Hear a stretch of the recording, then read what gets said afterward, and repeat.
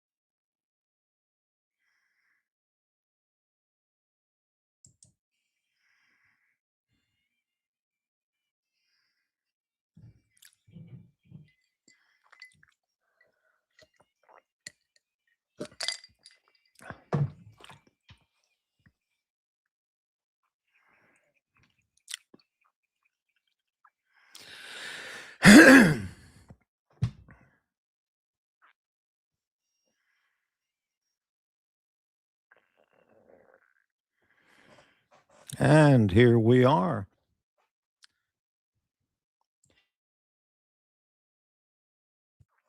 Welcome to Morty's Diner.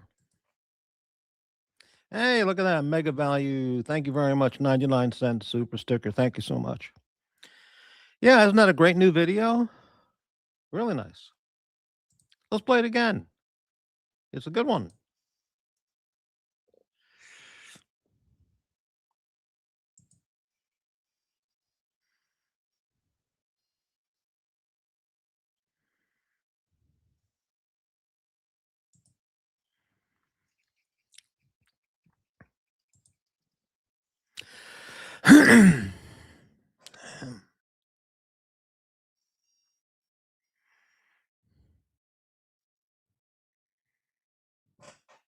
All right.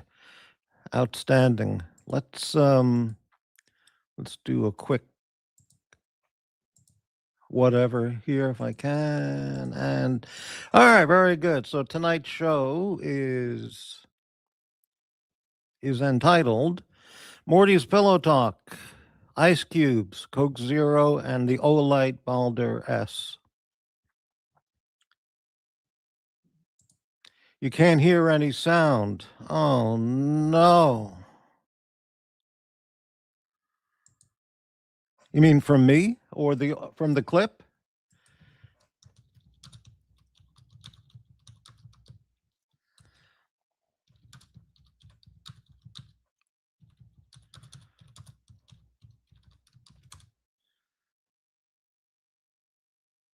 Oh, okay. So I have sound, but the audio clip didn't have any sound. Oh, fuck. Really? Well, that really sucks because it's such a great clip.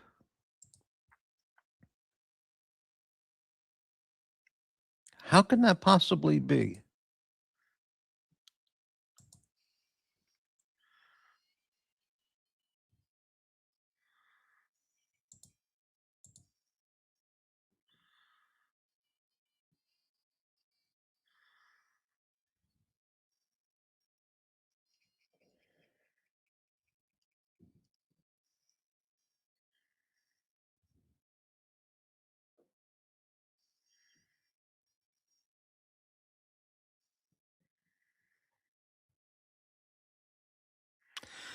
Well, okay. That really sucks. Okay, no video sound. We can hear you chewing on ice. Well, oh, that's disappointing. I'll have to figure out why that is. All right, thank you, Brightling. Yeah, terrible. What a great video. Sorry it didn't work. Damn. Damn it. I can never get anything to happen on this channel.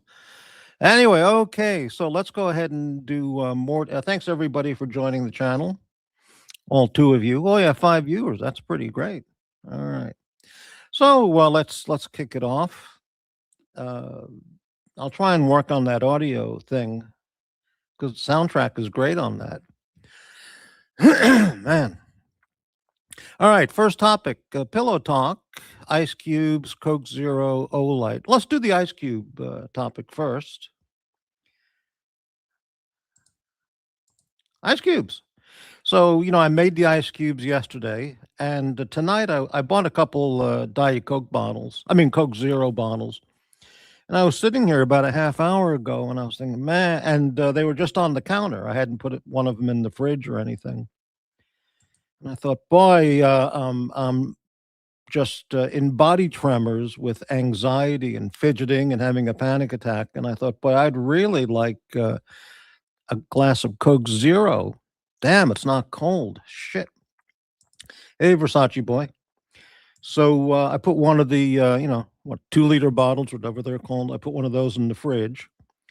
And then about 5 minutes later, it occurred to me, holy cow, I've got ice cubes.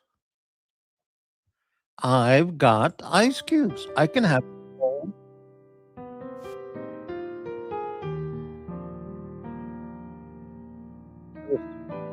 Yeah. The audio here sounds too loud. Hello, Jimmy. How are you doing? So I got a glass, took out the ice cube tray from the freezer and cracked it, give it a twist, put 4 ice cubes in the glass and poured myself a glass of Coke Zero, walked over to my desk and boy, is that nice. That music sounds way too loud.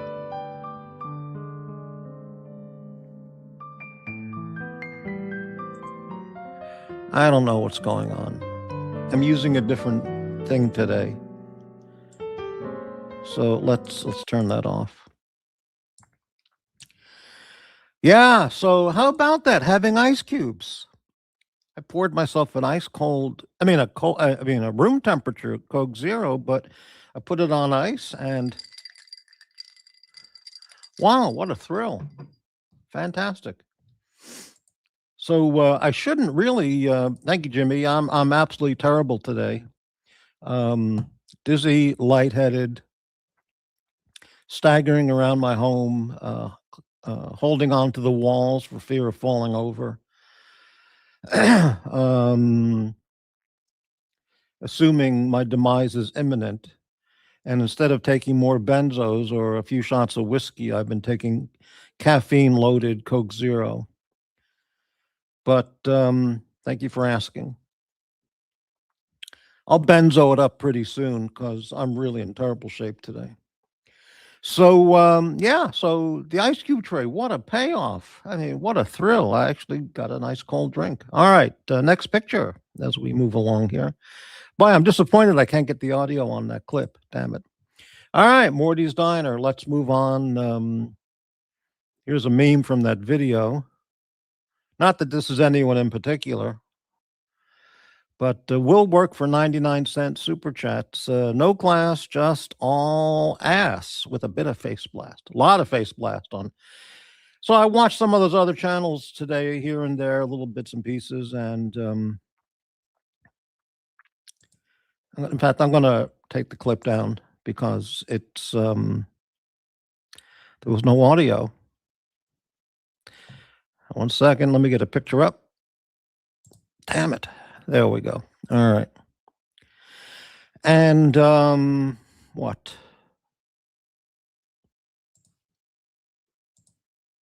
Now, I watched a few minutes here, a few minutes there of some of the hate channels. And I heard a couple of, those people talking about this meme. They watch my channel. They hate my fucking guts.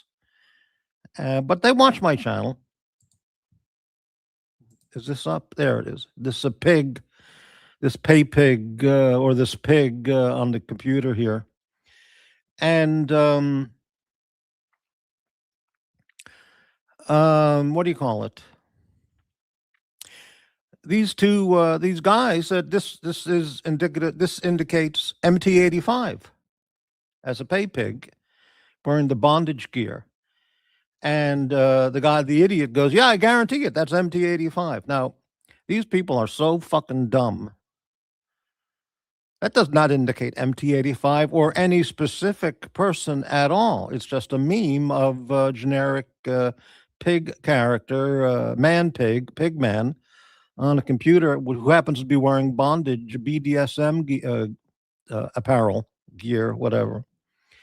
I felt, what's the word? I felt not astonished. I felt just, I don't know what the word is, that they would assume that those two idiots will call this guy MT85 in the meme. Unbelievable. Unbelievable. Hey, John Swatch, how are you? True Bottom is bag of ice from a liquor store. No, I think in my entire life, I've only bought a bag of ice from a liquor store, 7-Eleven, supermarket, maybe once, if ever. Really, I don't remember ever doing that. Jimmy, Morty, I'm surprised to see French on the packaging there. Spanish, I understand, since you're in the States. Where was there French? What packaging? Packaging? Let me go back. What packaging? Here? Here? Oh, here. Oh, yeah. Well, we're up here in Los Angeles. I mean, Portland. I mean, Seattle. We're really close to the Canadian border. So, though a lot of the products, come from Canada, this one is made in the USA, fabriqué aux États-Unis, but they sell this to Canada as well. So it's the packaging is Spanish, English, French, Spanish. And they don't have to make up separate labels, separate plastic wrappers for each. They just ship them as is to, Central and South America, Canada, and the United States. That's why it's in French, English, and Spanish. I see what you mean. Okay.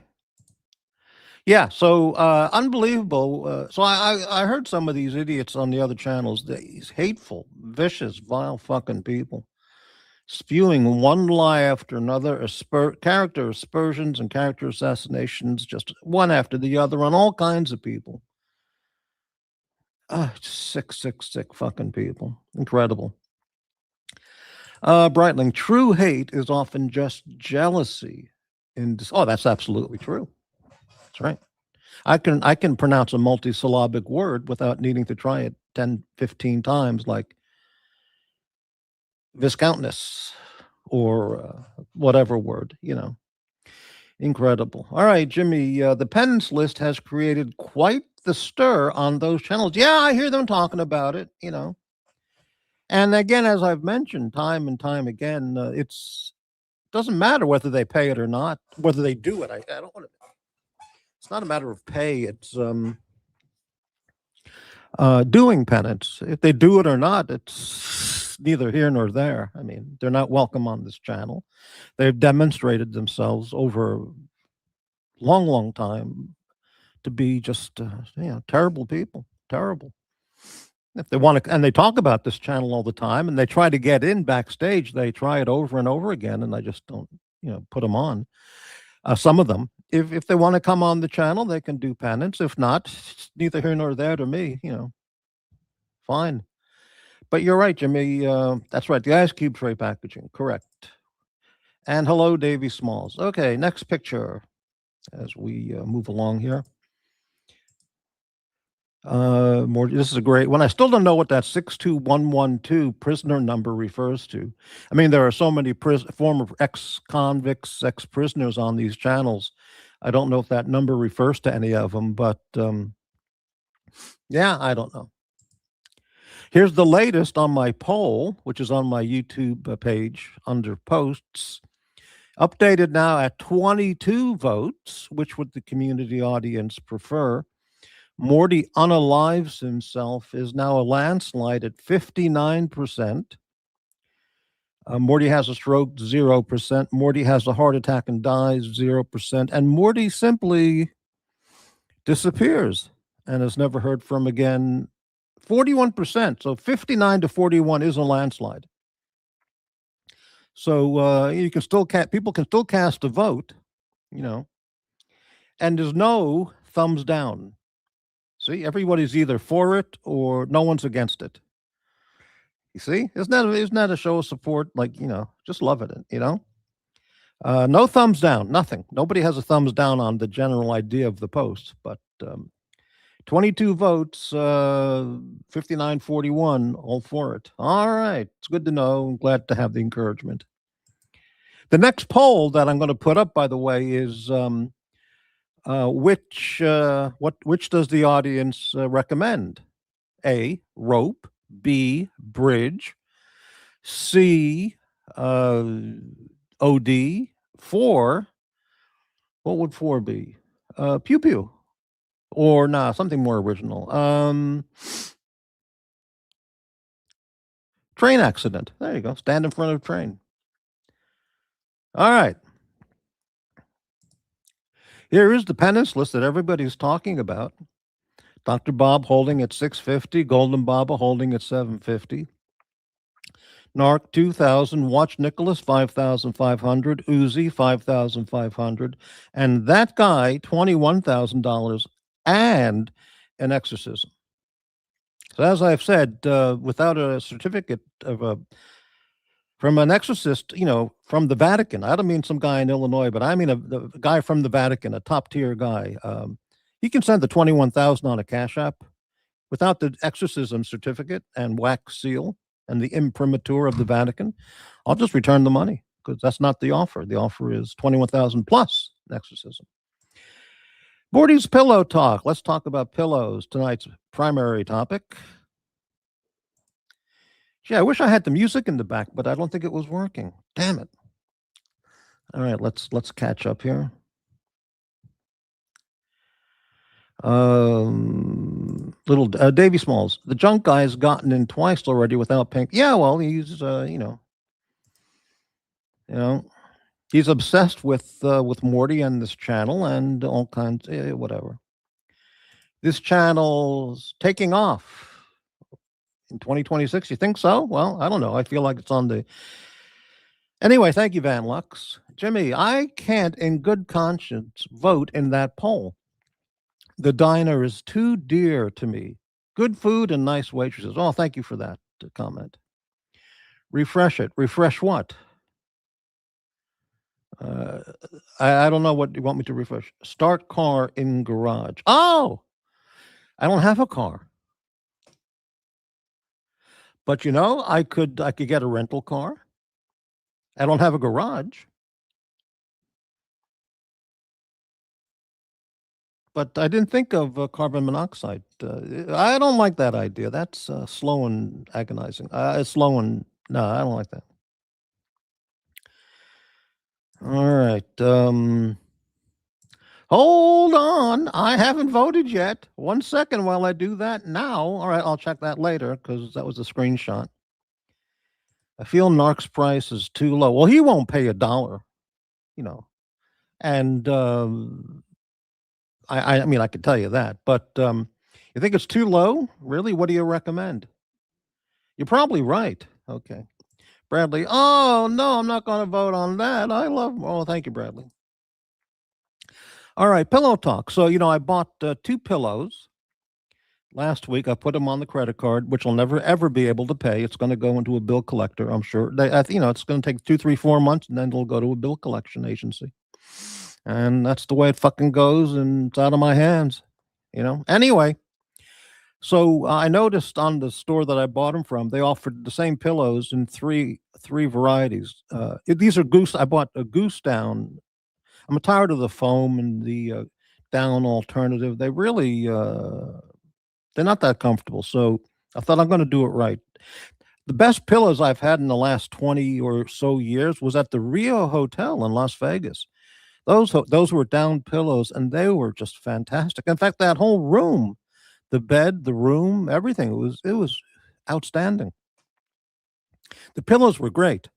I actually looked on the Rio Hotel website to see if they sold the pillows and mattresses because Marriott Hotels does that. They have a link on their main page. If you like their mattress or their pillows or bedding, you can buy the exact same Marriott stuff that you had at their 5-star class hotel.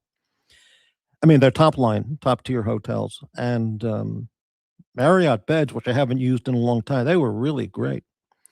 Anyway, so but Rio didn't feature their pillows. Anyway, so they offered the pillow in soft density fill, medium density fill of the goose down, and firm density fill. And I didn't want a firm pillow, so I bought one low density and one medium density. This was Christmas week. The prices were like discounted 50% at this major store I bought them at. So I thought, well, I'll buy one of those each, and then whichever one I don't like, I'll just return, or I'll return them both, or I'll keep them both, or whatever. Anyway, so I tried the medium density one first, a few nights ago, and I didn't like it. It was kind of hard. It was like firm. So then the next night I used the low density, and it was really nice. So I've been using that the last 2 or 3 nights, the low density. So I'm going to return to the big store that I bought it at, the medium pillow one. So I think it was $80 for the low and $100 for the medium density, which were half price Christmas week. So I'm going to keep the low density, and it's nice. I've had some really good dreams. Last night I dreamt all about Trump. I don't want to get into the story, but it was amazing. Okay, let's see. Versace, the penance list requires updating because their vicious behavior is escalated. Openly racist attacks on Morty aren't edgy or funny. They're completely out of line. Well, yeah, but these are sick people. Do you understand that, Versace? Very sick people. And whether the penance amount is $10 or $10,000, they're just doesn't take away from their mental illness, psychological disorders. Very sick people.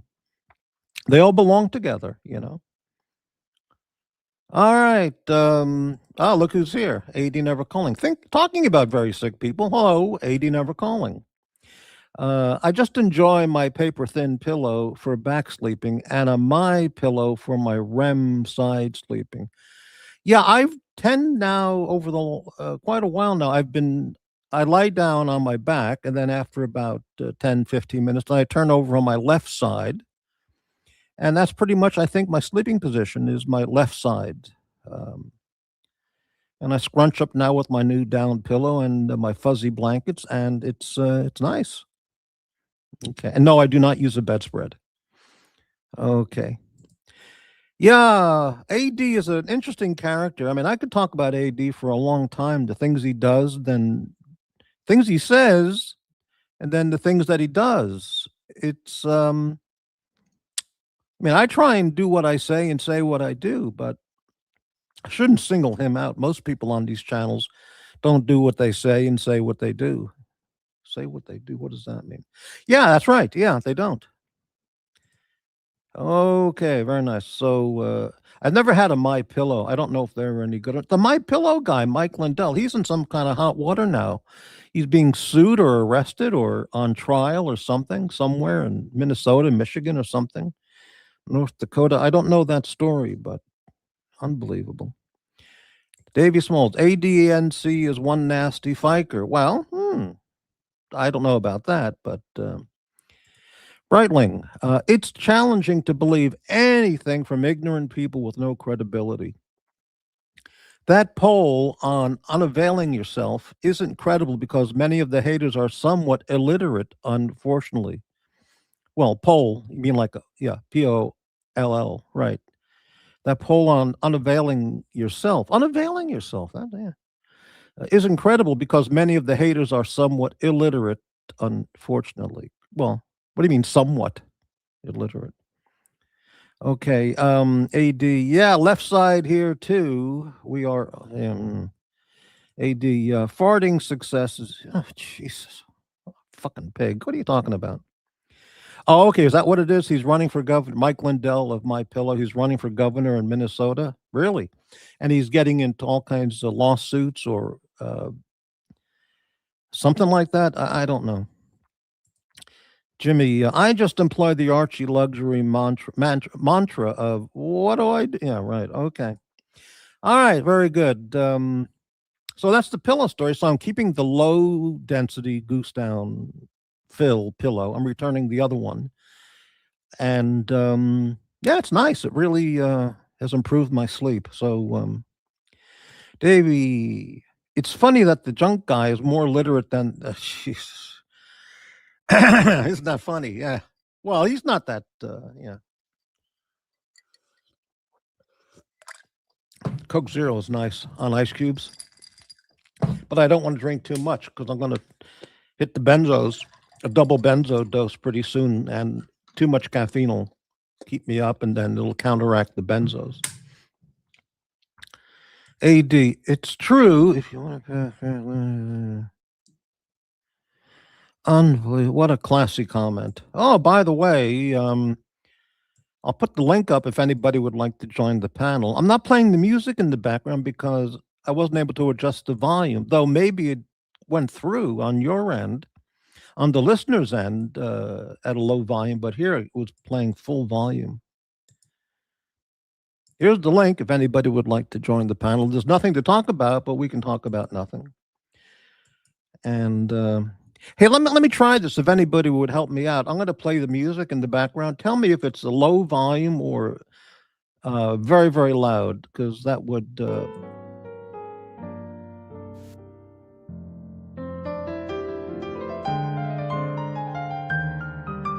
My volume gauge or slider isn't affecting the volume I hear. It's just very loud.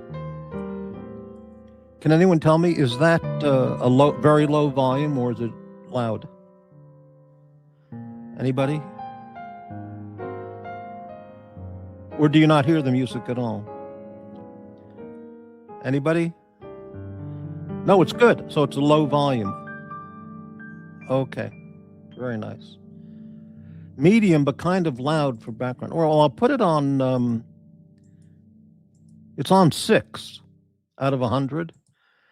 So let me know if that's okay or it's too loud. I'll just turn it off if it's too loud. One more time, can anybody let me know, is that very low volume or is it too loud? Anybody? Pretty loud. Okay. Yeah, it's not working. Oh. There we go. I'm using a different browser tonight and it's fucked. Okay. So that's the pillow story. Next picture.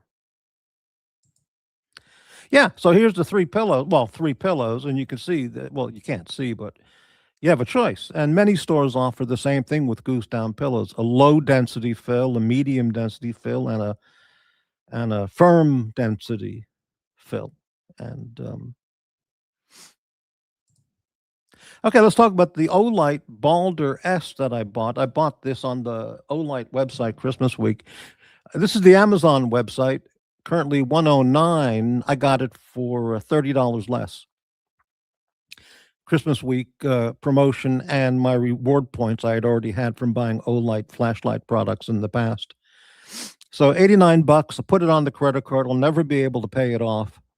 And again, I'm ready. The bill collectors will, I guess, the collection agency bill collectors. I guess they'll contact me in 3, 4, 5 months, and fuck them. I mean, by that time, I probably won't even be around anymore.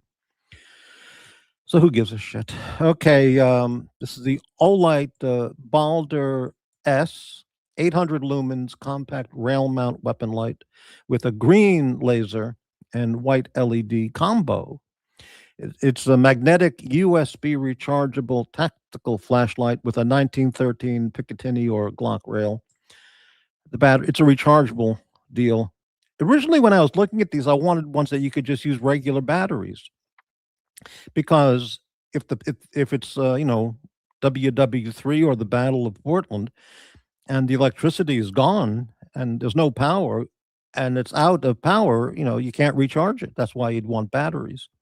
But I figured, the Olight little tiny flashlight I bought, I charged it up like a year ago, and only this week, and I use it almost every day here at my desk at night in the dark. And it stopped working after about a year. So it lasts a long time, and that's just a little tiny, really tiny clip-on to your shirt kind of flashlight. It's really great. Anyway, I mean, it has a clip on it. So yeah, I know Streamlight is in Whole Sun, and that other brand I always forget the name of, which is very expensive. They may be better, but this is the one I got, and it's going to be good. There it is. Davey, the worst gas I had was on my yearly 10-hour flight to Europe. Oh, Jesus, awful. That sounds bad. Okay, now this comes with a couple choices. You can get it here in. Well, let me show some different pictures here. It comes in black with a blue laser. Okay, or it also comes in what do they call it? Flat or faded? I forgot what they call it. FDE, flat dark earth. If you have one of those color handguns, okay. And it also comes with a blue light laser if you want the blue. And I don't know about blue as a laser, so I chose the green because I think green is the way to go on a laser over red or blue. I'm just thinking, you know. So there it is, and here's the rechargeable deal. You just clipped on this little thing here to the top of the battery. That's the battery pack, the rechargeable battery. You clip that on, and that's a USB on the other end. And it comes with a little thing you have to put on the rail to attach it, which apparently just takes 5 seconds to do, but I don't know how to do it, and I haven't looked at the manual yet. So this will probably sit on my desk for a year or two before I try and mount it on the pistol, which, you know, would be kind of typical for me, you know. But I'm sure it can be done easily because that's what people do who have it. So I'll figure it out. All right. RFK Jr. turned the food pyramid upside down. Well, the food pyramid is just bullshit. You know, it's created by the beef and the dairy industries and the major food conglomerates. You know, like General Foods and you know, eating bread and milk and beef and yeah. Now, what does this mean? Justice for Renee. Good. Who's that? What's that? Let me look that up. What is Renee? Oh, is that the woman who she got her justice? I haven't read the story in detail, but what I got was, you know, uh, you can't interfere with federal agents doing their job. You know, you can't interfere with the police enforcing the law. And, you know, no one talks about that innocent woman at the January 6th Capitol quote.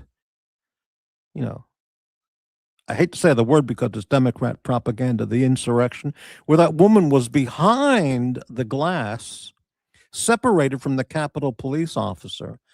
Absolutely no threat or imminent danger to the policeman. And he shot her through the glass and killed her. And she was an Air Force vet.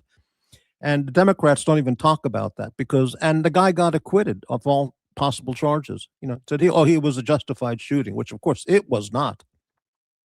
Trump should reopen that case and get that guy in jail because that was flat out unjustified shooting. He should be in prison. That cop, the Capitol Hill cop. Yeah, police will shoot back if you endanger them. So, case closed. It's as simple as that. All right. Ozzy Expat, hey, how you doing? Good evening. If sugarcane was our biggest crop, you would have seen candy 6 servings a day. You're absolutely right. The candy monopoly conglomerates would have been on the food pyramid. 6 servings of M&Ms a day. You're absolutely right. Yeah, incredible.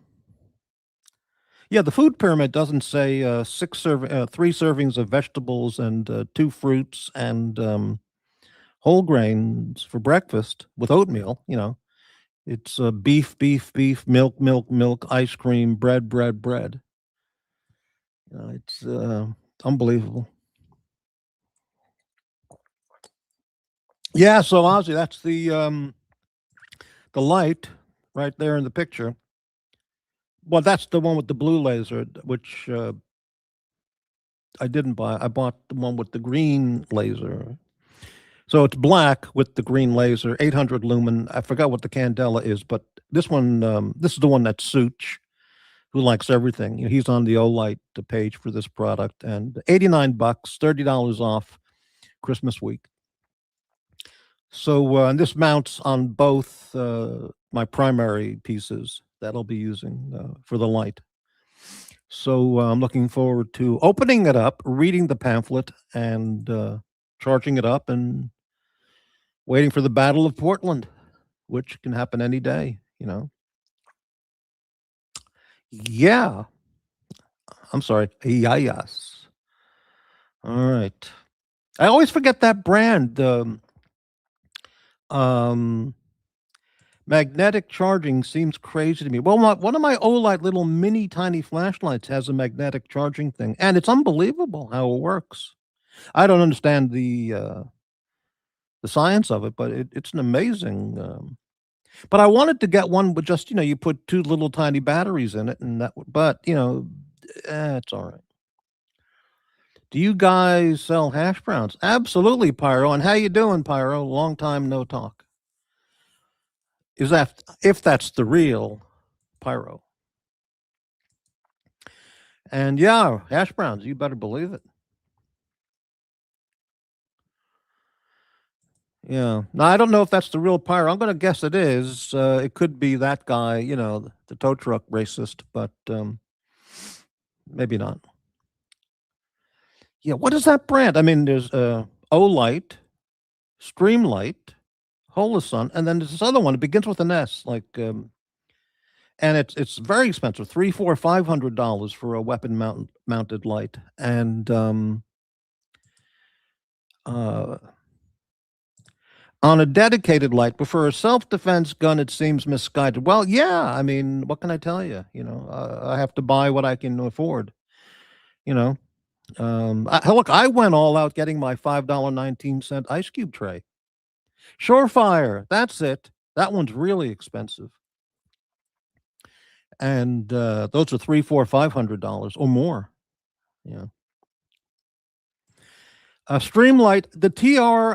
I looked at Streamlight for years. The TLR7A. I was going to buy that one because that offered rechargeable batteries or alkaline batteries. And when I was ready to buy it, they removed that from their lineup, the TLR7A. And now they have the TLR7X, which is rechargeable only. And I could have bought that one, but that's more money than the Olight. And I just said, well, I'll get this one. So, yeah. Then they have a TLR7 sub, TLR7A, but those are discontinued. And the TLR7X is just like this one now. So I got the Olight. Harbor Freight. I've never been to a Harbor Freight or even looked at their website. But who makes the Harbor Freight one? Probably Olight or some cheap brand. Crybaby, how you doing, Crybaby? What brand, model, caliber is your go-to pew pew that you're going to mount? I'm going to mount it on either Smith & Wesson Equalizer or HK P30S. It works on both. And they're both Picatinny rails, so it's an immediate snap it on, baby. The other items won't be, I won't use it on the other ones. The Harbor Freight one is a copy of the TLR1. Ah, okay. Well, the TLR7 is the one that that I like the most of the Streamlight. But the 7A or 7 sub, but those are discontinued, not available. Do these work on Nerf guns? Well, why not? Sure. I found out tonight that Taco Bell tortillas have aluminum in them. Yeah, I was watching some videos about fast food hamburger quality. I mean, hamburgers that say all beef, but they're not. They're full of fillings and what's that? Wheat gluten and soy and all kinds of shit. So some brands want that they say all beef and I think it said Wendy's is really all beef. But Burger King is not all beef. It's full of filler shit. Ozzy knows the TLR7. All right, very nice. Yeah. And bugs? Well, yeah, why not? Bugs, sure. The flavor, yeah, you see, Pyro, that's exactly right. If it tastes good, that's what people think about, not what's actually in it. And can you imagine what's in the Taco Bell company refried beans and their nacho cheese that they pour onto a burrito or a taco, the nacho cheese sauce? Can you imagine what's in that? Is there any cheese in that? Imagine the chemicals and preservative and rare earth metals that are in that shit, and a Burger King a beef or meat patty. I mean, it's disgusting. But when it's 2 o'clock in the morning and you're on a beer binge, a weed binge, it doesn't matter, I guess. Especially if you're only 18 years old, then I guess you can handle it. So, but you're right, it's about the flavor. Yeah, okay. So, what else do you want to talk about? I know. Gee, I'm really disappointed the audio didn't work in that new video I have. So, I'll have to fix that. In the meantime,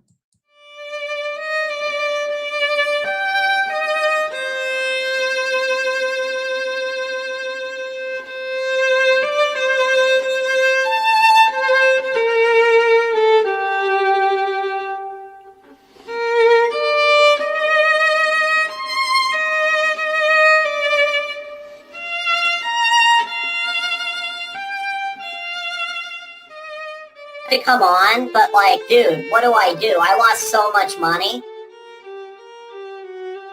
Seriously, I didn't know I could lose this much money this fast.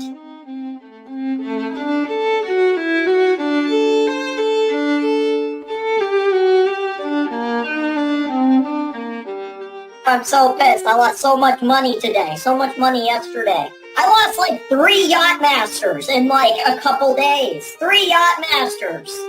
3 Yacht Masters. 3 Yacht Masters. 3 Yacht Masters.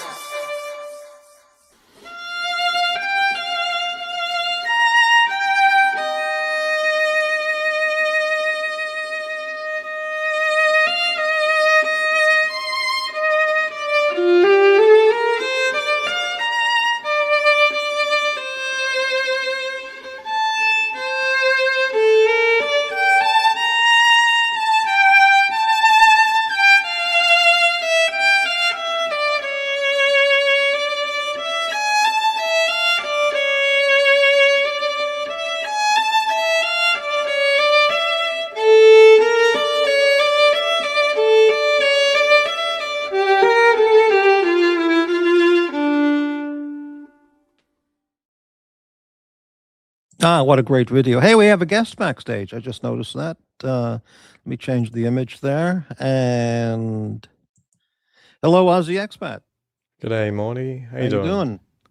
So, do you Doing have well. 3 Yacht Masters? No, the family has 1 Yachtmaster. 1 Yacht Master. Okay, very nice. How's it going?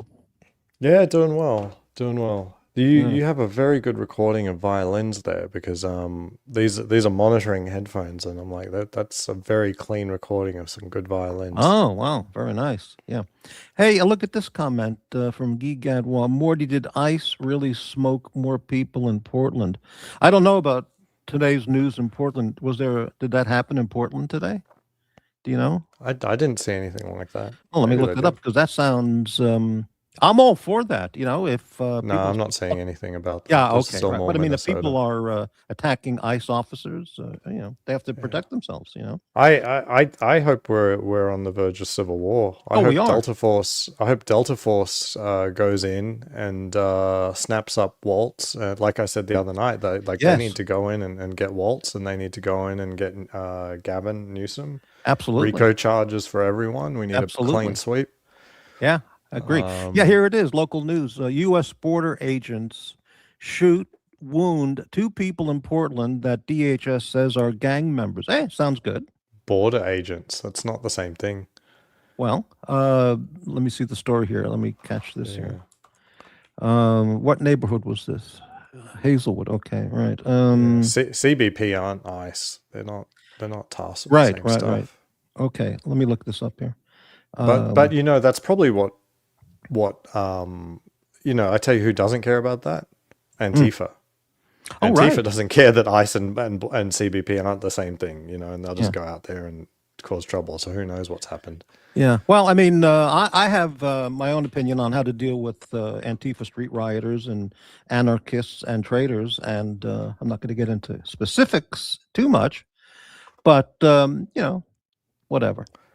It was Customs and Border Patrol. The suspects are suspected TDA. What's Trump is that? derangement? Is that the Anarchists? I don't Venezuelan know. gang? What is that? TDA. I don't know what that TDA is. Yeah. TDA. Yeah, I mean, if you interfere with police to the point where you're a threat, then they have to do the right thing. So, Well, in the case of the one in Minnesota, that's just a very clear-cut case of self-defense. I mean, there's been countless cases where if someone points their car at you, that's now a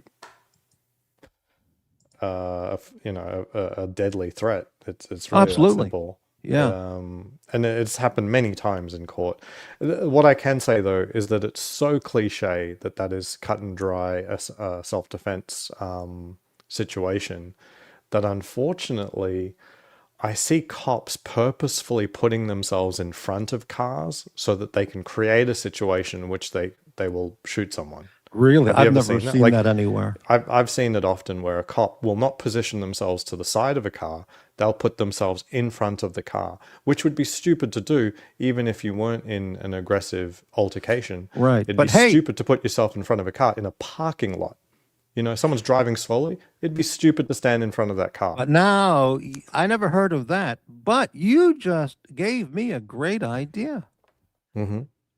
No comment. I'm not going to complete that sentence, right? Okay. Why does Portland need border agents? Nobody wants to go there. That's correct. Yeah. Right. Okay. But they still have airports and a big the coastline. So anarchists, crazed Bernie Sanders, dopeheads, and liberal, libtarded Democrat fanatics want to come to Portland, and the homeless and the drug addicts. They the love it here. homeless too, yeah. Posse Comitatus will probably stop CAG. What is CAG, that? Delta Force. Oh, Gelta, from being used to take leftist politicians. Well, you know, president has a lot of who's power. Posse Comitatus? Who's Posse Comitatus? Oh, that's that U.S. cannot use federal troops domestically against its own citizens, but that's not true. It can be done. You know, look, you know, if Obama can send $1 billion plus as well? if Obama can send $1 billion plus cash in suitcases and Louis Vuitton trunks to Iran by way of Paris, London, and 5 other stops, you know, and the President Trump can do a lot of things to protect. But so saying that CAG can't take waltz just because of something written on paper, that would make sense if we're not in a civil war.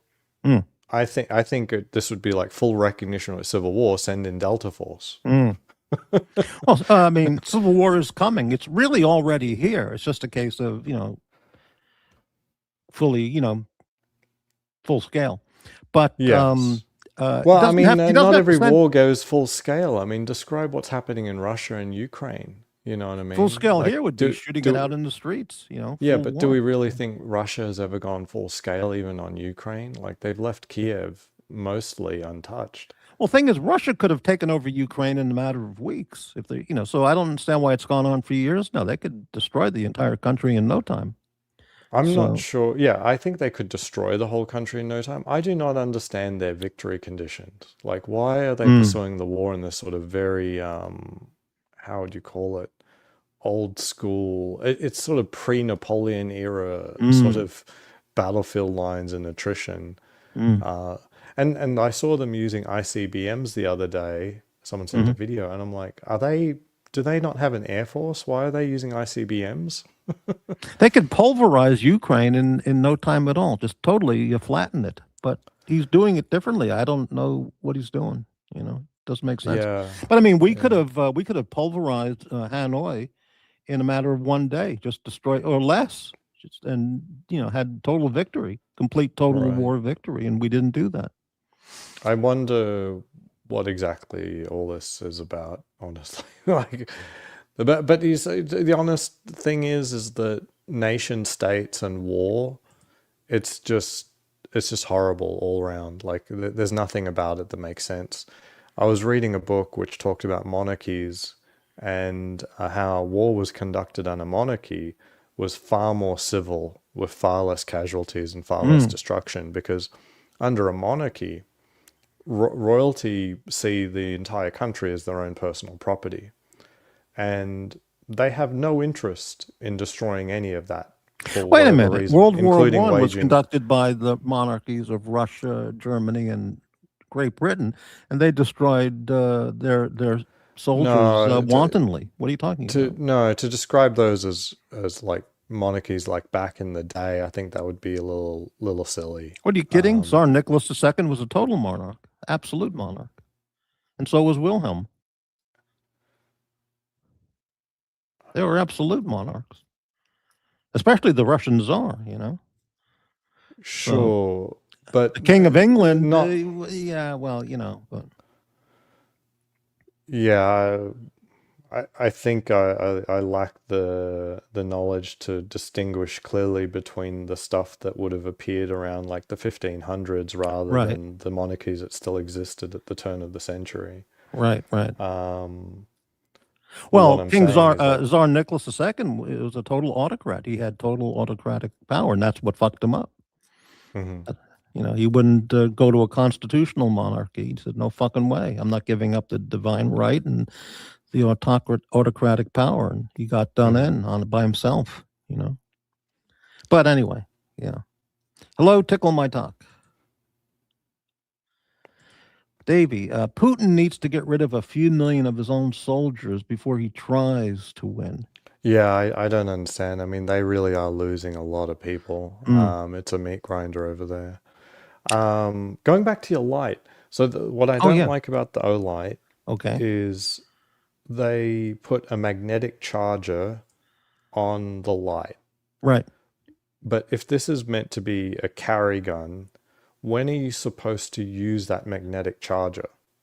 Like, let me get that picture. There it is. Like it seems like a convenience thing, you know what I mean? But is there anything really convenient about a magnetically charged weapon? Well, let's say light? Today was the Battle of Portland, and I just came home. Right. The street crowds have quieted down. Everyone's having a can of beans and smoking some weed for the next battle. So now's the time to plug in and recharge. Right, but how would you do that? Like, practically speaking, you would have to take your gun out of the holster. Right. Which is the first thing I wouldn't want to do on any regular basis. And then probably need to unload it. And then put the magnetic charger, and then it's just lying around out on a table somewhere or something, which is okay for a lot of people, but not everyone. Right. And then once you're done, you have to load it up again, put it in the holster, and so on and so forth. That's a lot of steps. All right, what's the power source on the Streamlight TLR1? It uses two CR123 batteries. Yeah, you see, that's what I would have preferred. But I kept looking and looking and looking and looking, and I just said, fuck it, I'll buy this one, Yeah. But yeah, so I mean, to me, like the Olight, they really know their lights. So I really love the S1 Baton series, and I love their lights. But when it comes to weapons, it's like designed by people who have never used a weapon. Basically. All right, well, listen, I'll have it for a while, and if I decide later on, I'm gonna change. I can put it on eBay and sell it and get a Streamlight or Surefire, I think whatever the main that brand thing is. Like, I cannot find holsters for it either. Even if you decided this recharge mechanism is good, like you cannot find a holster. Yeah, for there's these 3 things. brands on the Olight website for this light. Crossbreed, which I don't care for at all, No, they're not because good. they have those Irish Celtic crosses on them, which is a strange design. Yeah. I don't like that. And I mean, it just looks funny. And Yeah. Works, WERKZ, which I looked at their website. I didn't like any of them. And one other one Yeah. called Bucks, BUCKS holsters. No, I didn't like any of those, but they're out there. But Yeah, Yeah. I've never heard of those. yeah, no, but I mean, Well, except I have heard of crossbreed, but that's kind of cringe. yeah, I don't like crossbreed stuff. Um, But yeah, so yeah, for that reason, I don't touch Olight. They don't seem to be like really understand firearms, basically. well, see how it goes. But the 2 or 3 flashlights I have from them are so good. I just thought, well, this will be a good product. I agree. It's a real shame that because from an electronics perspective, they really know their stuff. I think they're probably the best brand for flashlights. There's a few other brands in there doing good stuff, but across the board, Olight does pretty well. But once you get to the firearms, it's kind of janky. Yeah, well, we'll see how that goes. So, Yeah. how many weapon lights do you have, or do you not want to say? Quite a few. Quite a few. Okay, that's good. Right. I think the first one that I carried was the Inforce APL C. Okay, I don't know that brand. Yeah. That's a really cool looking light. Like if you pull up, so Inforce APL C. Yeah, it's really nice looking. I think they call it the Wild One now. Isn't that what they're up to? They're Inforce calling it? lights. Here it is. Okay. Yeah, Inforce. Never heard of this They look brand. really cool. All right. But and back Product. in the early day, everyone was like, "Oh, Inforce, not Best Streamlight." That was like, no, you got to have an Inforce. This was sort of seen as like somewhere, like if you weren't going to get a Surefire, you would get the Inforce. And the reason you would get an Inforce was because Surefire doesn't make a reasonably sized flashlight for guns. They only have gigantic ones. So Inforce was really popular, but honestly, I don't see anything about it that's that good, apart from there was a lot of holster compatibility. Right. Oh, I'll look at that website a little later. Yeah. And Inforce never. Pyro. You're allowed to have firearms in Australia. Ozzy is in Las Vegas. Las Vegas, yeah. He hasn't been back to Australia, and he doesn't remember the last time. I was there for Christmas, but Ah. yeah, it's not let me wait, hold on. I can share mine. Hold on. Oh, okay. Screen. Oh. There we go.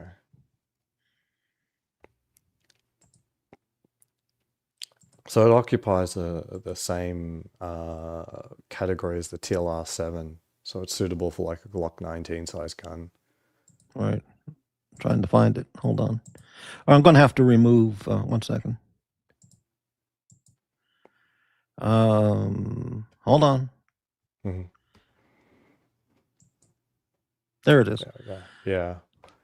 So it's, Yeah, I never heard it's of a this nice brand, looking so. it's a nice looking weapon light. It was really popular until people started accepting that Streamlight was perfectly fine. So yeah, I got the Streamlight TLR-7, and then eventually the TLR-7 Flex, I think, is the one they're up to. Those are discontinued now. They've been replaced. Yeah, with I think the they do TLR-7X TLR-7X now. Yeah. Yeah, I might have gotten the X. I mean, they're the same. They're the same form factor. So I think the X is just brighter. So it's just a Okay, little but better. the X is rechargeable only, similar to the Olight I bought. Doesn't use Oh, batteries. then I definitely don't have it. Yeah, If I just got don't, the if I Flex remember then. correctly, that's why I didn't get the TLR-7, because they only had the X. Though I'd have to look at it again to be sure. Yeah, But, I did get. Yeah, so I definitely have the TLR-7 Flex then. okay. Yeah, and I really like it. Yeah. It's a good weapon light, lasts a long time. But I've sort of steered away from weapon lights these days. I don't recommend people to get them in general, just because I've personally never trained with one, and I know that even if it's dark, I would like barely register using one. Like I'd draw and I'd be shooting, but I wouldn't have any, like I've never like literally turned it on. Really? Well, I have a thousand. This is 800 lumen. I have a 1,000 lumen flashlight from a great brand, and the light is incredible. Yeah, So yeah. this would light I've up got an a entire hallway or part of your house or backyard. yeah. Well enough. I've got a to, few yeah, good flashlights. yeah. What I really like these days, it took me a while to get around to it, headlamps. I really love headlamps. Oh, I got a headlamp with my flashlight from listening to Doc's report. He Yeah, suggested a headlamp, so I got a decent, just a decent one, nothing fancy. But yeah. Yeah. I use it for camping and stuff, so you need to right, get around at night, so it's just really easy being hands-free. right. Yeah, Doc's went full Navy SEAL night vision at the villages, looking for gophers. Right. I'm thinking about getting night vision. I don't have built-in night vision, but I've been thinking about getting night vision. So I've got access to the desert now, so being able to shoot after dark is plausible now. While in Seattle, I had good ranges, but after dark was very rare. We did one after dark match, but it's pretty rare. I wouldn't buy a pair of $9,000 night vision goggles just to shoot one match every now and then. That Well, you would could be really like silly. that guy on the Nut and Fancy channel who goes out in the desert with night goggles and full military gear, and Yeah. you know, No, exactly. Yeah, I could do yeah, that. I wouldn't mind. Like, I think that's a cool thing to do, and it is fun, and right. it's a useful skill. But man, it's very expensive. And it's not just the goggles. I mean, the goggles are crazy expensive, but then you'll need a helmet to mount it from. Right. Yeah. You need completely different optics than what I've currently got. So it was probably all in, probably more than $10,000 to get a night vision setup going. Mm. For what reason? Just for fun? Out nighttime in Yeah, the just for desert? fun, I really, see. just for fun. All right. Yeah. Yeah. What about at home? You There's know, no reason for it. There's enough light at home like usually. in the Like, bedroom, some a change of pace, maybe. yeah. I don't know. Yeah. I mean, maybe if you get tired of the firefighter routine, you go with the night goggle Delta Force routine. Okay, Ling for Nut and Fancy. Yeah, that guy. I can't watch his. I haven't watched his channel in over a year. The guy does a 45-minute video. 30 minutes of it is absolute bullshit. Yeah. And he talks about the product for 10 or 15 minutes maximum. The other 30 minutes is just horseshit. It doesn't surprise me that he's still doing videos. But man, they are really, it's a disaster. I mean, he's getting, what? Wow, okay, on average under 20,000 views for a video. But I mean, the videos are, they're not as long as they used to be, but I mean, this is someone who has almost 1 million subscribers. And his channel has gone to, put out a long video, and he's still only getting like 1,000 views after a day. It's not good. Well, he's not buying views like all the YouTubers do. That's the problem. He needs to, Yeah. do what the other watch people do and buy views. So what I get from Nut and Fancy is that he's kind of an elitist. He really relishes in this sort of military cosplay shit, and he can't just have a gun that's there for fun. Yeah, I think know he what I was. mean? I think he was in the Air Force, and he just keeps living his military life, cosplay style. Yeah, yeah. It seems very weird. There's a lot of real stuff out there. You know what I mean? It doesn't have to do all this fake shit all the time. Yeah. I don't see the point of getting all geared up in full military battle gear with the helmet and the night goggles and all that, just to talk about the new pistol that he wants to highlight. It's And he doesn't know how to shoot. It's like, no, I mean, if you look at how he shoots guns, he's barely competent, basically. Well, I haven't looked at him in that regard, but I don't know. Yeah. It's I just got tired of his bullshit commentary and stopped watching. yeah, yeah. I mean, everyone does. I mean, I think he only got an audience simply because he was literally one of the only channels out there doing anything with guns at all. So that makes sense. But it was never. Do you like the guy that's also in Portland? What's his name? The Yankee Marshal. Oh, I've seen his channel. Is that the guy who talks in a really distorted, screwy speech pattern? Hey, everybody, or is that some other guy? I'm thinking of. Could be. I don't know. I've seen Yankee Marshall. I can't. Let me look up who he is real fast. I didn't know he was in yeah. Portland. Let me look him up real fast. See which guy that is. I used to watch Paul Harrell, most of his videos.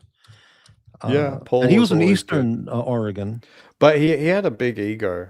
I don't want to talk about the dead, but I mean, he got into a little bit of a dick measuring contest with this guy Caleb Giddings, and everyone just, cult of personality just really piled on Caleb Giddings for even thinking about criticizing Paul Harrell, as if he's royalty. And I think that Caleb Giddings was right. I never heard of Caleb Giddings. Paul Harrell has had no credentials at all in competition, and Caleb Giddings was criticizing Paul Harrell predominantly on the fact that he doesn't shoot very well. Well, like if he actually participated in a competition, he'd get smoked. Now, I don't know anything about that, but on his videos on the Paul Harrell channel introduction, he shows all those awards that he got for competitions. Yes, so he participated in competitions, but they were all bullshit. And that's what Caleb Giddings was saying, was that basically, yeah, he may have participated in hundreds of these military competitions, but they're bullshit. They're sort of participation trophies. Oh, okay. I don't know. Yeah. And that's my understanding, is like, I shot competition for like 6 years pretty consistently, and there's no way anyone like Paul Harrell would be able to even come in at the 50th percentile at a local competition. But like, he's not a good shooter. It's really that simple. But he never put himself in the he never positioned himself as a competition shooter. He's a military. Well, why show the medals? Well, just to show that he knows about firearms. But he talks about those are competition. Well, he did fire back at Caleb Giddings and saying, "I've won blah blah blah blah blah blah blah blah." Okay. So rattling off, hundreds of wins in these types of competitions that don't prove anything. You know what I mean? The real answer to that would have been, Paul Harrell just needs to show up at a fucking competition and shoot. Well, he can't do that instead anymore. He decided to sit on credentialism that Caleb already said, like, none of those competitions matter. Well, I don't know. Okay, well, yeah. I don't know. So, all right, interesting. Yeah, Caleb Giddings is 100% nerd. He's a wheel gun guy, and he loves competition. He loves guns. He's a full-on gun nerd. And Paul Harrell, I think even more than being a gun nerd, had a bigger ego. But he's an old guy, so people like him. And look, I like Paul Harrell, but I would agree with Caleb Giddings. He's not a very good shooter. I've never seen Caleb Giddings, so I'll look into his channel. I like the meat target that Paul Harrell used. Yeah. Versus just a block of gelatin. Yeah, and I think it's very valid. So initially, when he was using the meat targets, I was a little bit how do I say, this seems a little unscientific. But you know what? There's 500 other channels that are doing ballistics gel tests. Like, you can find them everywhere.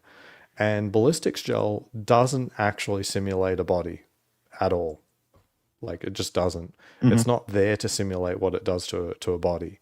And that's what Paul Harrell was trying to show, was like what it might do to lungs and stuff like that. Yeah. Right. Well, he used oranges, right, and some pork ribs and some pork chops with the layer of flannel, one layer of denim, and 2 layers of cotton T-shirts. G. Gad was saying Paul was a military guy and a lot cooler than the other fucking dweeb. You may think he's cooler, and being in the military was, as best as I know, true. Like, that's where he got all his competition stuff. But being in the military doesn't mean you're a good shooter. I mean, do you want to pull up a Navy scope? Like, we do just do Google and then Navy scope.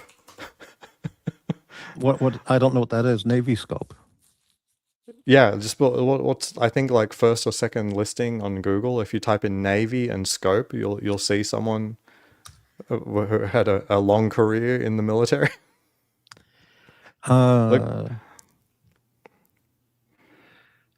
Okay, U.S. Navy commander removed after firing a rifle. Let me look this up here. A U.S. Navy warship commander was relieved of duty over a loss of confidence 4 months after he was photographed firing a rifle with a backward scope. What the fuck? Do you want to pull this up? Jeez. Well, at least he didn't, not like the lesbian ship captain in New Zealand. He didn't destroy the warship, by running it aground. Do you want to pull up the photo? Yeah, I'm. Hang on. How do I do this again? Shit. There it is. This is so ridiculous. Amazing. This is a captain. Well, how could he not know that? Well, he can't see shit. He can't see anything. Yeah, how can he not know that? You look through the reverse side of a 1X. Yeah, but how would he? You'll see a little bit of daylight. daylight. Fucked up. This is and look how he's holding it. See how far above his shoulder that buttstock Well, that's is? the Steven Seagal technique. What he's using. Yeah, it's completely Seagal shoots in his insane. movies like that. But what if we pull up Marine Force Recon? Let's pull up Special Forces and take a look at some pictures of them firing pistols. You can see how ridiculous they look. Let's see. Well, what are you saying? Force Marines Recon. are not properly trained in how to shoot? No, you're talking about the military.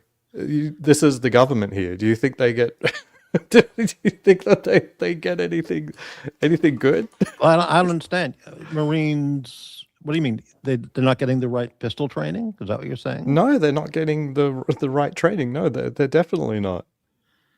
Well, that's blasphemous. What you're saying? That's incredible. No, like, so there's a great guy on YouTube who is a former Special Forces and a competition shooter, and he has a good fisking on just how bad the military's training are with small arms. But look, that's not their job. Their job isn't to be like fantastic marksmen with pistols or even be that good with rifles. What about Marine rifle training? Isn't that supposed to be absolutely superior to anything else? That's what they're told to believe. Like, wow. how can you get a bunch of these guys to run into machine gun fire if they think that they haven't received the best training on the planet? Do you get what I mean? Right. Like, it's important that they think that they've received good training. It is blasphemous to say. But doesn't that they their had battlefield results show that they've had the best training? By winning victory after battle after battle after battle? That would be best training for outcome. As in, it's important that you have troops who are so confident in their mind about what they're going to do that they go out and execute. Whether or not someone is good or bad at marksmanship has no bearing on whether or not they're going to be effective on the battlefield.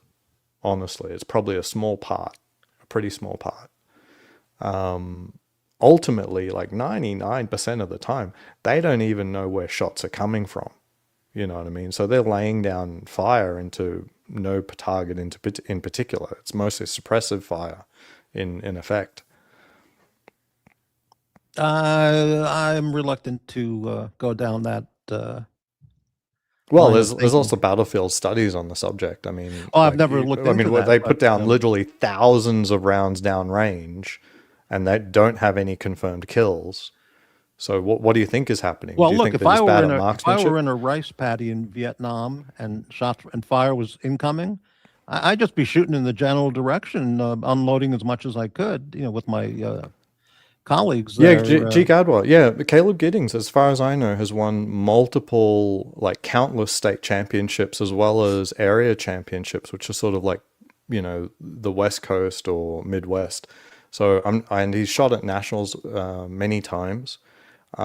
He's a serious shooter. He's a grandmaster at revolver, and a DM in IDPA, which are the only two sports that I know of that actually test pistol skills. So, yeah, Caleb Giddings is a serious shooter. He's like top 1%, like What about beyond. what about Delta Force and U.S. and Navy SEALs? Are they handgun and rifle competent? I'm not going to talk about rifle for sure. Handguns and typically they're not. All right. Well, They just don't train that. It's really that simple. They don't train that kind of stuff. I mean, they have a rifle for a reason, and it doesn't take that much to use a rifle.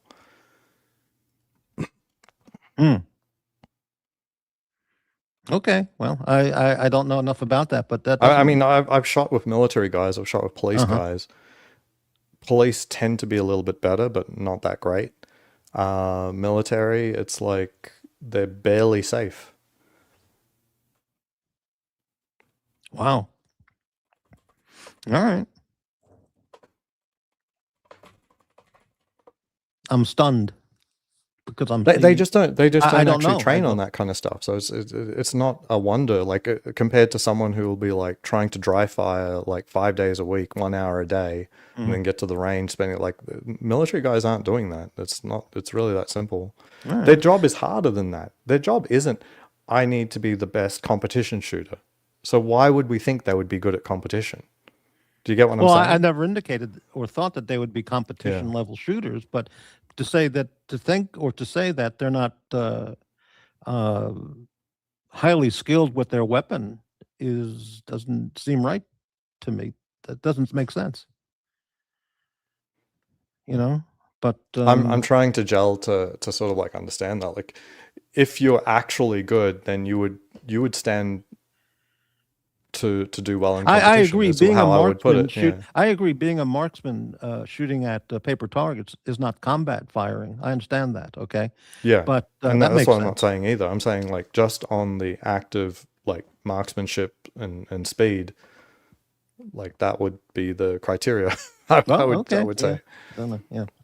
Guy Gadwal, who the fuck even shoots revolvers anymore? Well, that makes no sense at all. Revolver is a great choice in many cases. I agree with Gia Gadwar on that one. Okay. But I can tell you, so if you carried a 357 6-round, like a GP 100 3-inch, you would feel unprepared if you were being assaulted or somebody was coming at you with a knife? maybe. Really? Because typically on a revolver, you have like really poor sights as well. Like it depends, but a lot of revolvers, they didn't have good sights, and I'm not that good with iron sights to begin with. So, and also like the index, like it's completely different index compared to a semi-auto. So I mean, if you properly trained with a 3-inch revolver, fully trained and experienced, you would feel unprepared or unequipped. No, if I'd had plenty of time, then Oh, yeah. I would that's what totally feel pretty competent. But Sure. yeah, wouldn't be my first choice. No. Well, okay. Yeah. Crybaby, CAG and DevGru do train with hand pew-pews quite a bit for CQB, not as much as they do with longs, though. I get what Ozzy's saying. Yeah. I mean, look, in none of what I'm saying am I saying that these guys aren't good at what they do, but what they do is not handgun competitions. Yeah, that's right. Yeah. Well, it's kind of they've got other things to practice and train for than competition events. Yeah, it's just not. And look, CQB, even at the elite level, that training is bullshit. Like it's mostly bullshit, right? The reason they're trained for CQB is hopefully one, it keeps them safe. Like they have certain movements that they practice so that hopefully they're not putting each other in the firing line. But number two, it's the psychological aspect. They're asked to walk into a shit show. Like if they really had to enter a room that had people who were trained up with machine guns, laser, focused at, that they're aware that there's people at the front door, and they had machine guns. Quite frankly, the assaulter, no matter how much training they've had, has no chance. The reason the training for CQB exists is so that even though they have no chance, they're going to put bodies in through the door. You mean Whether it SAS? takes 2, 3, 4, or 5 All right, people so you mean to take bullets to some the group chest. like The fifth British- guy hopefully will make it. So you mean like British SAS would not have a chance in doing door-to-door close combat to rescue hostages in some in an old German castle kind of thing, and go room to room taking people out, loaded with the state-of-the-art weapons and hand grenades and Yeah, if it was like a movie scenario where there was like 10 terrorists scattered throughout a castle, they would wind up with a lot of casualties. But they will still complete the mission. And that's the key, because their training says, no, they keep going on. Like they're going to default to what their training is. And their training says, keep walking into rooms until you complete the mission. An untrained person, at the first time, like bullets start flying through the door and their first friend takes one to the chest, they're going to like zip out of there. You know what I mean? Right. Okay. They're Now, like, yeah. Okay. I'm like, we're done here. We're gone. But I would trust FBI, HRT, Navy SEALs, CAG. They'll keep going in. Okay. You know what I mean? Crybaby makes an important point. Dynamic versus deliberate entries are influenced by whether it's a hostage rescue or just a direct action. Okay, so let's use that castle thing with an SAS team. And there's no hostages; they're just looking for all the Nazi killers. So they're just going to kick open the door and toss in a hand grenade in every room as they go down the hallway. They would. So the reason blow they up the whole wouldn't. castle, So the reason they wouldn't do that is usually due to safety and equipment and logistics. Like that would be the only reason that they're not doing that. So, for example, when they had the Marines clearing houses in Fallujah, now we can say that they're callous and so they don't need to. But logistically, you're not going to be able to clear a city if you spend all day throwing frag grenades to every room. You know what I mean? Like 99.9% of rooms don't have a bad guy. I disagree with that. Jeremy DeWitt parachuted into Fallujah, and he cleaned up Fallujah all on his own. If you know Jeremy DeWitt, when he was a major. Is that another Navy SEAL story? Oh, he was an Army major. He said in Special Forces Rangers, and Jeremy DeWitt. No, I don't. My God! I've heard of a lot of stolen valor stuff, but he's no. He's Jeremy DeWitt, DeWitte. The guy's a YouTube superstar. He is the number one police stolen valor impersonator. Yeah, as I was saying. Army major, Special Forces Ranger, police. He's in jail now for 7 years for all kinds of stolen valor, impersonator, and sexual crimes. But wow, the guy's an absolute YouTube super celebrity. Yeah, there it is. He is a legendary. He is the most admired police impersonator. Unbelievable. He's been around for years on YouTube. Just incredible. You got to check out his videos. Jeremy DeWitt, an absolute legend. Yeah. Yeah. So now over summer, I got to train with someone who was in a branch of the Special Forces, and it's someone who went out of his way to go into the local competition community, understand what it takes to actually be really, really competent with rifles and pistols, and he's quite good, but I would rate him as like a C grade shooter. So it goes Grandmaster, Master, A, B, C, D. He would be a C. his actual on target pew pew pew is quite good, but sort of his judgment of what is the best technique for different types of movement is still a little too weak to say to move into B grade level shooting.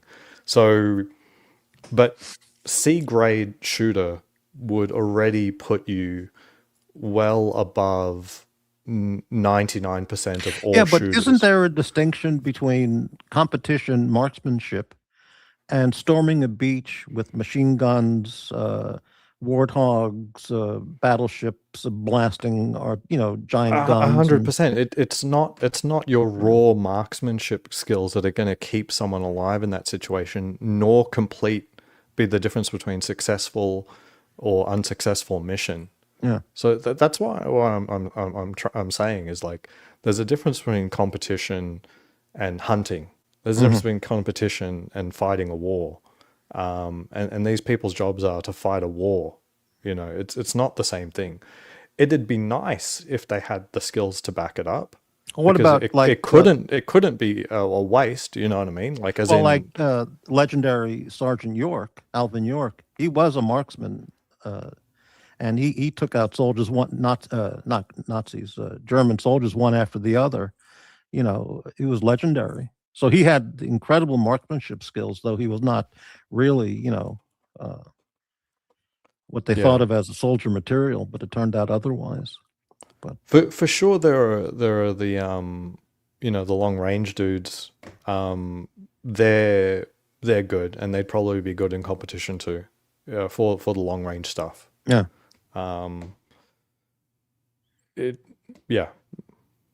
It depends. I mean, I have to think about that because the conditions for competition are very, very dynamic and require a lot of improvisation.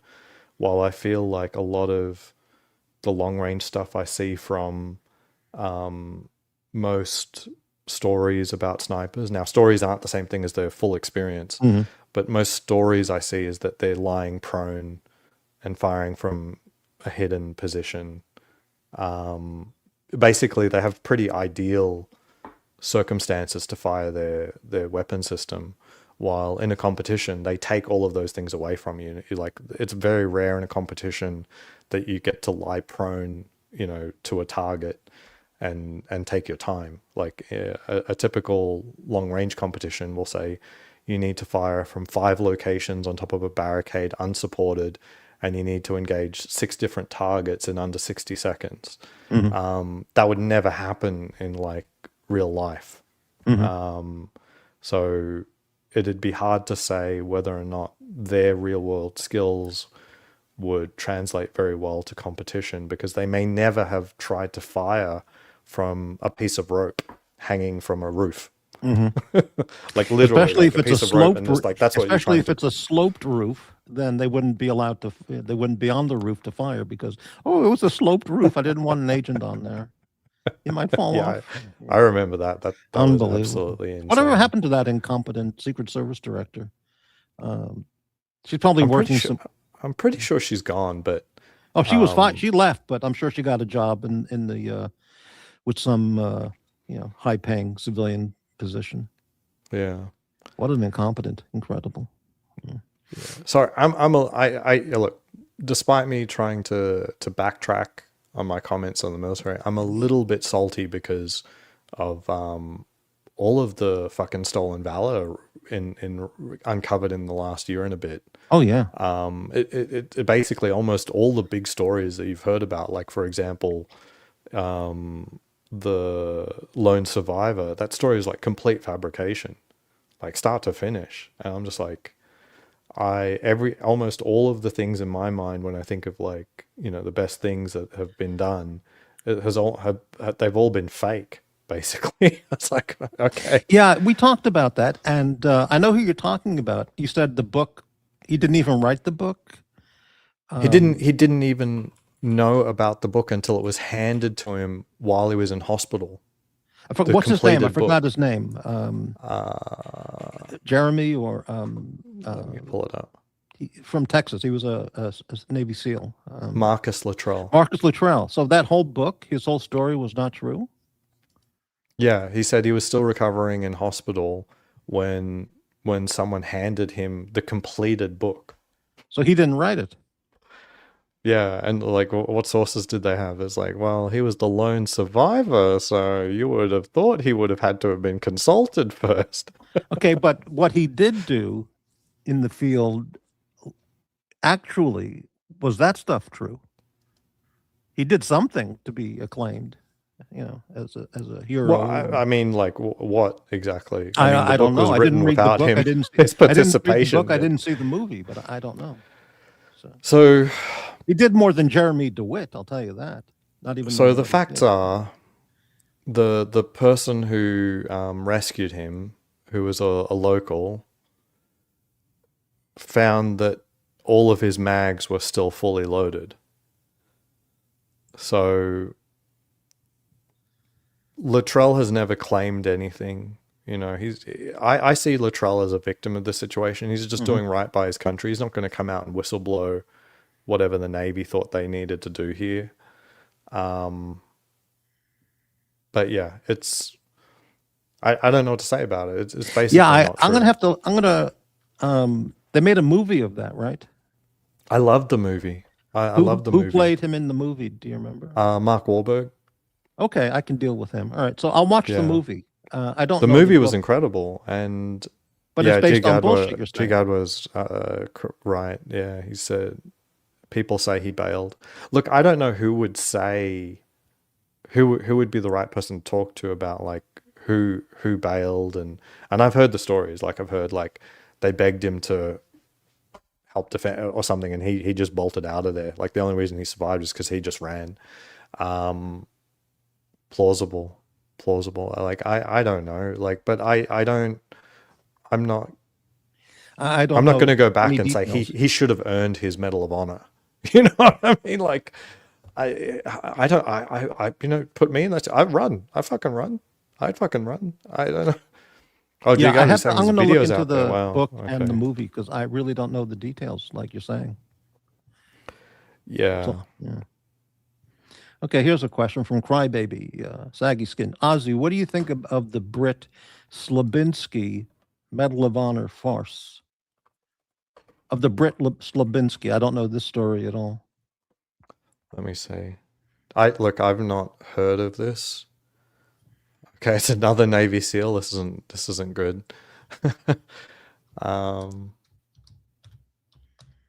Oh geez, and Jessica Lynch too. I wonder about like, do you remember the rescue of Jessica Lynch? Oh yeah, disaster. Yeah. What do you mean? Weren't people killed in trying to get her? I don't remember. No, like they made a big thing out of it, and from the Iraqi side, they said like we've been trying to contact this base for ages. Like no rescue was needed. She was just in the hospital. Oh, I see. Okay. Someone just needed to pick her up. They didn't need to send these helicopters and stuff. There wasn't like people trying to prevent her from being released. I don't know the details there. Yeah. Wow. Interesting. I'll look into this Medal of Honor these people often the Pentagon will use situations and these people just for PR purposes. And but that's exactly the Luttrell situation. An example of that textbook. Is a story from the 1940s with the Iwo Jima, the famous photograph of the Marines planting the flag, on Mount Suribachi. They made a movie about this. So one of those guys was an American Indian from Arizona. And he was not even one of the guys in the photo, but he was there. Okay. And Tony Curtis played him in the movie. I forgot the name of the movie. And they put him on a promotional tour all around the country on a war bonds, bond drive, buy bonds now, and he turned into an absolute, I think he died from alcoholism. He just died because they were having him go to all these events, as a highly decorated Marine, planting the flag, and he wasn't even there. And he was destroyed by the propaganda PR program that they put him through in the Marines. And he just turned to the bottle and said, I don't want to do this shit. And he said, well, you got to do it, man. And you got to get bonds. and he died back in the Arizona desert, just drunk in a ditch. Something like, I have to watch the movie again, and the guy, Ira, his name was Ira. Shit. It was a true story. And Tony Curtis played Ira Hayes, called The Outsider. Check it out, Ira Hayes. The Outsider, 1961. Very interesting film. I'll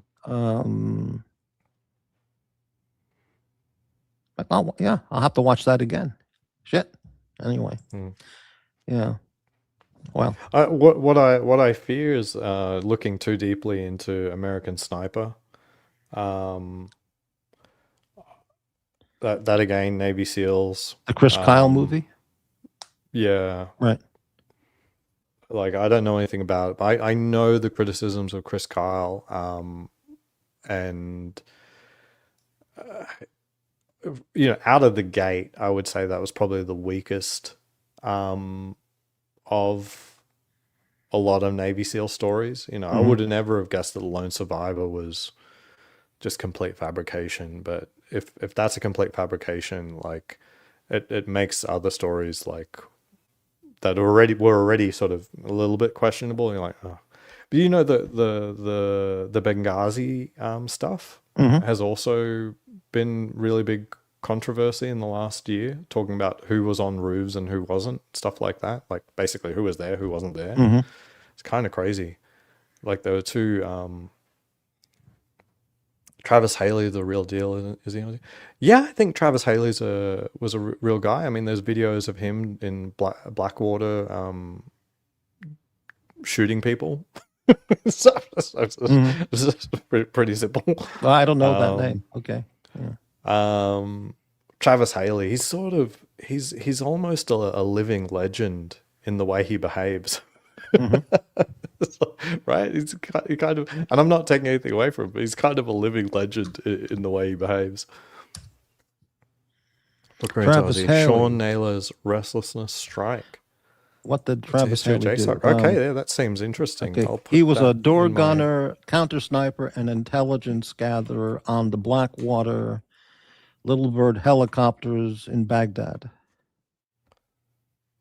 Well, I don't know. Okay, I'll have to read about that later. Yeah, thank you, Crybaby Saggy Skin. I've got my book list here. For Ozzy. Sean Naylor's Restless Strike. Who's Sean Naylor? Or whatever. Okay. History of JSOC. Cool. Right. Very cool. All right. Relentless Strike. Crybaby Saggy Skin. You can tell from his avatar he was a former Marine recon. And but he hit hard times later on. But he has lots of Marine stories from his time in the military. Oh, talking about Navy SEALs, I mean, it doesn't put too much confidence in it, but this is apparently SEAL Team 6's watch. Okay, hang on, let me make that larger. larger. The FXD. The Tudor FXD. Yeah, and look, no, it's more than apparent. There were people at SHOT Show that saw a SEAL Team 6 with it. It has an inscription on the back. Why would they have an automatic watch, not a quartz watch, if they're in the battlefield Sorry, I don't know branch of military? I don't know. Like a Swiss Army or an Inox, or a Casio. You would think that would be a military watch, not a Tudor. I don't know. So one, it's actually a dive-rated watch. Right. And it has a diver bezel. Do you know many quartz watches with a diver bezel? I never thought about it, but I don't know. Okay. It could happen, but they're normally low-quality pieces of shit, right? If the Inox by Victorinox makes a dive bezel, they do make a dive bezel, a diver watch, which would be vastly superior to a Tudor in rugged situations, because you can blow a hand grenade next to one of those watches or drive a tank over it and it still works. Something like that on their website claims. Most indestructible watch out there. But I don't know. Yeah. I mean, I don't think these are like military issue. I think they're just But made I don't know if available that's a to quartz them. watch or an automatic. I don't remember. So yeah, Yeah. I don't think there's anything wrong with an automatic watch. yeah, all right. Like as in like you couldn't use that because quartz is out. You got to use a quartz watch. I don't Well, think everyone in that's Korea and World War II had automatic watches. There were no quartz watches. right. Yeah. Right.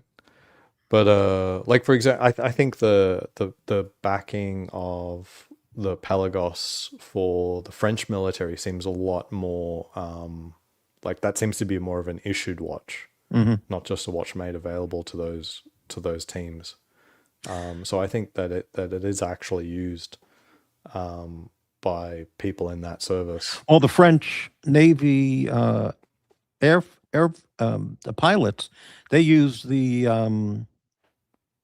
brigade, as Archie calls it, Aron Veil, which if you Hmm. look at the watch, it says Aero Naval, Navy Air Forces, issued watch. But of course, in the Aussie Brisbane pronunciation, it's Aron Veil.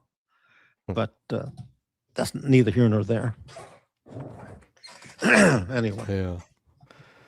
Yeah. So yeah, I don't know. I mean, they gotta wear a watch. I mean, I think they like. I was looking at a video where this group called Goobers, they they seem to like their watches, but while they're, I think they were both Navy SEALs, and it seems like the Navy SEALs like to get Rolexes. Hmm.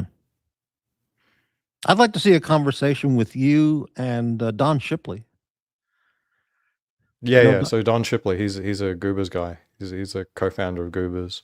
Goobers, I don't know, but he does all the fake stolen valor asshole guys, and he's a great channel, and he knows all these Navy SEAL guys in real life. So I Yeah, wonder what yeah, absolutely. if you asked him questions about Marcus Luttrell and these other guys, I wonder what he would say. Oh, sorry, not Don Shipley. Sorry, no, I'm thinking about a different Don guy. Shipley is Yeah, the Navy SEAL, the guy who yeah, he's an outs all the OG. fake Navy SEAls. Yeah, he's an OG. Yeah, Because yeah, he's friends with the Marcus name is familiar. Luttrell, and I wonder what he would say if he was Look, asked about that. the reality is these guys might not be retired as retired as you think they are. Uh-huh. Do you get what I'm saying? That's like Jack saying getting your laundry folded. There's more to getting your laundry folded than just getting your laundry folded, when he was referring to jail time. But it's an interesting comment you just made. Well, I mean, They may not be as retired as we think they are retired. Yeah. yeah, as in like they still play a really, really important part of recruiting. That's Why do you correct. think any of these Navy SEALs are allowed to say anything? It's because they just want to recruit. Mm-hmm. The government could just say, you're not allowed to talk about this shit. It was completely, which is exactly what the default would be. Mm-hmm. So the government has told them, go ahead, tell your stories. Well, I think Don Shipley does a great patriotic service by outing all these fake imposter assholes. And he should get a presidential citation for the work he does on his channel, I think. But yeah, Guy Gadbois, Morty, did you hear about the face blasting on that other guy's channel tonight? Your name triggered a face blasting, apparently. Really? Well, I don't know about that. Which of those other channels was that? Yeah, they talk about me all the time. It's just incredible. Let me know, Guy Gadbois, which guy? Let's see. Did you hear about the face blasting on that other guy's channel tonight? Your name triggered a face blasting. Let's get more details on that, Guy Gadbois. Thank you. Oh, I wasn't far off the mark. So the person I know who co-founded Goobers, it's the son of Don Shipley. Oh, really? Yeah, he's a SEAL too. Yeah. Yeah. DJ Shipley is the son of, it's Donald Shipley. Okay. They're both Don Shipleys, basically. Yeah, I yeah. wasn't confused. You said the name. I knew the name. It's just two different people. Oh, this is the father. Yeah, who does the YouTube channel. You're referring to the father. I was referring to the son. Oh, okay. Yeah. Gampers, Morty, any word on the health of Ross Rachel Brady? I don't know anything about what you're talking about. What health issue does he have? I don't know anything about that. Crybaby, Ozzy, if Oh, you okay. want to read a book about seals lying and the culture that promotes it, Code Over Country is an interesting read by Matthew Cole. I Seals will lying definitely pick and up the on that culture one. that promotes it. Well, it does seem to be a cultural thing, like all these Navy SEALs coming out of Navy SEALs and doing, and this happened even in the 90s, like like with very limited, combat time in the Mhm. 90s. Yes, there was the first Gulf War, which it was honestly pretty quick, and I don't know how much the SEALs had involved in that. There was basically generations of SEALs that never saw combat, right? I don't So, know. Okay. Yeah. well, I mean, there was an entire generation of soldiers that didn't see combat. It was as A simple whole as that. generation? Yeah, I Really? mean, you blink, you could have missed it. Oh, well, We okay. had peace. We used to have a world of a lot of peace. Yeah, I don't know what the Navy SEALs were doing that maybe we don't know about, so I don't know. But Yeah, well, I think there's a slight confusion there in that um, there's look, I could be confused, but the Navy SEALs are Navy SEALs, and then SEAL Team 6 is SEAL Team 6. Do you mhm. get what I'm saying? Like Say that one again, would be please. Say that again. the Navy SEALs are Navy SEALs, and then SEAL Team 6 is SEAL Team 6. So Okay. so there's two different groups, and one is the tip of the spear, and the other one are special forces, and they don't do the same things. Do you get what I'm Okay, I saying? don't know enough about that to make any Yeah. comment. So That's fine. like Navy SEALs, there's usually I think like 500 to 1,000 of them, while SEAL Team 6 might only be a group of 50 people or something like that. Mhm. So who knows what SEAL Team 6 have gotten up to, but Navy SEALs, I mean, they rode around on Humvees during Iraq, like they put them all through all sorts of, stupid shit, basically. Yeah, I don't know. Yeah. Campers, when is the discussion of Anzac propaganda? Yeah. Ew. Yeah, Crybaby Sagsing. Okay, he's Yes, yeah, Dev Grew DevGru is is tier tier 1. 1 unit. Regular SEALs are tier 2. I don't know anything about that. Yeah. Yeah.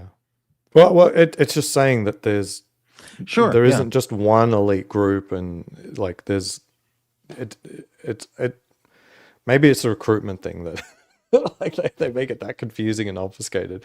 Like I think in the army there would be CAG, and then you would have other groups like SOAR, which are their special forces, but you Okay. never hear about SOAR, and you probably don't know I never what heard of SOAR that. is. Or in the Marines, there'd be Marine Force Recon and other type of recon groups and stuff like Mhm. that. So it's there's Well, groups what you're that saying are is kind designed of to be like, like small team entering okay, so what you're a saying is like in facility. the Marines, they'll have highly trained Marines in their elite unit, but you also have Marines like Gomer Pyle on the kitchen detail. Yeah, except probably more flattering than that. Well, yeah, as, but Marines as in also, the I don't know special about forces now, teams but are back then very they had highly Marines, trained yeah, special forces, but but they they're had just not. mess sergeant and mess man, or whatever you call them, in the Navy and Marines. But then you'd also have highly elite, let's say, Navy pilots like John McCain, way out there, Mhm. super elite, who crash their planes and become a traitor to their country. So there's all levels within the military divisions. Yeah, Yeah. right. What is the discussion of Anzac propaganda? Unfortunately, I'm not aware of that much propaganda on the Australia New Zealand side of things. Like recruitment into the military is just not a very big thing in Australia. They don't want to hire that many people. Um, so I don't know who's the last recipient of the Victoria Cross in Australia, for example. Like they don't. So the Victoria Cross is way harder to get than the Medal of Honor. Although, oh geez, like the other aspect is a lot of these Medal of Honors are being handed out to basically fake stories. Like the Holy shit. Yeah. Victoria Cross's conditions are harder than the Medal of Honor's conditions. Yeah, I don't know about that. So, Now, let's say in the Battle of Rorke's Drift, like in the movie Zulu, okay, certain officers and soldiers got a Victoria Cross, but not all of them.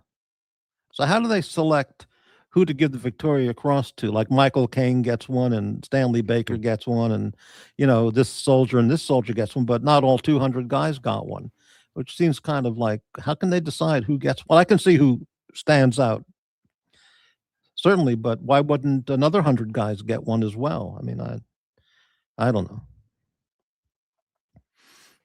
You ever see Zulu? That movie? No, I haven't. Oh my God! I've You got to look decided that up. You got to watch that tomorrow.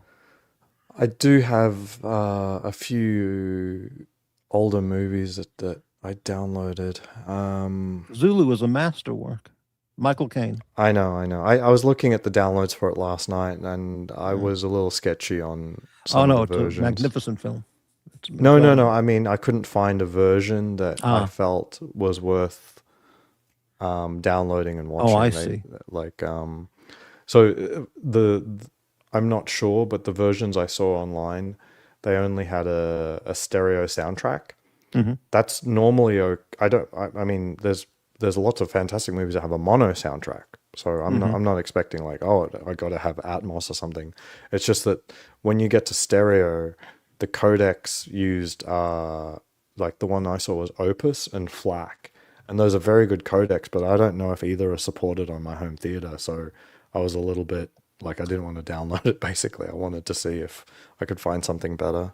This movie is unbelievable. It is extraordinary. So you're looking for an exquisite version. Yeah, if I'm going to watch it, quality. I don't want You like don't a just piece want of to watch a shit. YouTube version of it. I see.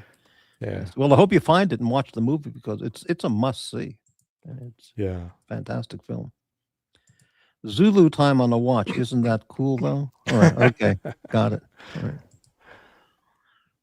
I wrote down some of these movies. Why is it not? It's not in my spreadsheet here. I wonder what I did. I wonder where I put it. I I've must have seen just been Zulu looking on them up straight YouTube away. or I don't know, Tubi. Well, those are all commercials. You don't want to watch it with commercials, but No. I would pay the $3.99 and just watch it on Amazon Prime because it's going to be good enough. Wouldn't it be good enough to watch? Or I'm sure they shot it on film. I'm sure there's a really, really nice version of it. Let's have a look at Amazon. Let's look at the Blu-ray. I mean, you're gonna want to watch it again, so you can continue searching for an exquisite copy of it. But Yeah, Amazon they've Prime got is a gonna be- Blu-ray 50th anniversary edition. I'm okay, sure it looks really good. so you should get that immediately. But whatever. Yeah. The one I did download and I have never seen is Lawrence of Arabia.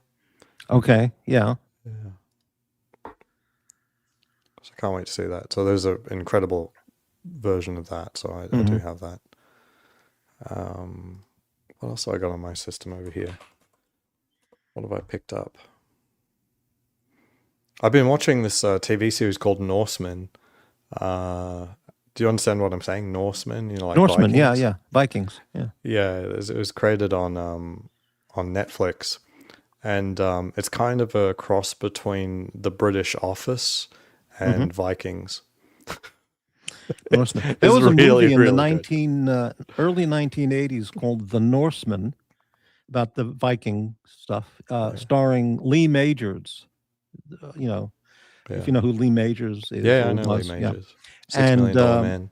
I mean, I never saw the movie because it's just like I'm not a Lee Majors guy. Okay, but I remember the movie reviews when it came out, and one of the critics said this movie is just just whatever, but it's really no attention to production at all. I mean, in the movie, there's scenes where he's getting off of the boat and attacking the people on land with his waving a sword around, and he's wearing a wristwatch. So I mean, that's like really. If the assistant director pointed, "Hey, Lee, take your fucking watch off," he said, "No one's going to care. Fuck it," So, but it would be worth watching the movie, I guess, to look for the wristwatch that he's wearing. But Yeah, so don't I got Sorcerer, 1977. Sorcerer, yeah, That's Roy Yeah. Scheider. Yeah. I think. Yeah, Roy Schneider. Directed William Friedkin. William Friedkin. So, Yeah. so yeah, I've got that to watch, and Lawrence of Arabia. Right. I've actually never seen Sorcerer. That's a good reminder for me to watch that. Yeah, I was watching this French YouTube channel, and they have a old a Blu-ray store basically, and they had Christopher Nolan and Cillian Murphy just going through the store and looking at different movies and commenting and stuff like that. And he really said he really liked Sorcerer a lot. Well, actually, the French language version film that was like 1920 or something. Yeah, right. It was a redo. Yeah. But yeah, so yeah, I'm looking forward to that one. Mm-hmm. I also downloaded Tombstone. I don't remember that being a really serious Western, but That was really good. yeah, I've seen a few things lately, and you know, I love Val Kilmer, so I thought I'd give it another shot. Yeah, A Sorcerer was based on The Wages of Fear, 1953 French movie. Right. And Wikipedia says Friedkin disagreed that it's a remake. He considered his version a more faithful adaptation of the novel. Well, all right, but it's still a remake. No, the first one was if based the on the source novel. material is a book, then I wouldn't say that doing it again is a remake. Well, the first one was based on the book. Friedkin's apparently saying his was more faithful to the book, but they're both remakes. I mean, his is a remake of the movie, which was based on a book, but his is more accurate to the book. Well, I would interpret a remake is basically another movie based on the first movie. Okay, it's not a remake. Saying, That's the wrong word. It's it's another version of it, of the book. Yeah, it's another adaptation. So there's the first adaptation, there's a second adaptation. It'd be like Dune, like there's been like countless iterations of Dune. Dune. Well, the first Dune was like 1979 or early 80s with early 80s. Yeah. Yeah, that was with was David Bowie in that? Yes, so he was. Oh, gee, who the hell? David Watch Lynch was that the shit. director. Jesus, yeah, yeah. I Billy Friedkin. You're absolutely right, campers. Yeah, yeah. I really liked the first Dune, and now I don't think it's an amazing movie or it was like really good version or adaptation of Dune, but what I liked was that there were fantastical elements to it that I feel are missing from other versions. You know what I mean? And really, you know, the Dune books have fantastical stuff. really. So I really appreciate it. So, like, my favorite shots are of the navigators. But in the latest Dune movies of Villeneuve, he doesn't show the navigators. So I'm like, oh man, this sucks. Wow. So did you like Tron? That's like around the same time, early 80s. Tron. I think that's not a great movie. Great concept, but not a great movie. Right. And then Tron Legacy was a really boring movie. But Never heard of that. Yeah. Oh, with Jeff Bridges? Oh, no, yeah, I don't of keep course up on new of course movies. I really don't know. Tron Legacy is not a new movie anymore. Trump Legacy sounds like a great movie idea. But Tron Legacy, 2010. It's now 16 years old. Yeah, I don't know. Yeah.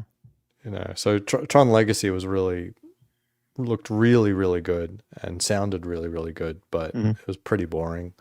And the latest movie, Tron Ares, released this year, apparently is a huge stinker. And I just downloaded a 4K Blu-ray version of it, and just skimming through it, 100% does look like a stinker. But holy cow, the visuals and audio, it's probably the best looking and sounding movie I've ever seen. I put on a couple scenes on my home theater just to test it out before I invite someone to watch it with me. And it fucking rocked. It was incredible. Really? Wow. Absolutely incredible. Like, just the visuals are just so unbelievable, and the sound, it's just the subwoofers are just pulsating through your veins. It's very, very good in terms of audio and visual. Gampers, Morty, do you ever use bottled water to I only use bottled water, spring water or distilled water. So my Because you're first going to use it in whiskey, right? Is that what you? well, I only buy bottled water anyway. The water here isn't that good. So how soon before you switch out the old ice? Well, I'll probably go through the whole ice cube tray, so that would not come up. But this first batch was Trader Joe's bottled spring water, and it's good. Yeah. You You ever see a movie? filtered enough? I put a filter on my kitchen thing, and it's just not. Maybe I should try it again, but it's just not good water. We just use a jug, like we. Uh-huh. We just use a jug, but like the Brita, we just use. Yeah, a I put a Brita Brita jug. thing on the faucet, and it immediately I turned the water on, and it immediately was flashing red. I said, "Holy shit, what's in this water?" Damn. But I could try it again. But I you would ever just see use a jug. It's the cheapest way to do it, least trouble, right, most trouble right. free. Yeah. You ever see a movie with Christopher Walken called Dogs of War, I think I have. where he's a mercenary and he gets hired to go to some African shithole and Yeah, I think I depose the have. dictator? I've seen that a few Long times. time ago. It was pretty good. I thought he was only paid 10,000, which was he only wanted 10,000 to get the shit beaten out of him, but which didn't make sense. And he lived in a fucking shithole New York apartment with cockroaches everywhere, so he wasn't making much money as a mercenary. But I didn't get that part either. But Did you ever watch any of Sam Peckinpah's movies? oh sure, yeah. I don't know which ones to watch. Like I really Well, the Wild loved- Bunch you want to see. Okay. Have you ever seen the Wild Bunch? No. Oh my God, it's a masterwork. Okay. It's not that one's not listed here as like his top movies actually. Well, who are you going to listen to? Me or somebody? I don't know.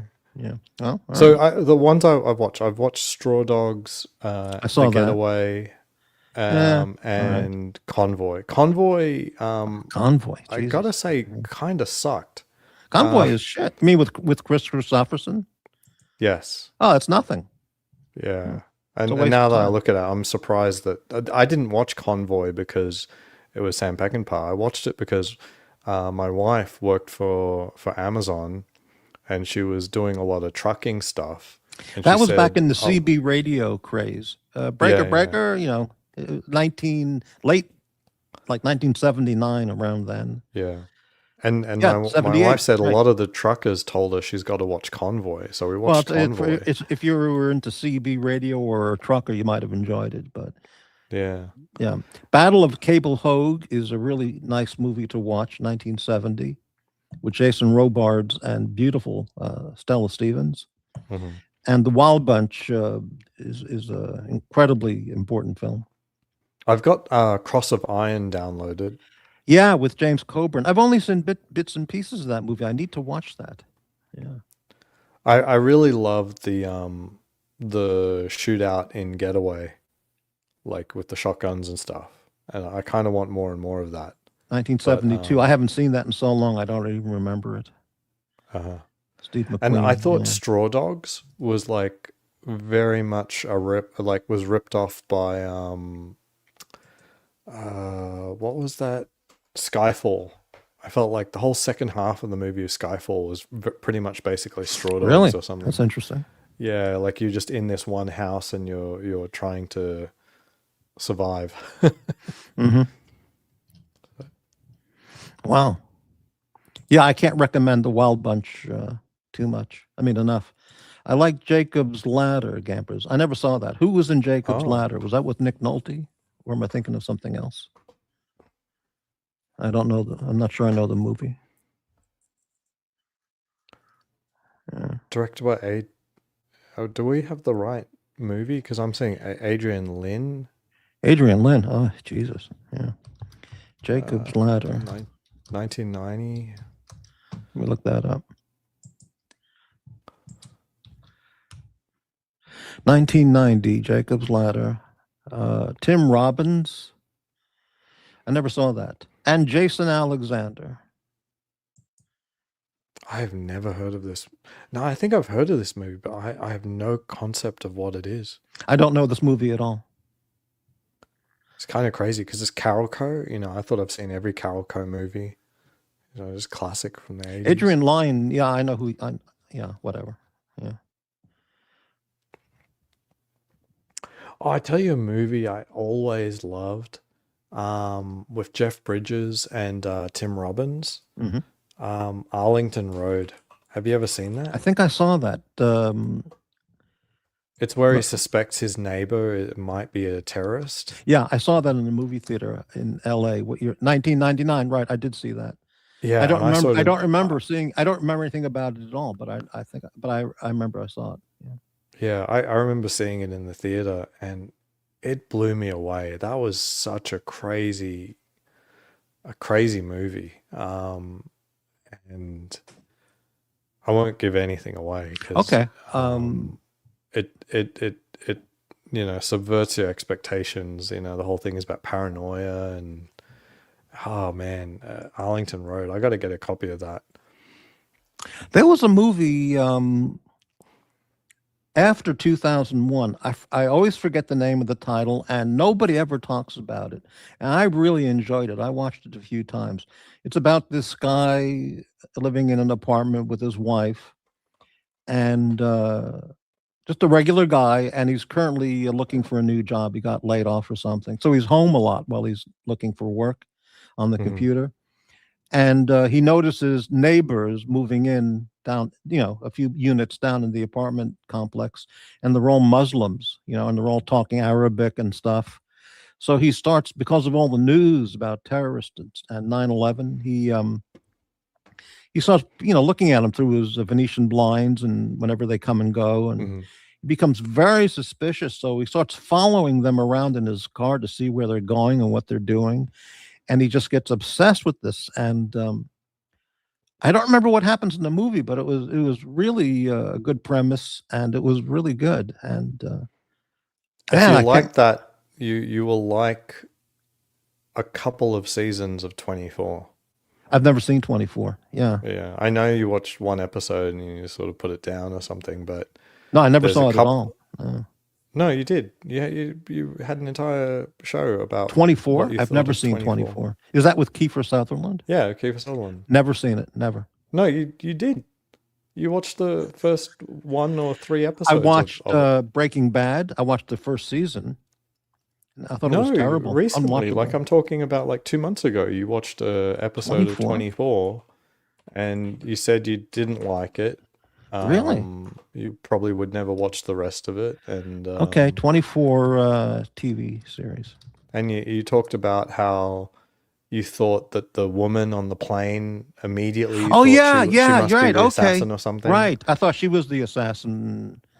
Okay, I just it was Immediately. absolutely forgettable. Yeah. Well, I But did. I don't. Yeah, you're absolutely right. I did. I don't want to, Yeah, I did watch the first I'll spoil episode. it for you. She isn't the assassin. Yeah, you mentioned It's that. like, Now I remember. Yeah, I saw that months yeah, ago, and I forgot all about that. yeah. It didn't intrigue me enough to keep watching. That was the thing. Yeah, I don't remember why or why not, but and you Um, really like that series, yeah, 24 is incredible.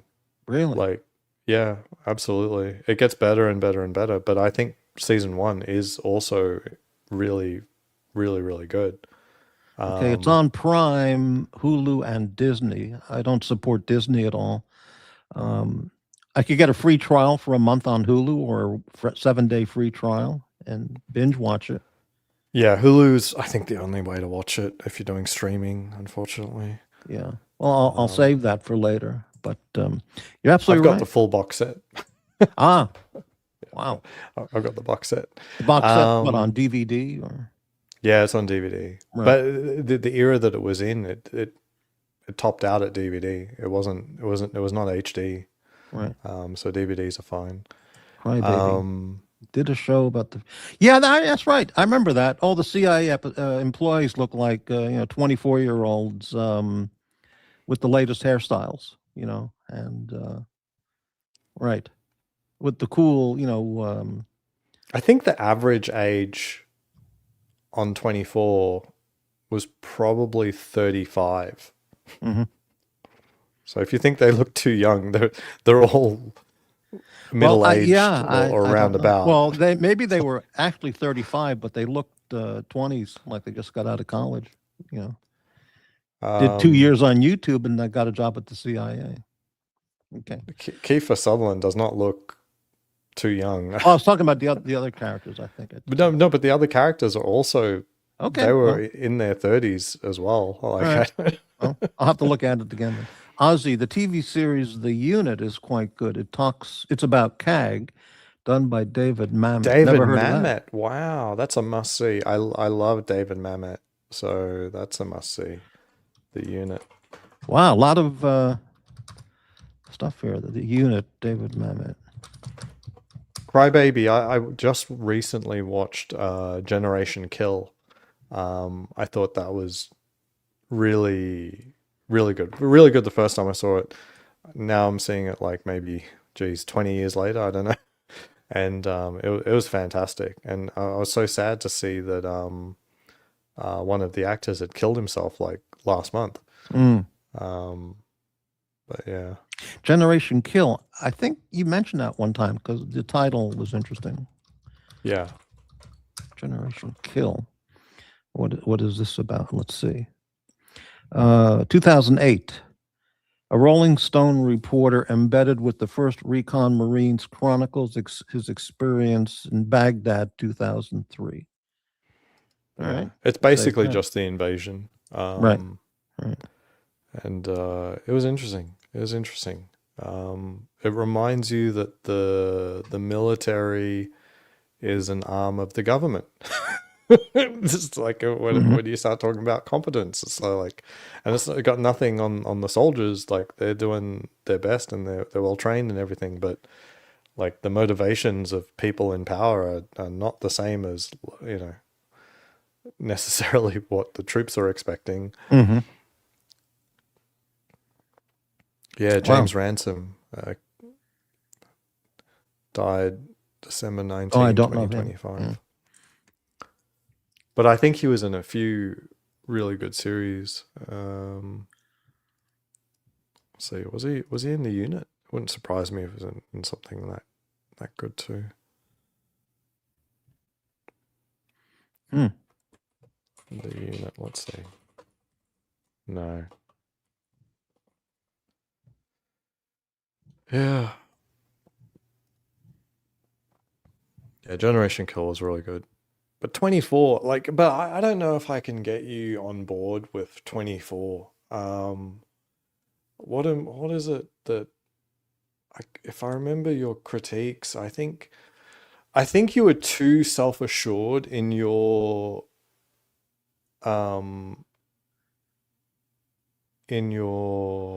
assessment of it being predictable. Like you seemed very content. I was like, she's the thing. I'm not that impressed. It's like, all right. yeah, well, I mean that I recall something about this conversation, but I really don't remember the show. Enough to remember enough to talk about it. I mean, yeah. I think you were too caught up in your own ability to predict who the bad guy was, and it seemed like pretty superficial from that perspective. But beyond that, you were wrong. So right, it doesn't, okay. It's like, well, you're wrong, but also like. Well, I'm only wrong 1% of the time. So if they tricked me, if I predicted wrong on the outcome of the series, then they did a good job in the writing. So. Yeah, and that's what I have to say is like they don't. It's not a gotcha that you're wrong. It's just that the story is more complicated. There's more to it. Than just, okay, this is the bad guy and she's gonna either Jack is gonna stop her or she's gonna kill the guy. Oh, that's it's not that simple. The sexy looking woman on the airplane was talking to this guy who's a photographer, and then they go up front and they make out, but she actually puts on a parachute and blasts open the hull of the airplane and parachutes out or something. Yeah, yes. I really don't recall.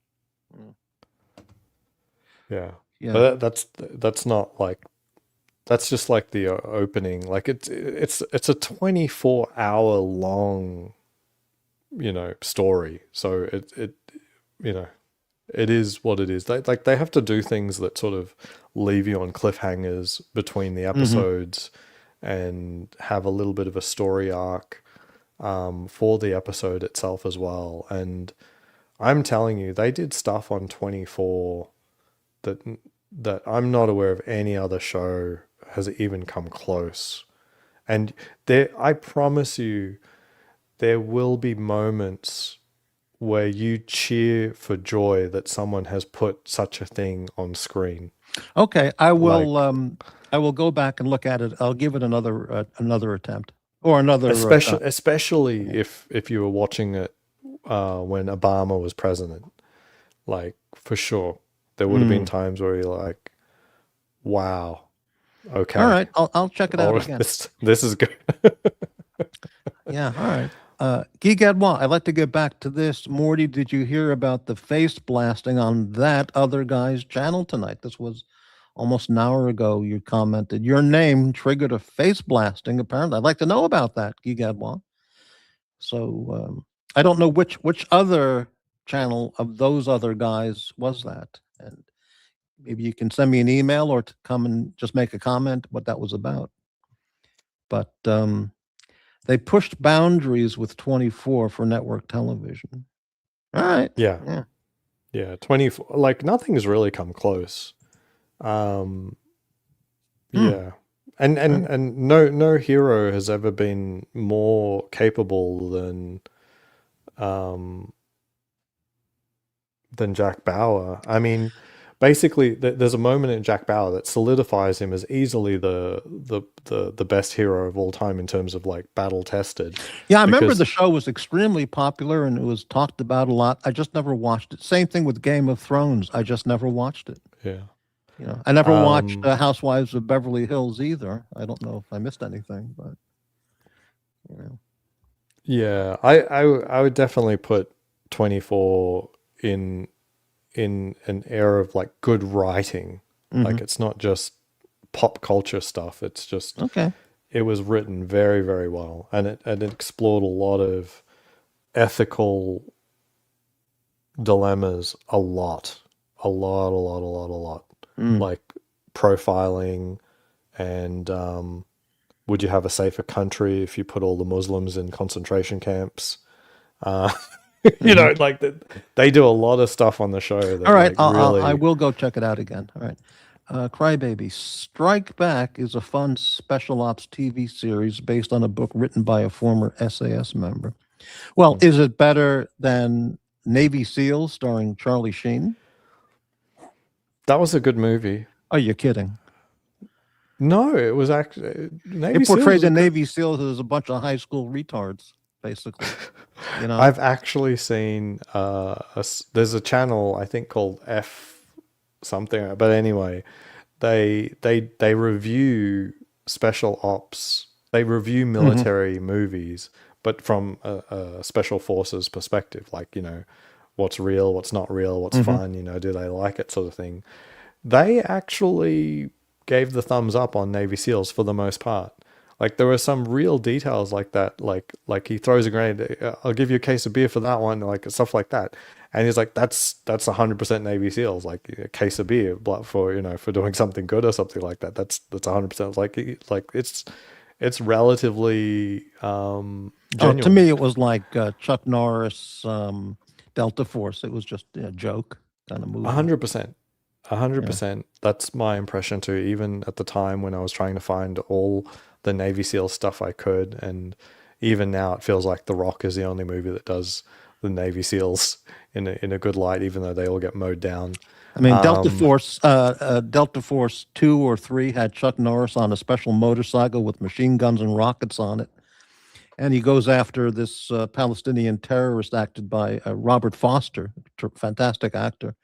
Do you remember that? And he blows up he launches these rockets from his motorcycle handlebar and blows up the house that Robert Foster is in. And, I mean, but the movie Navy SEAls never did anything that crazy. They just had machine guns and grenades. Like, they you know, and then they had a guy in some Overwatch position called God.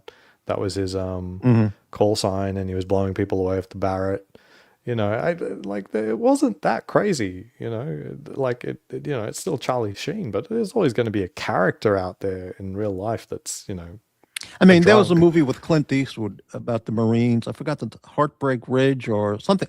He played a DI called Gunnery Sergeant Highway, and he goes to Grenada with this group of Marines in his barracks, the biggest bunch of retard, non-Marine types you could ever imagine, the most insubordinate bunch of fuckwits, and unbelievable. I forgot the name of the movie. It's just incredible. Oh, it was that guy's channel. Okay, well, I'm not going to go watching his show to look for that moment. If you got a timestamp, that would be good. But he face blasts me all the time because that's who he is. He's the master blaster. He's just nuts, you know. But okay, whatever. Yeah. Yeah, Crybaby Saggy Skin. Yeah, it is FNG Academy who I'm referring to. I really love those guys. Sometimes I FNG can't Academy. distinguish Wow. between whether or not they like the movie or if it's accurate. Like, well, you know, what their scale is. Like, if there's like one shred of accuracy in it, that feels like they spend a lot of time on that, sort of validating that. Is But that a then, YouTube channel or? yeah, FNG Okay, here it Academy. is. It's run by ex Green Beret. Green And Berets rate war movies. Okay. yeah, I really love their breakdowns and stuff. But there's one movie, I can't remember which one, that really gutted me. I was really disappointed that they thought it sucked. I can't remember which one it was, whether it was a TV show or a movie. I cannot remember. All right, I'll take a look at that later. Yeah.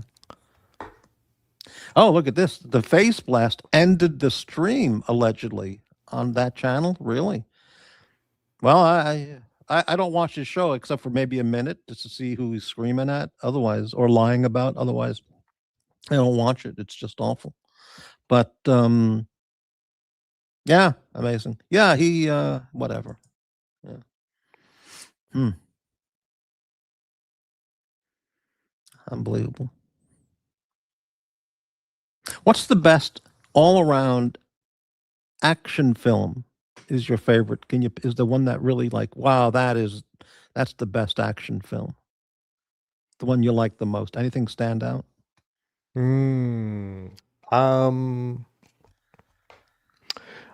It Don't say Charlie's Angels. for the longest time it was Total Recall. Really? Wow. And you really poo-pooed that. I still don't understand why. Okay. Yeah. Like Total Recall's got everything. But I mean, I think you watched like some bullshit TV version. It was on Tubi or YouTube. It was on YouTube or Tubi, and it was highly edited. Like the three-titted lady that was cut. Yeah. But I mean, it was just well, whatever. I gave my opinion. Yeah. Yeah. I think maybe Mission Impossible Fallout. That was an absolutely incredible. The first one? No, Fallout. So it's the second last one. So not the latest one, but the second last one. Does that mean that you've seen all the Tom Cruise Mission Impossible films? Yeah, absolutely. I'm happy to say I'm a fan. I'm a bigger fan of the Mission Impossible films than I am of the Bond movies, and for sure I've seen all the Bond movies. Except I think I haven't seen the last two Bond movies. Like I'd get like 20 minutes in, I'm like, I don't want to watch this. Right. I can see that. The last one I saw was awful, just really awful. I felt it. I don't know. Remember the title. I don't remember the title, but I did a show about it. I felt they destroyed the entire James Bond, the new producer writer of the series who own it. They just destroyed the character and the whole everything about it. I can't remember the name of the movie.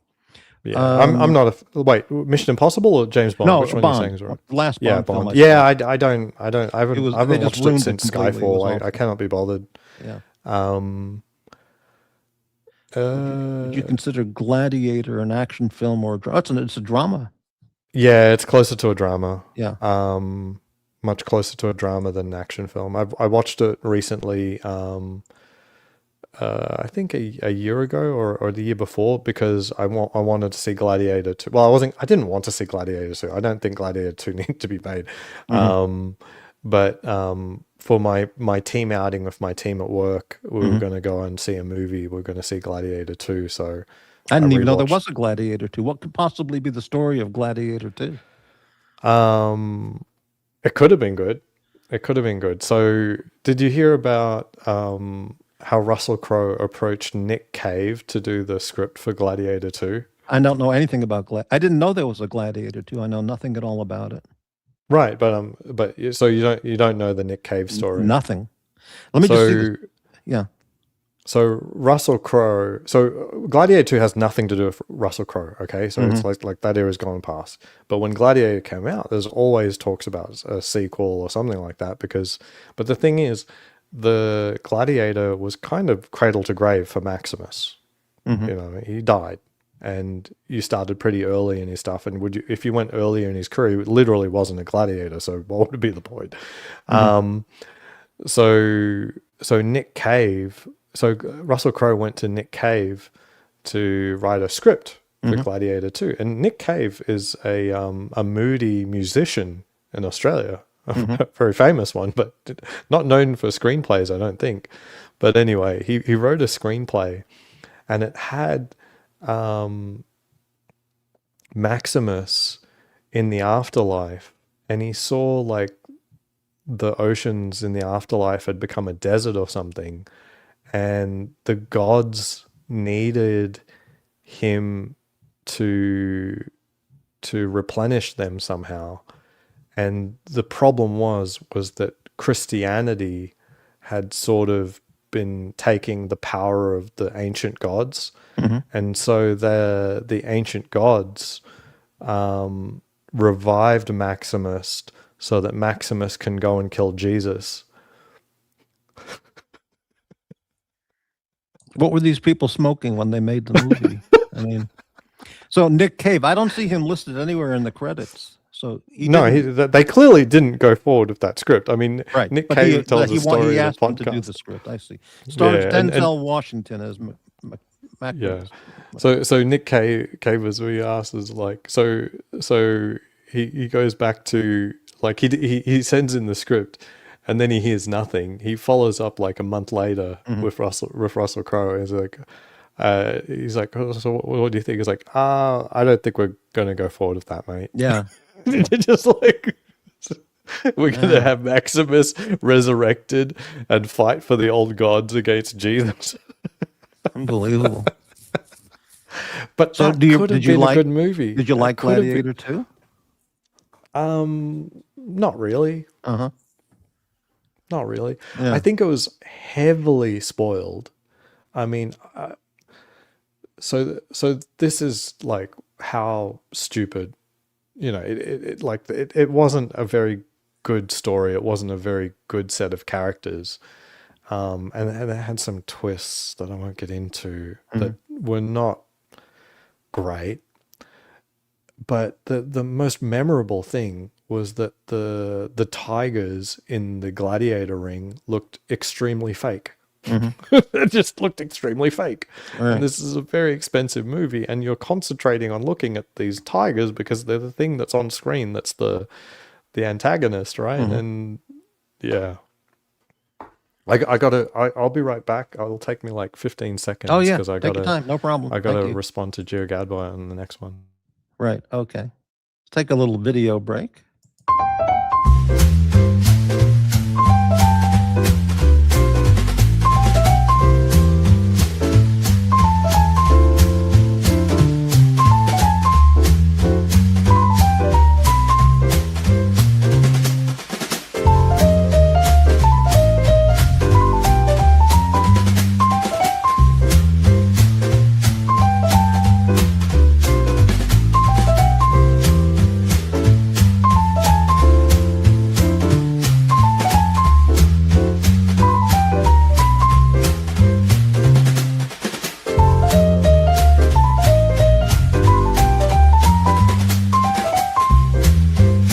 Morty's Diner. Hot coffee without the toxic sludge.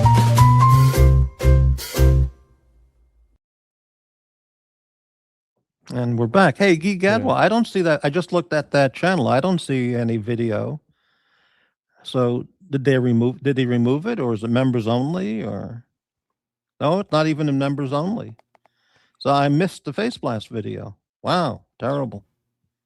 That's a shame. So Jig Adwa is asking about Hard Boiled. So I guess that's his recommendation for best action Hard film of all Boiled. time. What the hell is And that? Wow. I think I'm gonna go with Jig Adwa's recommendation. This is the best action movie of all time. Hard Boiled. There we go. This, and I recognize it as that. I mean, Hard Boiled. Okay, here it is.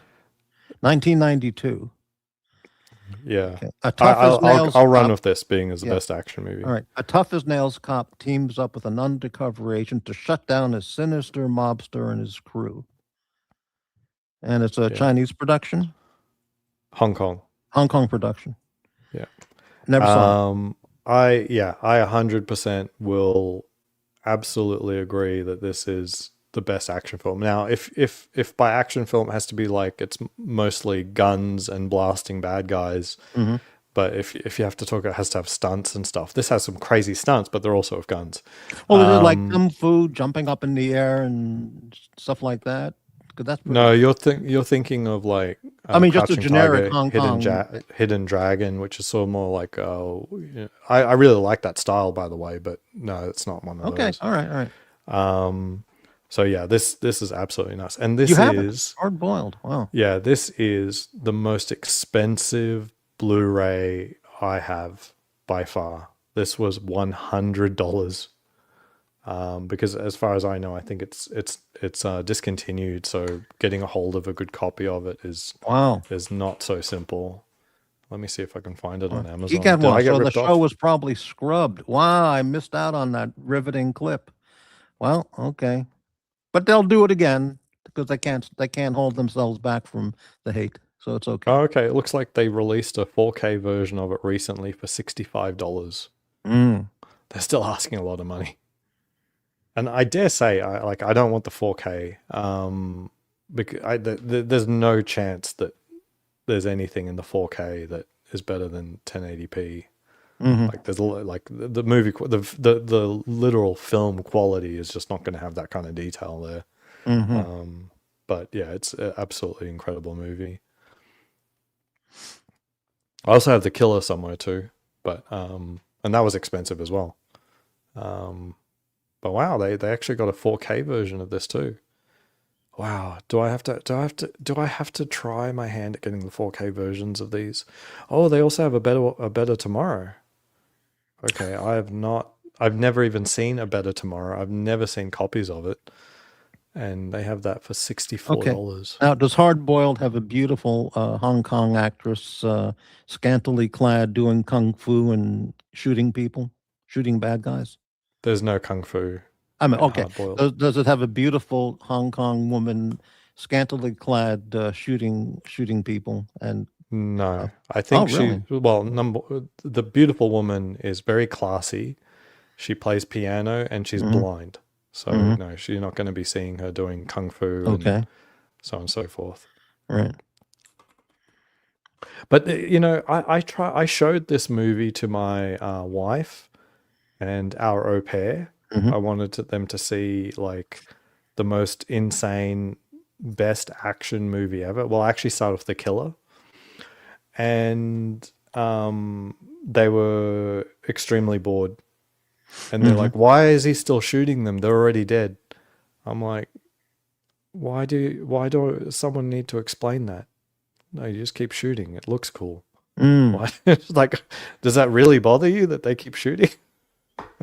And there's just like so many people dying. Like I'm sure that there's more than, let's say, 300 people that get shot in this.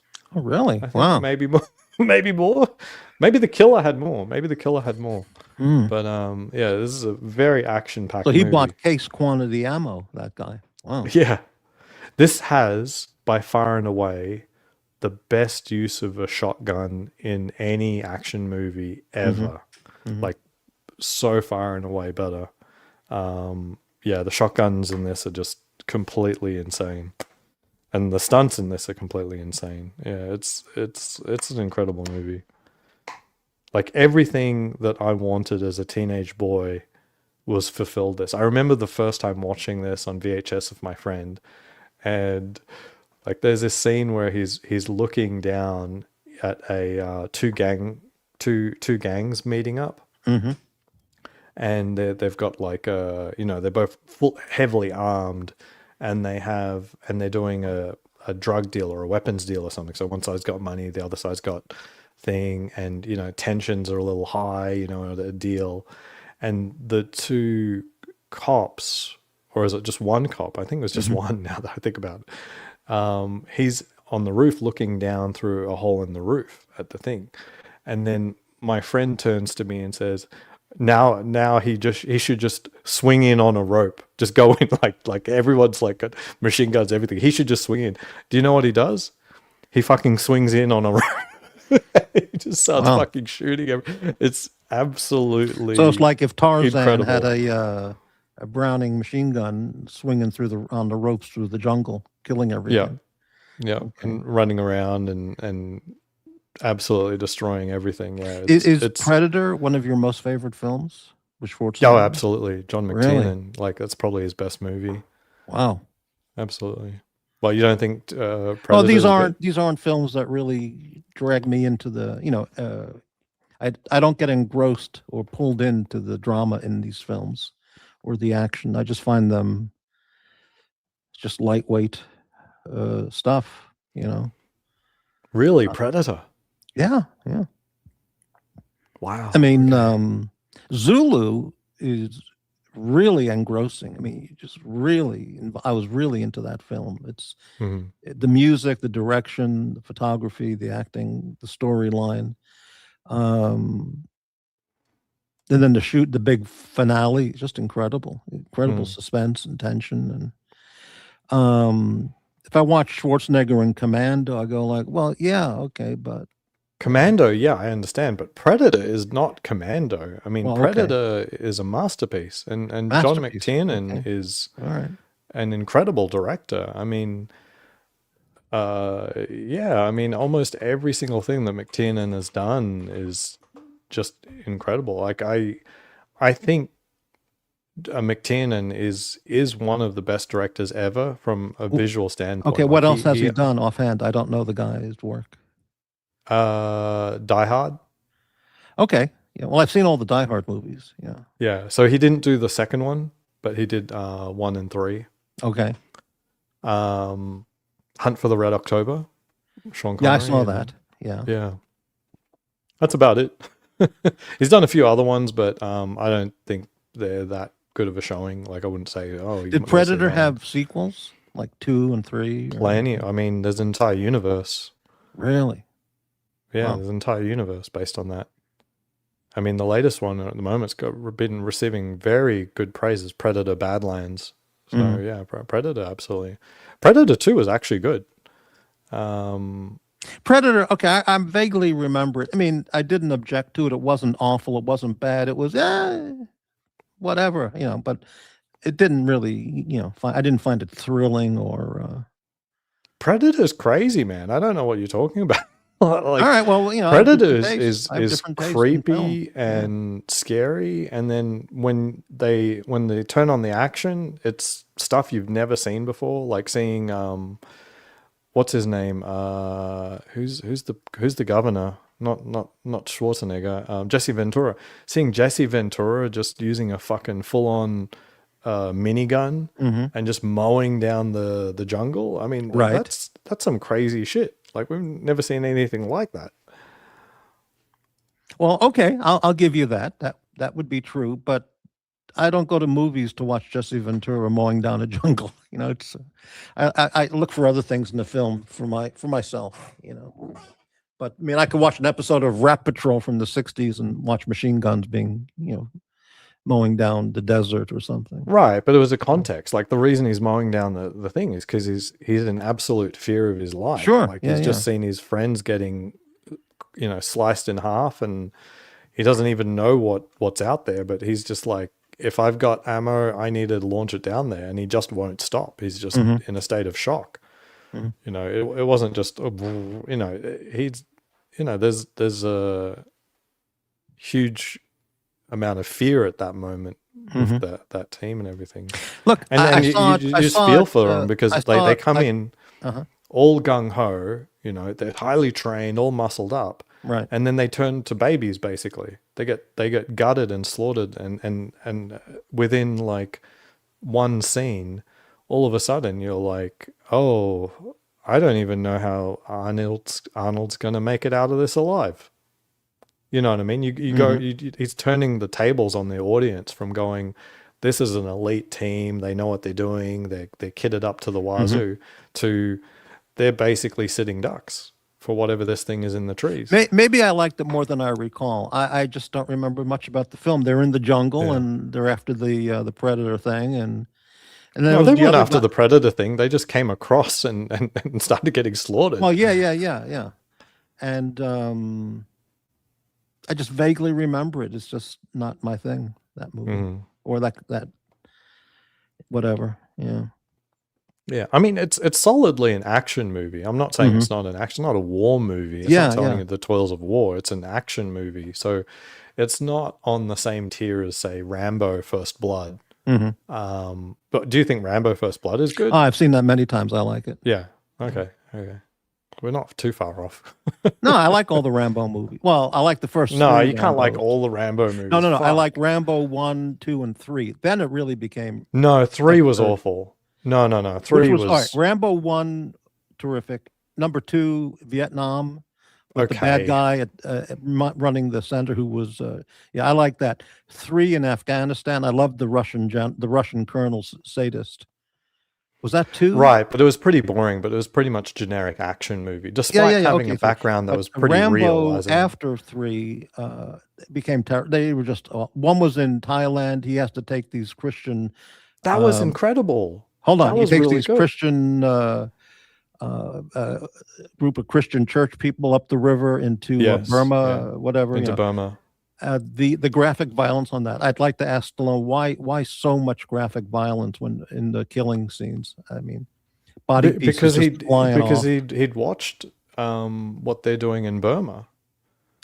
Yeah, and then I saw another one. Might have been the last one he did, where he goes back to his ranch, His home, yeah. and he booby traps the entire place with mines and incredibly graphic violence. And I don't know why Stallone went that graphic in the violent filmmaking. But you're misremembering Rambo 2. Which was two was Vietnam. Yeah, because that was also incredibly graphic. Oh yeah. But in the last one, he's got and the one where he's taking the Christian missionary group up the river. Yeah. And just blowing off limbs and heads and eyeballs and exploding heads all over the place. I mean, it was But very look, if someone quite gets onto Ma Deuce, a mounted 50 caliber machine gun, and fires at point blank into the back of someone's head, there's not going to be much of that head left.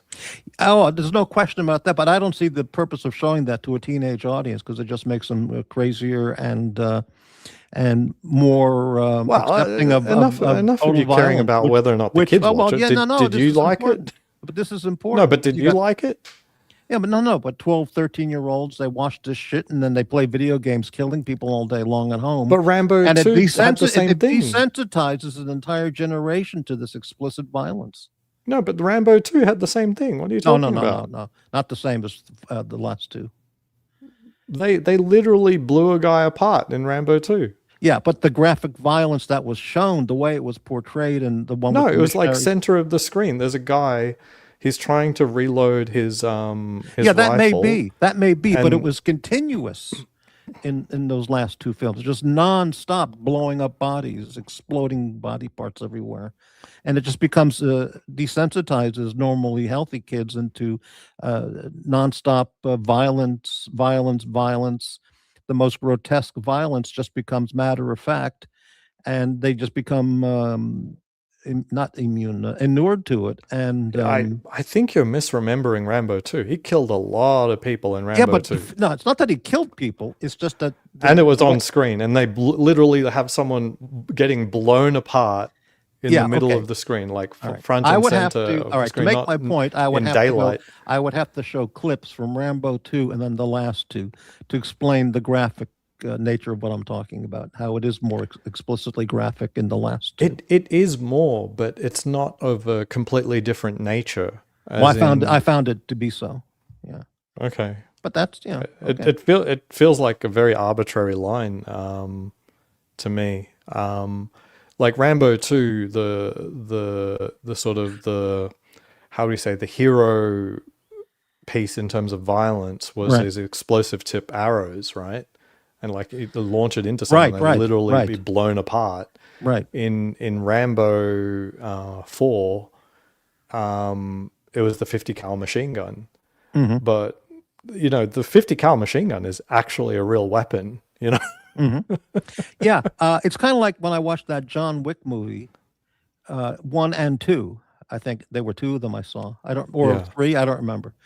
And this is half a year ago or whatever. Yeah. And John Wick's, he's killing all the bad guys. And it seems to me, the way I recall it, or at the time, the impression I got was most of the people he's killing are direct headshots with the exploding head.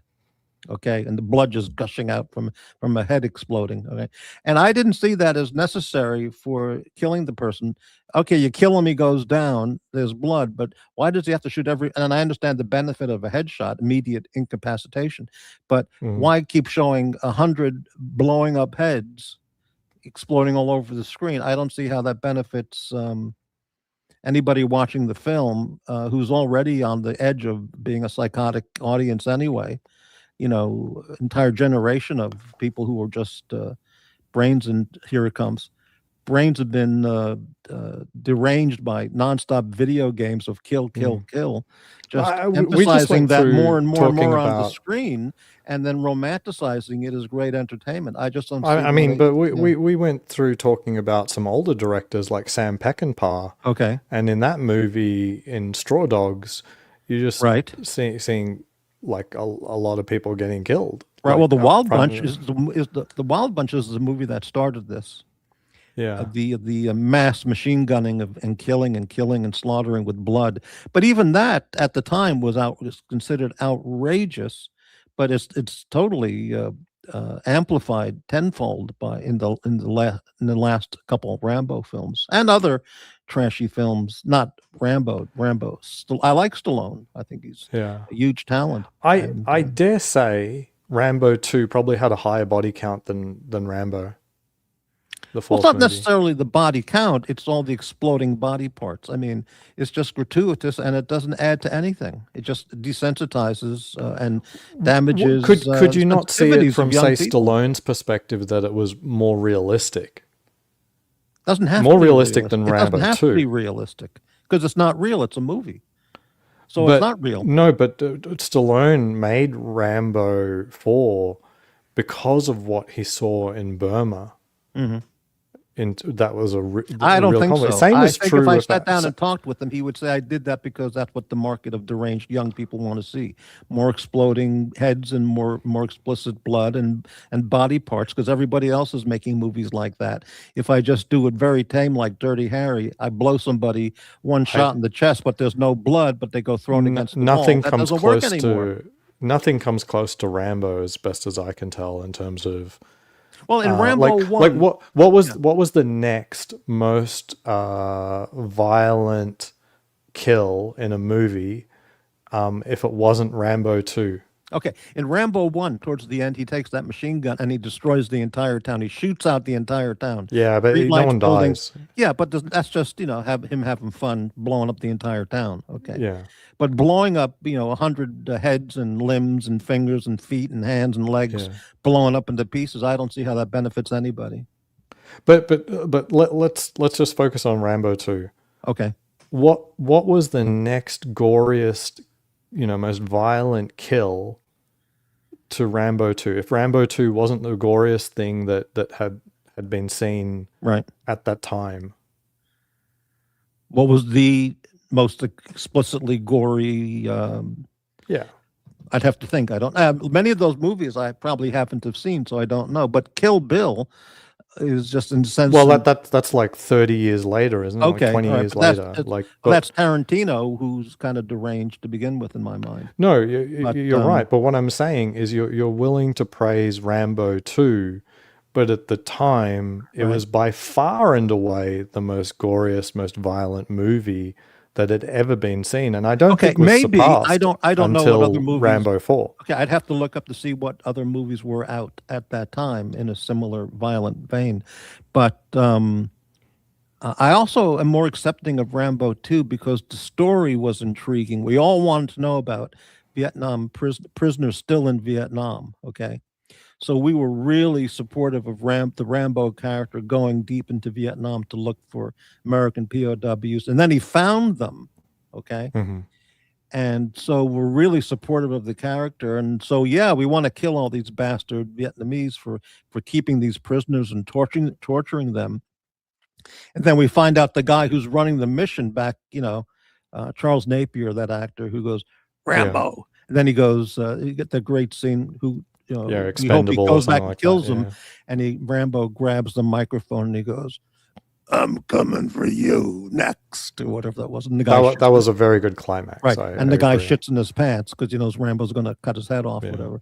Fantastic. Okay, so that was Yeah. an enjoyable film, but it doesn't have the bloodshed that the other later Rambos did. I just don't see that. The bloodshed was parodied in a movie called Hot Shots. I don't know. I may if have you seen recall, that. I don't remember. Yeah. like that, and like there'd been a third movie Mm-hmm. after Rambo 2, and it was still Rambo 2 that was the high watermark of the most killing and bloodshed and goriest, most violent killing Mm-hmm. in any movie until maybe Rambo 4.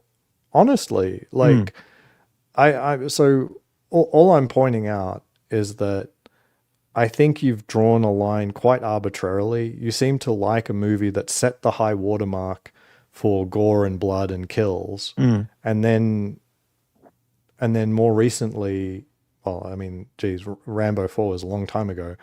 You think that was too gory and violent, but you're completely ignoring the fact that you liked the movie that set the high benchmark. And I don't know if I did. And, No, I just looked up. gore and violence. Yeah, I mean, I just looked up a list here, bloodiest movies. Okay, and I don't know many of these, but one of them is number 3, The Evil Dead, 1981.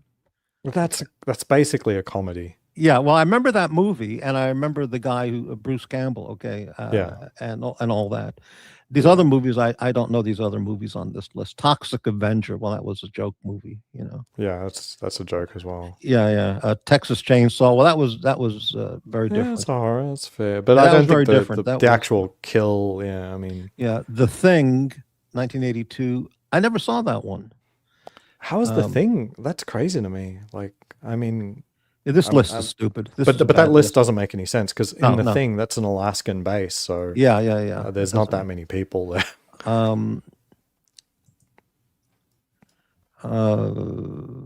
No, that's not a good list. Yeah, but anyway, yeah, I'd have to go back to that year and look at what else was out around that time. I can't recall. Yeah, But, no, like trust me, like Rambo 2 is a high watermark for blood and guts. Mhm. Like it doesn't get more blood and guts than Rambo 2 until you get to potentially the next Rambo movie. Here's a movie called Hatchet. What the hell was this? 1980s Hatchet. Some of the best kills in the genre. Heads are ripped apart, arms are torn off, and bodies are hacked in two in a bayou, which turns into the guy's personal slaughterhouse. You ever hear of a movie called Hatchet? No. 2006. Okay. How about Saw 2004? I never saw that. That doesn't have a high body count. What's... Well, okay, then these lists are fucked. Okay. Yeah. All right. Anyway. So I'm just trying to. I've actually got a kill list thing here, and Blade 172. That's pretty awesome. Resident Evil series. I don't think you can count an entire series. Certainly, John Wick does a lot, but John Wick probably had 100 headshots blowing up heads. I don't remember. But So I don't like the actual gun stuff in John Wick, except for a few scenes where they keep it a little bit more grounded in actual marksmanship. But the first movie should be credited 100% for redefining what an action movie should even look like in the modern era. and that was because hard boil. Are you saying? no, John Wick. Oh, John Wick. John Wick, yeah, because if you remember, for like maybe almost 2 decades, action movies meant taking the camera and then doing this. Oh yeah, right. Just do this. Now, movies weren't bad because they did that. I mean, I really like the Bourne series, and they were super guilty of like just shaking the camera for no reason. But John Wick, they decided to take action, and they would just put the camera there, long shots, full body shots, so you can see everything happening and understand what's happening in the scene. So I fully credit John Wick for just completely breaking the trend of just every action scene had to be like chop chop chop chop chop and shake the camera. John Wick was just like full body shots. We get to see what actually happens. Part of my thing, which makes me not the key audience that these movies are made for, is I prefer a more interesting story, not just blowing up heads and killing everybody. And there's more to other kinds of films that can be made. I don't mean it has to be Babe, all the time as the only film, the lovable pig movie, But I'd like more in a movie than just, killing everybody and count and a high body count, because there's more that can be in a film to make it a good film than just that. And that seems to be something that a lot of movie makers just don't pay attention to anymore. I mean, they do the action, but the storyline goes totally out, and I'm not the only one who thinks like this. Lots of people do. But. Yeah. I mean, they've always been guilty of having movies that didn't have fantastic stories, but there are there's a movies clip that of do have there's a fantastic clip stories. of James Coburn being interviewed on YouTube, and he said basically what I'm saying, which is in his day or in his era, the movies were made that had a full, deep storyline and fully developed characters, and there was some action or violence that went along with the movie. Now they just make the movies all out gore and violence, and the storyline and shit, it's meaningless almost. And it's true. I mean, a movie with The Rock. I mean, it's true, but I mean, how I much watched a of movie the past with- was really that great? I mean, we only remember good movies. We don't remember the shit ones. So I trying do. to I know. describe the hit and miss ratio. Yeah, I mean, of I like saw a this- movie with The Rock. First time I ever saw him in one of his movies, and I don't remember the name of the movie. Let me look it up real fast because you might know it. The Rock movies.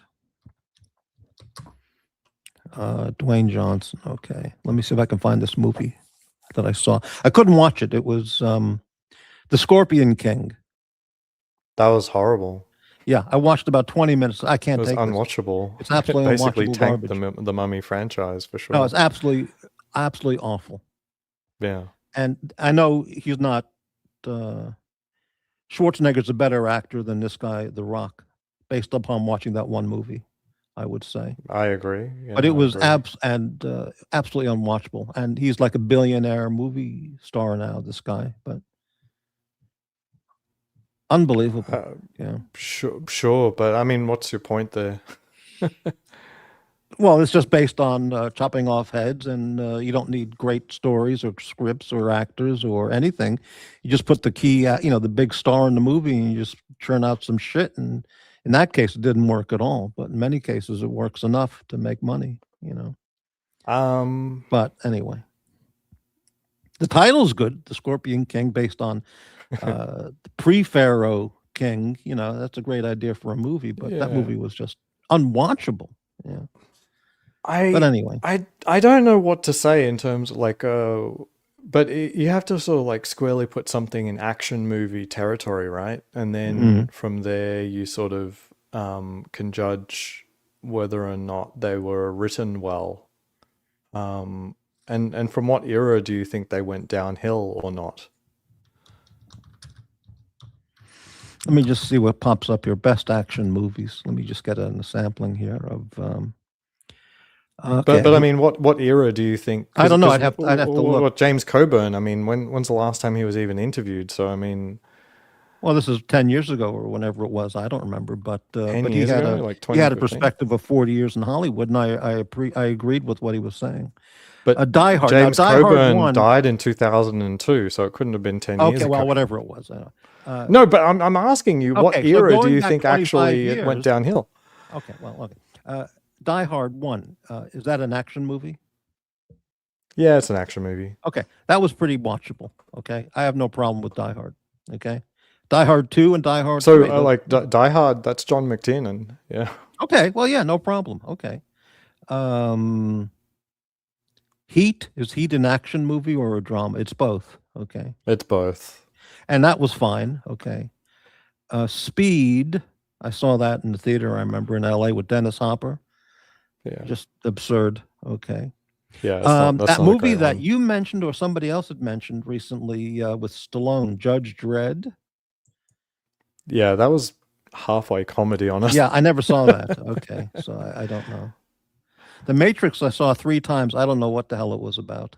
So The Matrix isn't bad. It's just that if you're familiar with that concept, it's not a deeply it's not an unexplored concept, but to many people, it's like the first time they were introduced to that sort of idea.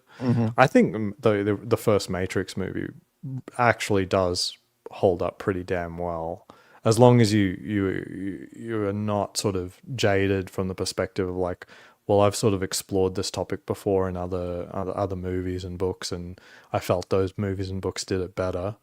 And as long as you hadn't been overexposed to Hong Kong action movies prior to The Matrix, I think it comes out pretty well. Now, I mean, do you think The Matrix is not good? Quote unquote? I didn't understand it. I didn't get it. I went I saw it 3 times with different people each time, and I didn't get it. Everybody else loved it or liked it. I'm looking at these lists, and most of these lists just to cover movies that are within 20, 30 years or even more recent.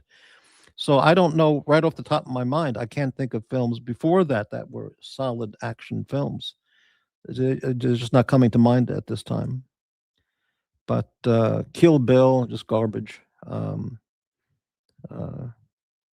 Wick, Star Wars. I never saw Avatar. What was your opinion of Avatar?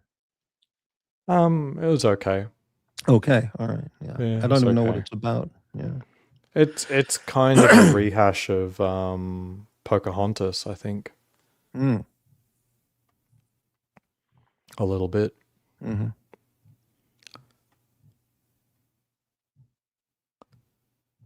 I saw a couple movies on Tubi about Megalodon, which were absolutely absurd. I don't even know why I watched them. They were My so wife, bad. my wife put one of those on. Yeah. It is absurd. Yeah. I forgot the name of the actor who was in all of those. Yeah, I mean, I don't know. I mean, what era do you think sort of went wayward? I mean, I'm not a very big fan of the 2000s, but it's not for like, oh, there's too many Quentin Tarantino movies. The reason I don't like the 2000s is I felt the writing was very pedestrian and very, how would we say, I was sick of too many action movies where the bad guy was only shot because at the end he commits an act that would require self-defense from the hero to kill them. Like, for example, the ending of Lethal Weapon. Would you agree that Lethal Weapon's a great movie? I saw the Lethal Weapon movies, and I barely remember anything about them. Okay. That's honestly what I can tell you. Those are really good movies, but Yeah. so like example in Lethal Weapon, like like the bad guy like reaches for a cop's gun, and Mel Gibson character has to turn around and shoot him dead, but you couldn't have had just the good guy shooting a bad guy dead. That's as simple as that. Like it had to be in the act of like immediate self-defense, which no one would have to argue the moral quandaries of it. Why wasn't it just acceptable for a good guy to go after a bad guy and fucking kill him. Oh, I'm And all for that's that. why I'm such Yeah. such a big fan of Antoine Fuqua's films, Mhm. especially namely The Equalizer, where it's like, you know what? It's fucking okay if the good guy is premeditated and decides to kill a bad guy. Okay. Yeah, I can go So along with that. I'd have to see the movies and to pick one by one, but I've seen clips of The Equalizer. I've never seen one of the movies, Denzel Washington's full movie on that. yeah. Have you seen Training Day? I did. I couldn't watch it. It was awful.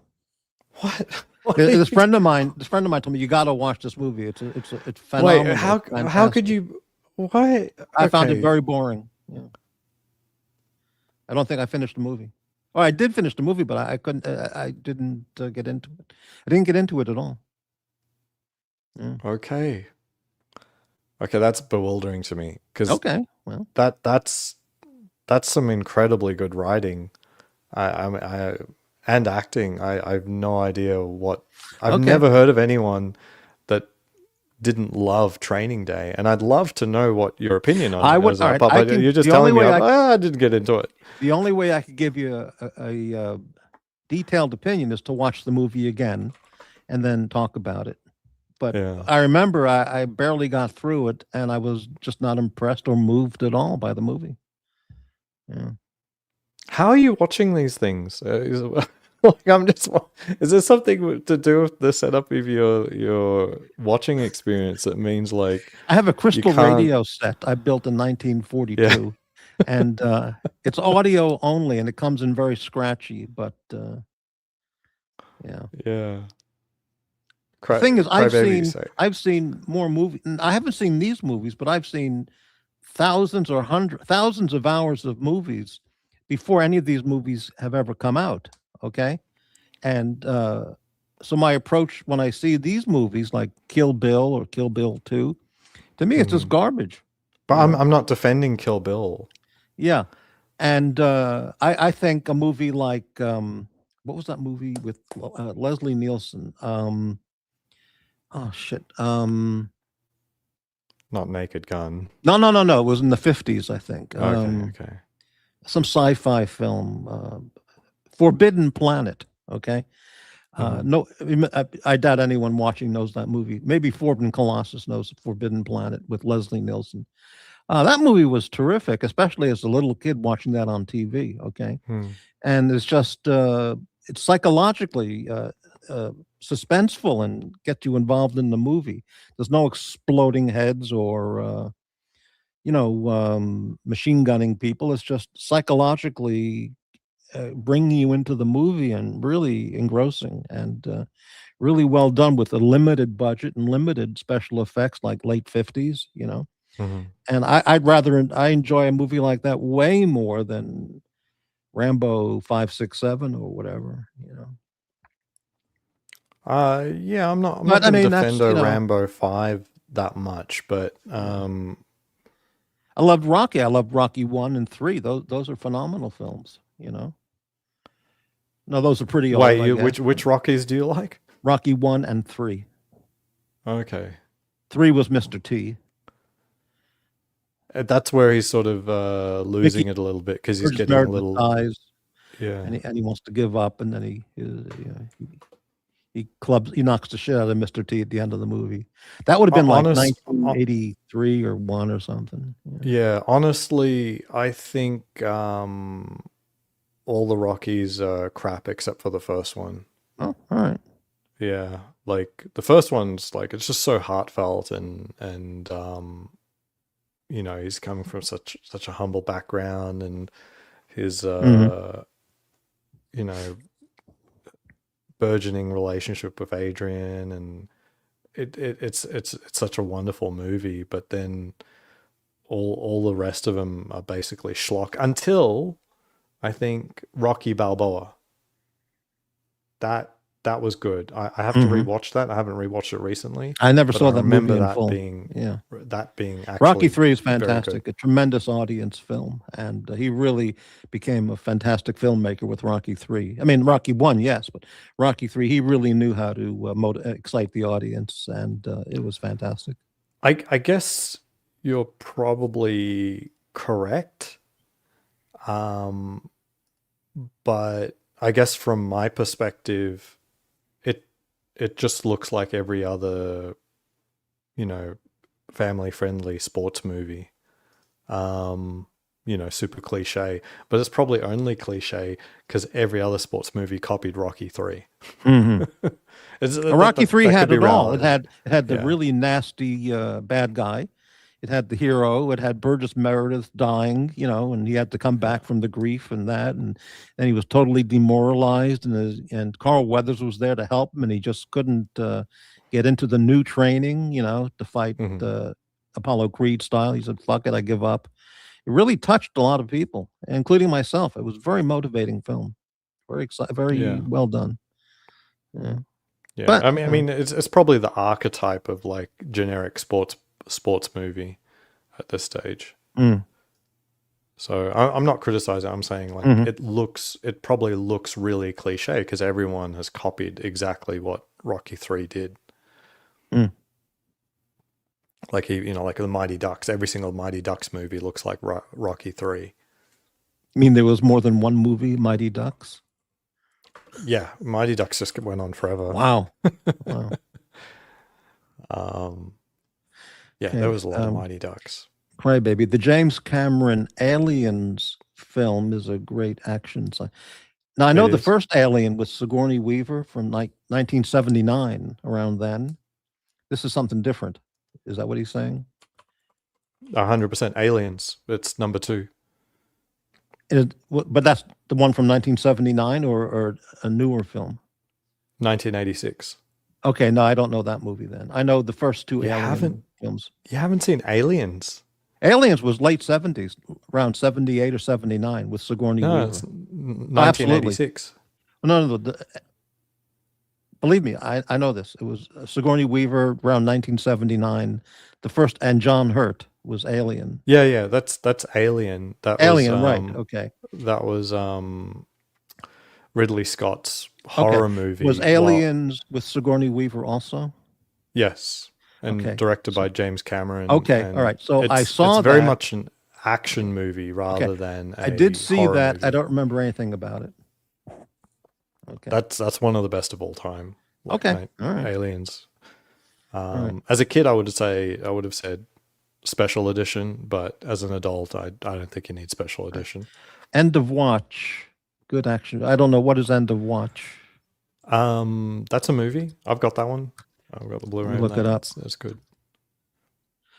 End of Watch. But I wish I could track and understand like what moves you, because what I'm hearing isn't like if it's written well, you'll like it.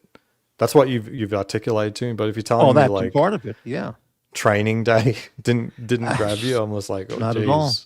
Okay, End of Watch. Shot documentary style, this film follows the daily grind of two young police officers in LA who are partners and close friends. Yeah, I don't know the movie. 2012. Where can I watch it? Disney, Cinemax, HBO, Amazon Prime. Yeah, well, I'll save it. And who knows? I mean, what's a more recent movie that?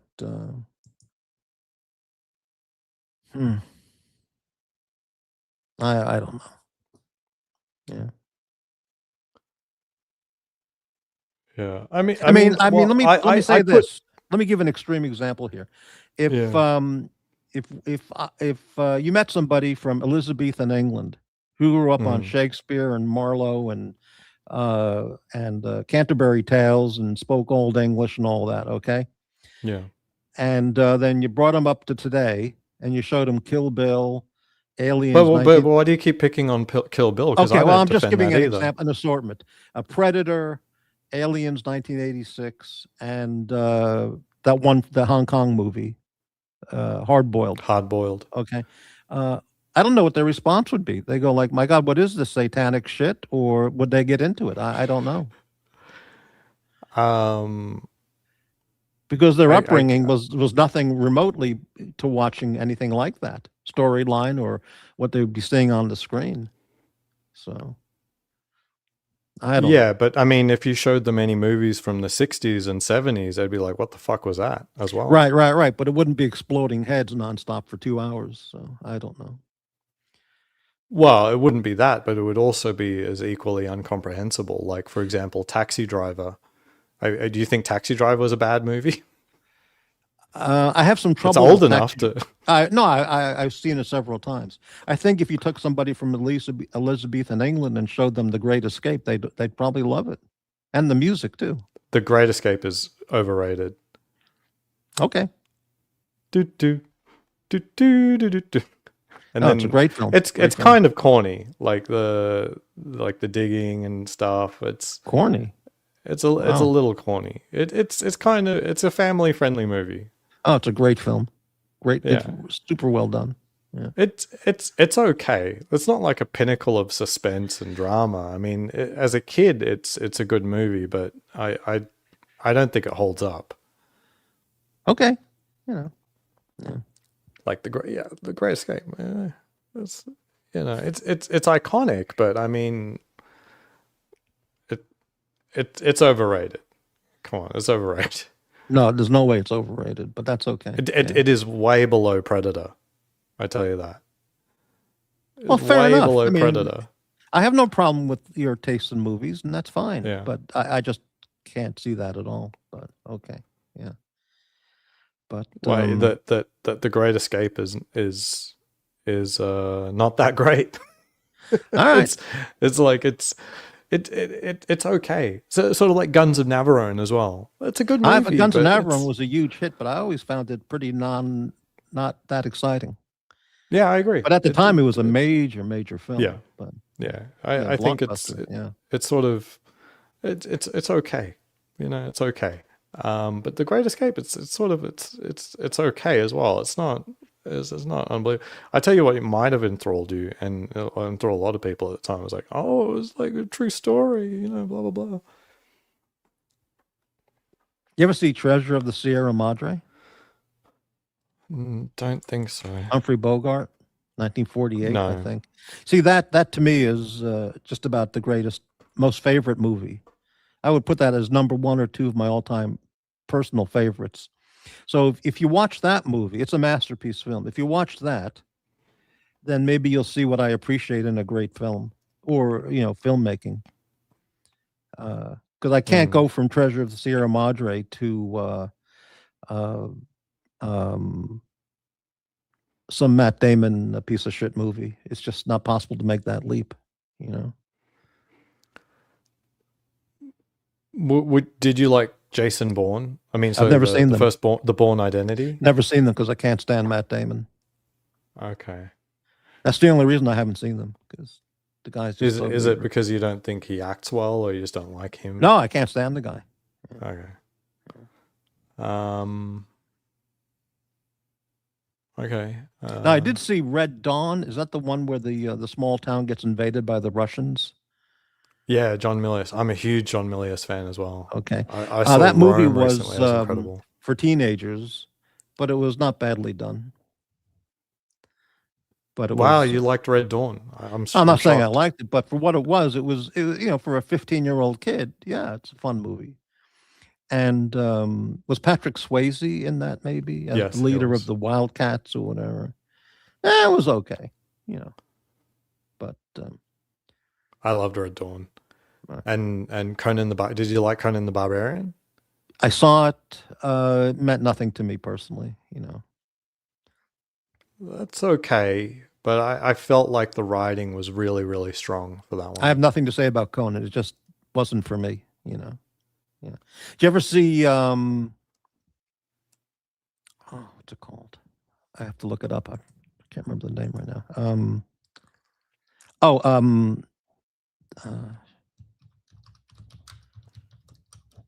Because if you like John Milius, this might be a movie. It's not his movie, but this might be something that let me look it up real fast. Really, nah, this is a movie I really liked. Everything about it, the acting, the characters, the storyline, everything about it. Let me find it. I recommend it highly. What the hell was it called? Shit. Rolling Thunder. You ever see that? No. Rolling Thunder, 1977. High recommendation. Tommy Lee Jones and William Devane. And it's a must see in my opinion. Paul Schrader was the writer. Oh, Paul Schrader. I like Schrader. Yeah. Check it out. Put it on your list, please. Rolling Thunder, 1977. Yeah. Yeah, I do like Schrader a lot. Yeah. Nick Rivers. Hey, Nick. Morty, did you like In a Lonely Place with Bogart? No, I never cared for that film. I saw it a couple of years ago again. I just I didn't find it that strong a film that I got connected with. Did That was you with like Gloria Graham, I think, as well. Did you like Manhunter or The Silence of the Lambs? Silence of the Lambs is a 10 out of 10. Okay. Okay, all right. Yeah. I found something. Oh, it's no question. Yeah. John Demme was fantastic director. And the acting was just, the whole movie was superbly done. Yeah. And Manhunter was a Michael Mann movie from the 80s. Yes. And I saw it, and I really don't remember that much about it. But I like Michael Mann a lot. He's a fantastic artist. Yeah, I do too. He's got real Heat 2 coming out soon. A real cinema artist.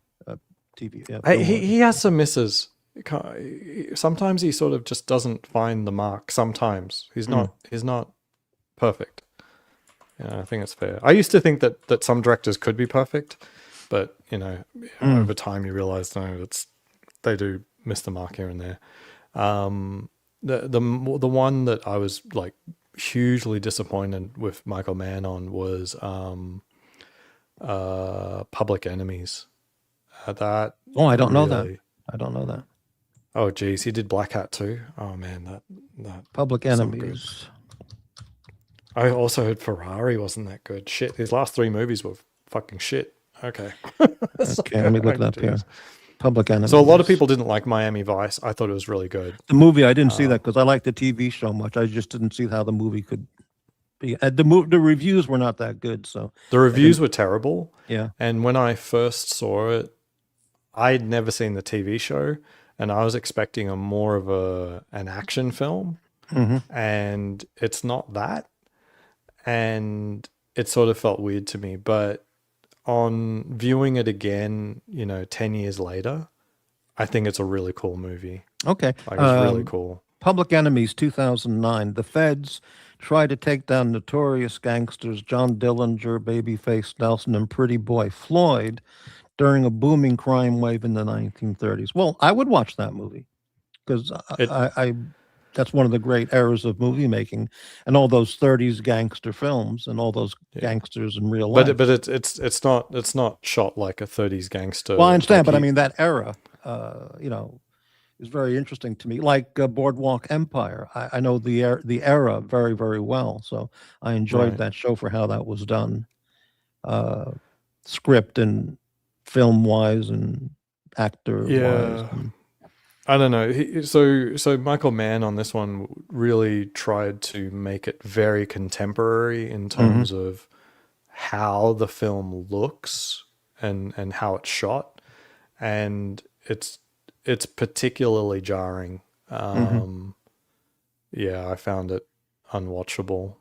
I own the Blu-ray. I really tried again. I was like, this is really hard to watch. It's very, very tough. But I think Collateral was amazing. Collateral. I'll have to look that up. He did The Aviator. Was that with Leonardo DiCaprio? No. That was Scorsese. Oh, Scorsese. Then Yeah. why is he coming up on that list here then? Under Michael Mann. He must. Oh, he was a producer on that. Okay. Oh, okay.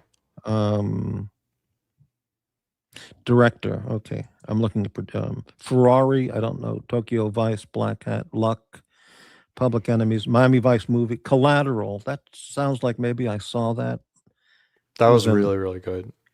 A cab driver finds himself the hostage of an engaging contract killer as he makes his rounds from hit one night in Los Angeles, starring Tom Cruise and Jamie Foxx. No, I definitely didn't see that. Yeah, that Okay. one's really, really good. Last of the Mohicans, I'd like to see. I never saw that. That I felt was a little overrated. Hmm. I watched that and it's not bad, but if there's a tier to Michael Mann movies, it's definitely in his second tier. Hmm. It's not one of his top tier All movies, right. despite having a talent like Daniel Day-Lewis, except to run with him. Yeah, But I yeah, would it like to see was that. It's like Barry Lyndon. I've seen most of Stanley Kubrick's movies, but I've just never seen that one. No particular Barry reason. Lyndon. As I've gotten older, is my favorite. Okay, I just never, for whatever reason, never got around to seeing it. So I'd like to see that as well. Well, it's very long. I think it's like Yeah, yeah. 4.5 hours or something. Wow. Yeah. Now, did you ever see the 1930s movies of all the gangster movies in the 30s? No, I have to admit, I've not seen much of anything prior to the 70s. So when you were a Um, kid, let's say you were 5 to 10, what movies do you hmm, remember from that era, from that age? 5 That to you 10. I really can don't you remember remember much of anything from anything that? 5 to 10. Right. Okay. You were just reading I technical doubt I was journals. watching movies from 5 to 10. Like You I were think just about reading my son. technical journals at the Australian libraries. Right. Okay. I was probably reading more books than I was like really getting Right. into movies. Like the biggest movie that I remember like coming out, like the big movies, RoboCop, Jurassic RoboCop was fine. Park. RoboCop was good. Yeah. Oh, you like RoboCop? Oh, Okay, it was that's well good. done. Yeah. I think it's a masterpiece. It's an Masterpiece. Well, absolute I'd have to watch it masterpiece. again to come up with another thought like that. Um, Yeah. yeah, RoboCop, Jurassic Park, Disney Uh-huh. stuff like Lion King and Hmm. Little Mermaid, um, Die Hard. I would have Hmm. seen Die Hard. Um, yeah, the first movies that I really really got into were like John Woo and Jackie Chan movies. Like that was the first time I really went to find a movie that just wasn't like mainstream. Hmm.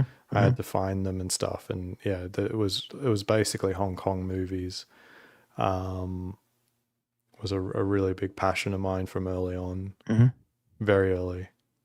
Wrestling and Hong Kong Oh, movies. wrestling, really? Uh-huh.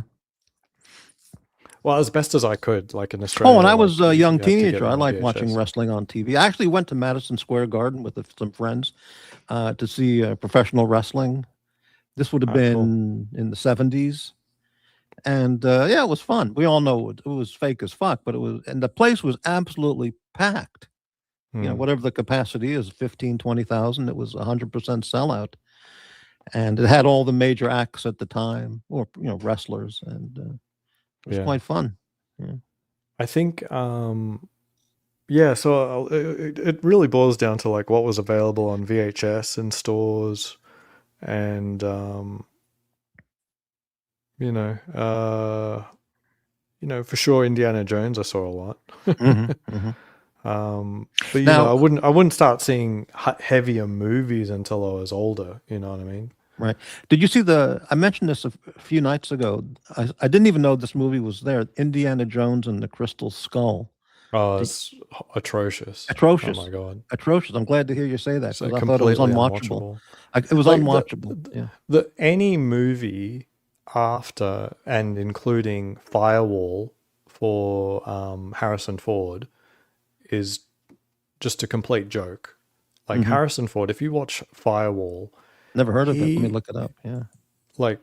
he is just completely gone, like phoning it in. There's nothing of interest or any energy from him at all. Hmm.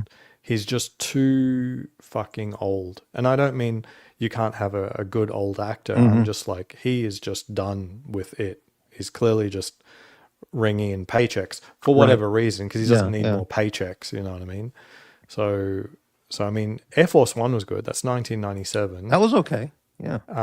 So when was Firewall was 2000. What was it? 2006? 2006. Yeah. So Never heard of it. for sure, by the time you get to Firewall, he's already completely gone. And he would make, I think, Indiana Jones another 2008. Yeah, so that was unwatchable as well. Completely Yeah, the ridiculous. Crystal Skull Indiana Jones. I think I gave it a half hour and I said, I can't watch this. It's absolutely awful. It's terrible. Yeah. It's so terrible. Terrible. Yeah. Yeah, I don't even know. Like, I wish there were more Spielberg movies. I don't know why his career has sort of tapered off so significantly. But yeah, my God, Crystal Skull, that was not worth doing. That was Holy awful. shit. It was worse than a B movie serial from the 1940s. It was absolutely awful. Yeah. Yeah. It almost seems like, so Ready Player One was incredible. So he did really well there. I don't know that. Now there's a Blade Runner 2049 with Harrison Ford. Did you see that? That's horrible. I've seen it. It's 2017. horrible. Yeah. I mean, it looks spectacular, but I mean, it's pacing and it's just shit, basically. But then again, probably Blade Runner's overrated as well. Mm-hmm. Do you like Blade Runner? I liked Rutger Hauer a lot. Yes. Okay. He was one of my favorite, favorite. not one of the greats, but one of my favorite actors. Okay, I really liked him, but I really don't remember the movie at all. It didn't. I just don't remember much about it.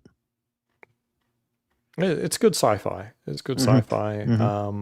Did you know that Blade Runner is basically the prequel to Total Recall? I had no idea. Yeah.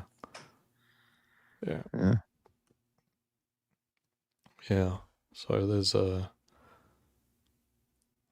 I should rewatch Blade Runner. I do have the Blu-ray. I just haven't gotten around to watching it. You have a hell of a feel collection like- of Blu-rays and Yeah, I've got and about DVDs. Yeah. If I include my DVDs, it might even be a lot more. I've got, how many do I have? Oh shit, that's a lot. Hold on, let me make sure this is sorted out correctly. I have 530 Blu-rays. Yeah. Wow. What I would pay when you're not home to break into your place and just go look at the collection and see what your tastes in Blu-ray movie purchases are would be staggering. Yeah. Well, I've got it all on a spreadsheet here, so I've got them all here. But the thing is, this isn't necessarily my taste, quote unquote. I'm not that selective. Oh geez, it won't let me paste it in. Hold on, let me fix this.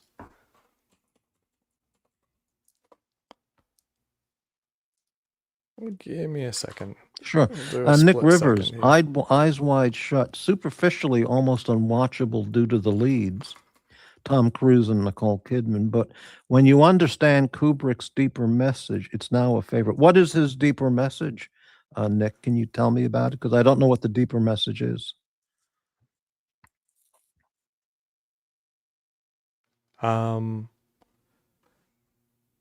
Yeah, Eyes Wide Shut. I mean, there's a lot there. There's no elevator pitch for Eyes Wide Shut. It deals with things like desire and male versus female, societies, class, angst. There's my movie collection. If you click that link there. Nothing's showing up yet. Oh, I see, in private. Okay. Yeah, private chat. I don't know if you want to bring it up, or I can bring it up. No, I'll just. Do you want me to show that publicly, or? Yeah, that's fine. It's my movie collection. It's not that. Really? All right. Well, let me see what happens here. If I can. So, I mean, a lot of what drives what I've got is I must think that the movie is watchable, quote unquote. Like, would I enjoy it? Holy And shit! Look at this and fucking list. many of these cow. things I only picked up for like $1 or $2. So it's really not a curated collection. It's just what I was able to get for $1 or $2, and I liked the movie, or at least I think I liked the movie. Some of them I would prefer not to own anymore, but you know, it is what it is. Let me save this for the next time we talk, okay? Because there's so much on here, and it's just too much. They're not like amazing movies. Like, there's a lot of Marvel stuff in there, but you know, I've got kids, and you know, I like some of the movies. Right. Your kids, are they old enough to watch, like, for an example, just as an example, Bambi or 101 Dalmatians type movies, or are they still a little too young? But my son, like, I've let him watch anything. Like, he's watched RoboCop. Ah, okay. Yeah. Like, one of his first movies that he asked to watch was Aliens. And I said, okay. That's a little, we're going to be dealing with nightmares for the next week, I think. But no, he was super psyched. He loved it. And just like everyone else, like, by the time you get to the end of Aliens, it's just like exhausting and elation, and just an amazing movie. And he was super stoked, and he went to bed fine. He slept fine. It's like he loved it. Now, would you let him see The Exorcist?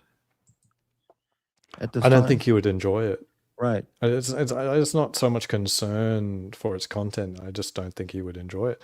I mean, unless you were religious, is The Exorcist really that scary? Oh, sure it is. Because everybody has deep thoughts about devil and God and things like that, and it goes down deep enough to really be disturbing to just about anybody or everybody. Yeah. Pazuzu. But if you're an atheist, like, do you really think there's anything there? It depends. If the person's super 100% black and white atheist, it might not have any effect at all. He or she may just find it comical, you know. Yeah, that's where I sort of settle in. It's sort of it's a little bit comical. Now, when I first saw it, I was a very devout Catholic, so anything related to that's, you know, pretty intriguing to me. The same way that, like, the Da Vinci Code is very interesting, you know. But you know, if you don't have that background, I can't imagine really being that enthralled by the Da Vinci Code. Or was that the movie with Tom Hanks? Yes. That movie sucked. It was terribly. I thought the Da Vinci Code was okay. Oh, it was terribly the done. The second one was kind of sucky. Second one, I don't know. Yeah, it's just awful. It's so stupid. Yeah. Terribly done film. It is a little stupid. I'll grant you that. Like, if you don't make it past, like, the symbology stuff, and if you think that part's stupid, then it's stupid. You know, you know what I mean? Like, if you find that interesting, it's interesting. But if you're finding it, I found the storyline. I'm not going to disagree. Like, I mean, agree. as a story, it's an interesting idea for a story. You know, it's pretty intriguing. Yeah. But the movie was a failure, in my opinion. As a film, it just didn't work at all. Yeah. Hello, McLobster, new member. Thank you so much. Thank you for the support, new member, McLobster. Fantastic. Yeah. And that's not even because I can't stand Tom Hanks, but the movie, I like Ron Howard a lot, but the movie just badly done. Mm-hmm. Yeah. Yeah, Nick Rivers. Have you ever seen a horror film that scared you shitless? In general, horror movies have never really done anything for me. I'm more inclined to laugh than to be scared, and that's a common thing. I'm not saying I'm special. There's usually a line between horror and comedy, and I usually find myself on the comedy side of things. But it actually scared me, like that Stephen King thing. Yes, the clown, the clown movie about the clown. The latest version of it, yeah, that really scared me. and it intrigued me, and it I spent a lot of time. I didn't read the book, but I spent a lot of time reading about the book, and yeah, I felt it was amazing, absolutely amazing. Okay, Very I'd like to scary and very recommend this amazing. movie. I didn't see that because I think Stephen King's a certified lunatic. Okay, and his quantity of work is he just puts out his output is just extraordinarily huge. Yeah, unstoppable. And a lot of it is just trite. I'd like you to watch this movie with your wife if she's into it. This is the scariest movie I've ever seen. They did a remake with Liam Neeson and some other nobodies. Maybe I don't remember who was in it, but this is the original one. The most frightening film I've ever seen. Even today, I won't watch it again. Totally psychological. I don't think it's gonna. I'm just not really into horror movies. Okay, well then I don't think it's worth trying to get me into this stuff. All right, there you go. It's not, well, I mean, it's unlikely to work. Incredibly done, well done film, just superbly done. But listen, you grew up playing Farmland, or what do you call it? Warcraft, or what's that game? That computer game where you build a farm and stuff. There's cows and chickens and acreage and lawnmowers and silos. I think that's Animal Crossing. I'm not sure. I don't know. I didn't play that one, but okay, yeah. but yeah, I don't know. Yeah, Animal Crossing. Yeah, whatever. Yeah, well, forget it then. But yeah, I mean, it's just not as like if you go through my entire movie list, it's like 550 plus movies, right? And there's like 2 horror movies in all of that collection, right? Well, this is not a horror movie with like the Poltergeist. It's totally different. It's a total mind fuck movie. It just totally fucked me up for my life. Yeah, in a different way than The Exorcist, for example. But now The Exorcist 2 is one of the worst bombs of all time. Starred Richard Burton. You know how many Exorcist sequels there've been? They're still making them. Oh, really? Now, Exorcist 3 with George C. Scott really fucked with my head. I found that very, really screwed me up. I don't know about any movies after Exorcist 3, but yeah. Yeah, there's been like an unlimited number of Exorcist movies. Wow. Unlimited. They don't call them Exorcist anymore, or some of them are. Sometimes they do, but yeah, it's a huge series at this point. McLobster, I'll tell you a good horror light film. Something Wicked This Way Comes. That title is very familiar, but I don't know. Let me look it up.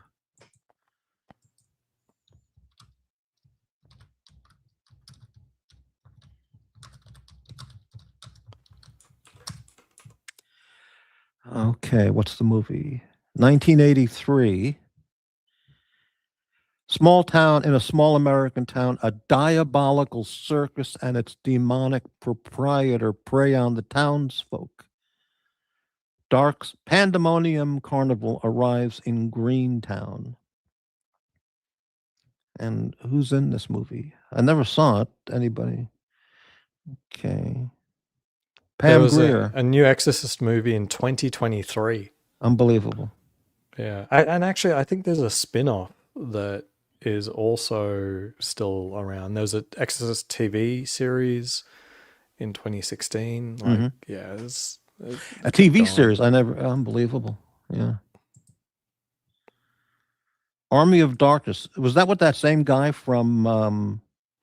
yeah, that's also the same Bruce thing. Campbell? Was he in that? Yeah. I might be familiar with that. Is Army of Darkness meant to be a horror? Because honestly, it's very funny. Well, I don't think I saw it. Maybe I did. Let me look it up. Okay, Army of Darkness. 1992. When Ash Williams is accidentally transported to 1300 AD, he must retrieve the Necronomicon and battle an army of the dead in order to return home. Nope, never saw it. and Bruce Campbell, right? Amusing and terrifying blood feast, and a grand finale to the Evil Dead trilogy. Wow. Amazing. Yeah, that's good to know. Maybe I'll check that out. Right. I don't think you'd like it. I don't think so either. There's too many other movies There's- to see before that. No, but I mean, just like Army of Darkness is a. Well, I saw the Evil Dead thing, and I thought that, whatever. Yeah. The scariest video I've ever seen was Doc's front door cam. Holy shit! Right, with the lopper, that was pretty frightening when he showed that picture. Oh, did you like There Will Be Blood? Oh, Daniel boy. Day-Lewis. Paul Thomas Anderson. I saw the movie, and when it was all over, maybe 2 years ago, and Yeah. if I recall, my thought when it was all over was, gee, that was a lot all about nothing. What did I miss? I didn't get the ending, and it didn't emotionally suck me into the film. It didn't grab me. And How about No Country for Old Men? oh, I couldn't stand that movie, but I thought when I watched it, that was Tommy Lee Jones' best performance in his career. Really? Yeah, but the movie itself, I didn't 'cause like. And he's- the guy who plays the guy with the staple gun or whatever the fuck that thing Yeah. was, So what? I didn't get the character. Why is he carrying that thing around, blowing holes and everything? I mean, I didn't see the point of it. I didn't get it. I liked Josh it is- Brolin. yeah. The scene where he walks in and he buys cowboy boots, and he was in that film. He was very good in that, and Tommy Lee Jones was superb in that film. But I just didn't connect with the movie at all. Mm-hmm. Supporting actors were good, like the lady at the hotel, and the Coen brothers are terrific, but I just didn't get it. Yeah. Huh. Yeah. Now, Fargo I've seen several times. I really think Fargo's a fantastic film. L.A. Confidential. Fargo's good, yeah. Yeah, L.A. Confidential, I would say, is a 10 out of 10. Everything was just done exactly right. It was fantastic. Yeah. Yeah, I do like Fargo. Yeah. Oh, okay. These movies. I'm bewildered. Like you talk about, like, oh, it has to be written well, and then I'm like, well, that's one component, but I've seen thousands of hours of films from 1900, 10, 20, 30s, 40s, 50s, 60s. Okay. mhm. So, and 70s. So when you get to the movies of the 80s to the present time, my mind just subconsciously, or just immediately compares what I've seen in the past that I really think is just great films to something I see now, which is just means nothing to me because I've seen what the great films are, or a But- different but style of film, I've- or a different style of filmmaking that for 100 years they made movies that didn't have Sharon Stone spreading her legs and people fucking in the shower and heads exploding, and they were great films. All of a So sudden, you don't like Basic Instinct? which one was that? Was that the one with that's the one where Sharon she's got Stone? the pussy shot, but you actually don't like that movie. Forgettable film. Yeah. Though I would have to. Wow. I get that confused with the other one with Glenn Close, where she goes crazy. Dangerous Minds. But No. the one of Michael Douglas and Glenn. Dangerous Liaisons, I think. No. Michael Douglas has an affair with Glenn Close, but he's married to Amy Archer, and she turns out to be an absolute nutcase and wants to kill him at Yes. the end with a knife. It was like a sexual. Yeah, that was a terrific film. I can't remember the title. Fatal Attraction. That's it. Fatal Attraction. Yes. Yeah, right. So that's a terrific film, but But from 1900 to 1970, you know, they didn't have exploding heads and car chases and kung fu, people flying through the air and mass killings and, you know, chopping off heads and fuck, fuck, fuck, fuck, fuck, and every other word Sure, in the but movie. okay, Yeah. back up to like Basic Instinct. You don't think Basic I Instinct was honestly don't remember it that much. I'd have to watch it good? again. Okay. When did that come out? In the 80s? Maybe? No, I think that's like 90s? Yeah, I don't remember the 94, film. 92. All I remember is Michael Douglas is a cop and Mhm. he goes and picks up Sharon Stone, brings her for an interrogation. Yeah. The guy who played Newman was there Yep. in the movie. And I don't remember anything after that. I just don't remember. Romancing the Stone was good. I liked that movie. That was a very, very well done film. Romancing the Stone is a fun adventure movie. Very well but done. Yeah. how do you rate that as well done and Basic Instinct? My honest forgettable? answer is This I would just have to watch it wild. again because I just don't remember it. Yeah. You know, it's like Yeah. Sharon Stone and Stallone in The Specialist. Okay. Yeah, I can't talk can't. about it. I don't I don't remember think it. I've even watched that. Yeah, I don't remember it, you know. So I can't really, I have to reserve comment on Yeah. on, what was that? The Sharon Stone thing, because I just don't remember it. Yeah. Did you like Gladiator? Well, I like Spartacus with Kirk Douglas a hell of a lot better than Gladiator. Okay. Gladiator was not really fine, a but- comparable movie. Well, no, well, it's the same story, basically, yeah, kind of. But what do you call it? I mean, same genre. But Oliver Reed was very, very good. But the movie itself, I've seen better Gladiator films that I like more. So it was fine. I don't have any negative comment about it, Mhm. but it didn't blow me away. Yeah. Hmm. Jack Palance was in a Gladiator film.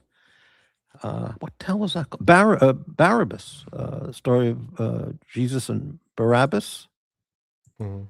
And he played an absolutely psychotic, maniacal gladiator games fanatic. And that was 1961. Was that Jack Palance? Let me see. Oh, Mac Lobster comes in with of all the Crow films, Master and Commander is at the top. Yeah, I'd like to see that. I agree. haven't seen that movie. Master and Commander is one of my favorites. It has an unbelievable soundtrack if you get the Blu-ray. They recently re-released it on 4K, and for some reason they destroyed the soundtrack. So do not get the 4K version if you... Master and Commander is one of the best. No, I like Russell far. Crowe just fine, and I would like to see that movie. Yeah. Yeah, Master and Commander. Yeah, it's great. I recently found out that that's based on a series of books by a British author. Yeah. And I will pick up those books because I met wanted somebody- more out of that. a fan of that series, which I didn't even know about. Yeah. So, now I like Mel Gibson a hell of a lot in Bounty with Anthony Hopkins. I thought that was superbly done film. Really good. Did you like Braveheart? Yes. That was the Passion one of about the William Christ? Wallace. Yeah, William Wallace. Yeah. Yeah, it's fine. I like Patrick McGowan a lot. He's one of my favorite actors, and he did a very good job. And yeah, the movie was good.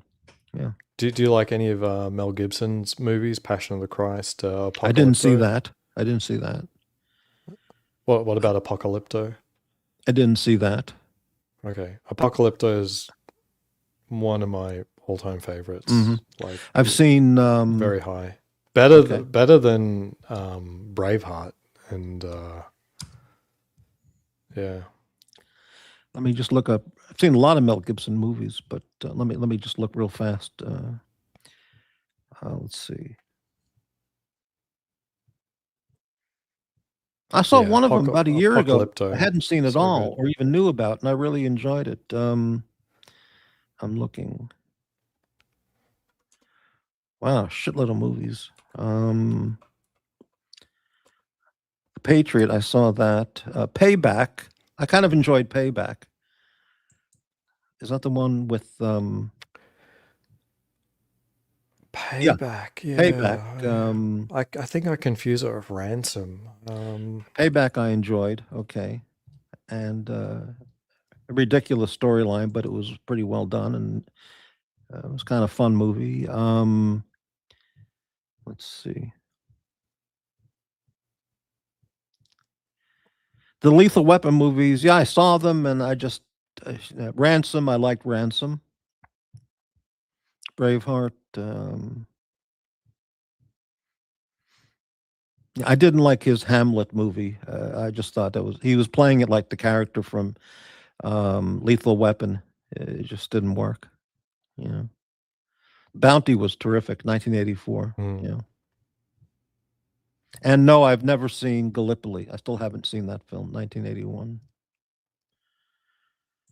So anyway, and I've only seen clips of Mad Max. Never saw the whole movie. Apocalypto was amazing. Came out right when Gibson got canceled, or what is what? Really? I'll look it up. Yeah. Apocalypto is really. Is that it's about an the amazing Aztecs movie. or something? Or? Yeah. Yeah, it was amazing. Mm-hmm. Ozzy, C.S. Forrester's Napoleonic Wars book series about a British naval officer named Horatio Hornblower are quite good too. Interesting. Now, I know a write Gregory it Peck down. movie called Horatio Hornblower from the 50s, which was just so-so. Soap opera styled film, but it was all right. Hmm. But I know the character what you're talking about, Crybaby. Yeah. See, what I have trouble grasping is I've seen a lot of movies too. Mhm. So I don't think I'm excluding a lot of movies by having not seen Mhm. stuff predominantly 60s and 50s and 40s. That is 3 decades, but I mean the total breadth of what I'm familiar with is 60s, 70s, 80s, 90s, 2000s, 2010s. Mhm. It's like 5 decades. And I still have things that I look forward to, but it seems like for the past 30, 40 years, potentially, you've been pretty jaded about anything that's come out. And That might be true. I That might be solidly true. don't believe that Yeah. those 40, 50s, 60s, that they'd really nailed filmmaking by that Oh point. no, there was a lot I of think the junk. There were a lot of 70s, bad they films in that era. really, Yeah. No, they there were a really lot of come. no, there were a lot of routine or poorly done films Yeah. in the first 50, 60 years of Hollywood. Sure. But most of the stuff, 70s, and except for the original, something original, a lot of it is just reiterative of stuff that's been done once, twice, 3 times, 4 times already, and It can that can be the case, and I do have trouble when I see a movie that has been done before, and I feel like the original is better, but I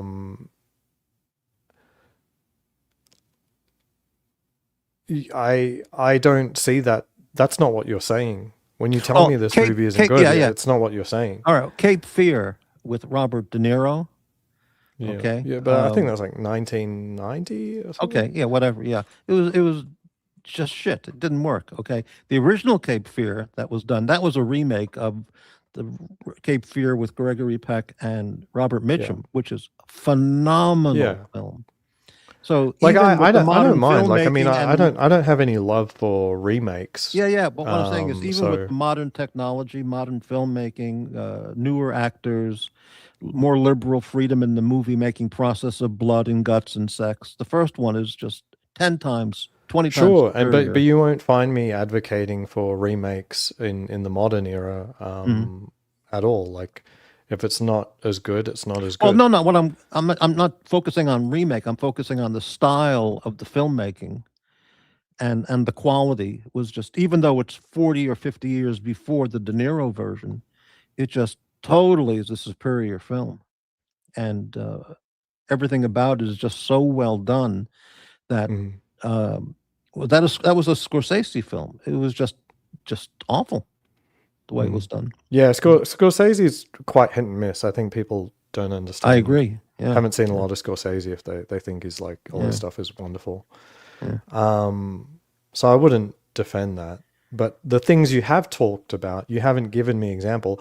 I didn't like X because Y did the same thing but much better. Okay. Like that.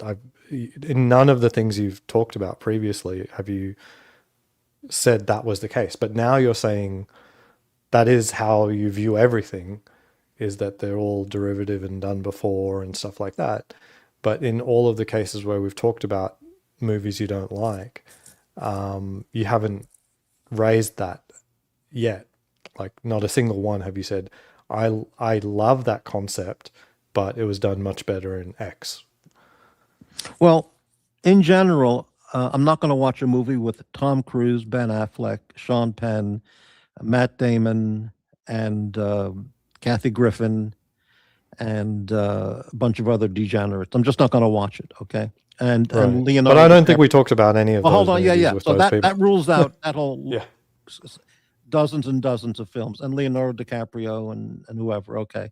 I'm not going to. I just don't have an interest in shoot 'em up, kill everybody movies with no point other than just blowing up heads and bodies and if it's a so those are out.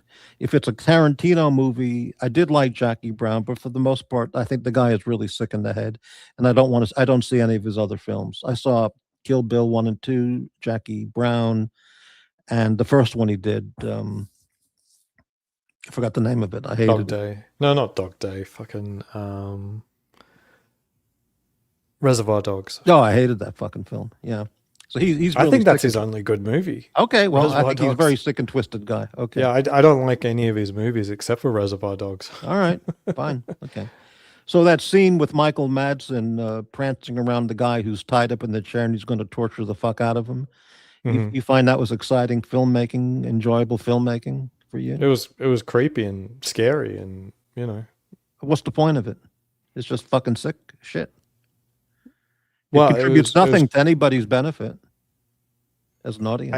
I mean, you can't hold all art to it's nothing for anybody's benefit, but That's the purpose of it. So your reaction was it's creepy and sick.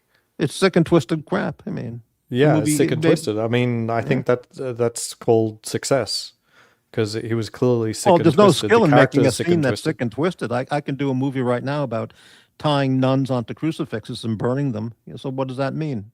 It's sick and twisted, and it didn't take me any talent to make that movie, about that. So, it doesn't mean anything. It's just garbage, But I have different opinions on stuff, Well, I mean, I would say that was successful because while you may make a movie about some nuns being burned, whether or not you achieve the audience feeling, say, disgust or hatred or some sort of feeling or invigorated or scared or fear or something like that. In a movie where he wants to portray someone being sick and twisted and this sort of sick to your stomach sort of feeling, that is precisely what you felt. That's what you were that's telling part of me. the issue. And Why I agree why make a that movie that about was the someone goal. who's sick and twisted and make the audience cringe and feel sick and twisted and repelled and disgusted? How does that? I don't see the point of making a movie to affect the audience in that sense. I mean, what value is that to the audience? And what it doesn't? Why not try and uplift the audience or do something exciting to really excite them or fulfill something in their soul or spirit that they just witnessed for 2 hours in the movie theater? Why just show some perverts on the screen? Do you think all great literature is just about no, not at uplifting all. and No, of all course that? not. It's not course like not. like I'm reading Crime and Punishment right now. Do you Right. think I'm getting like really uplifting moments of, But why can't it excite me and make me, feel good? Yeah, And, okay. Well, like Okay, but it's not. You would hate Crime and Punishment. No, I'm you know, familiar with it. by that No, definition. no, it's not true. I'm very familiar with it, but that's different. There's depth of artistry in that, not like in Oliver Stone's what was that movie he made about the killers? Well, he didn't. I forgot the movie, or Yeah, Kill Bill 1 that and was 2, Natural Born or Killers, or NBK. Yeah. that other movie Tarantino was in. Wait, with George Clooney. You I mean, criticizing just garbage. no, but you criticizing Natural Born Killers is Natural like, Born Killers, right? Yeah. is incredibly ironic. Because it's basically a parody of modern news and entertainment where it just feeds on blood and guts and blah blah blah blah blah. I think you'll find that the mind of the movie is very much what you're talking about, where you wish that things weren't, just blood and guts and pointless stuff and fetishizing, violence and celebrating killers and stuff like that. Is that fair to say? No. You can make movies about deranged, sick and twisted killers, but the movie, the Natural Born Killers isn't about sick, twisted killers. The movie is about the media's fascination and over popularization of violence and killing and murder and it's almost exactly what you're railing against is what Natural Born Killers is about. I just think it's a product of his coke deranged thinking at the time. So anyway, no, I like Wall Street. I like Wall Street a lot, and that's the same director. Yeah, I liked Wall Street. No, but I mean, I think you're misunderstanding Natural Born Killers. Maybe so. This is ultimately it. Like, because Natural Born Killers is a critique of the society that fetishizes actual violence and gore. Well, now, I'm sure you've seen 8mm with Nicolas Cage. Yeah. Okay. Yeah. Now, talk about sick underbelly of American society. Okay, that goes as low as you can possibly get. Okay. And I found that movie disgusting, but extremely watchable and excellent. I was really impressed with the actor who played the guy at the bookstore. Yeah. I forgot his name. You would know his name. I don't remember his name. I'm planning on rewatching it soon. Yeah. So I'm trying. I didn't know who he remember. was, but I thought, well, this guy's really. I think it's James good. Gandolfini, but anyway. Well, Gandolfini, yeah, but the guy at the bookstore, the weird guy at the bookstore who joins up with Nicolas Cage. Yeah, I know. I forgot the name. Yeah. Really, I'm trying really, not to remember it too much. Yeah, because really I'm good. planning on So I watching like it that soon. movie a lot, even though the topic itself was just beyond comprehension how bad people can be. But it was done. It was well done and very, very tightly paced, and I really liked it. But it's not a movie I could see someone not liking NBK from an execution perspective, but from what the movie is quote unquote about, it's precisely railing against the things that you're railing against. Like if I heard you correctly, Natural Born Killers is a movie that is criticizing that more than any other media or movie I've seen. Natural Born Killers criticizes what you're criticizing. Well, I also don't like Woody Harrelson, so that's a negative. But all right, two victims of traumatized childhoods become lovers, and psychopathic serial murderers irresponsibly glorified by the mass media. Just based on that, why do I want to see the movie?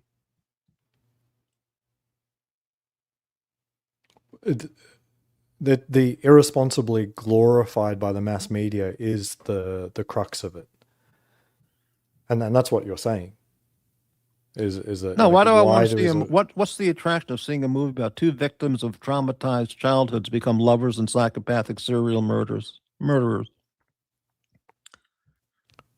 There's enough of that in real life. Why do I want to watch? Those are the subjects, but what the movie is about is society and its attraction to killers. Like they're basically treated like pop stars. You know, everyone knows Manson and Dharma. You know what I mean? Like and so it's not just the real killers are made celebrities, but it's also the media and the news are sort of fueling that, and it's quite a commercial arrangement, really. So that's why you'd want to watch it, because no one else cares about the subject except this movie, as best as I can tell. Well, I mean, I can't think of another movie that looks at, you know, the sort of fetishization of violence than yeah, I'm this. not saying I only want to see movies about cats, puppies, and flower gardens. I'm not saying that at all. Yeah. But there's so many ways to make movies about so many hundreds of topics without resorting back to killing, blowing up heads, you know, Sharon Stone showing her twat, and, you know, kung fu shit, and just degenerate crap. I mean, there's more to it than just showing that as movies. And that's probably half of the movie output of the last 40 years is what I just described. I'm kind of serious on that.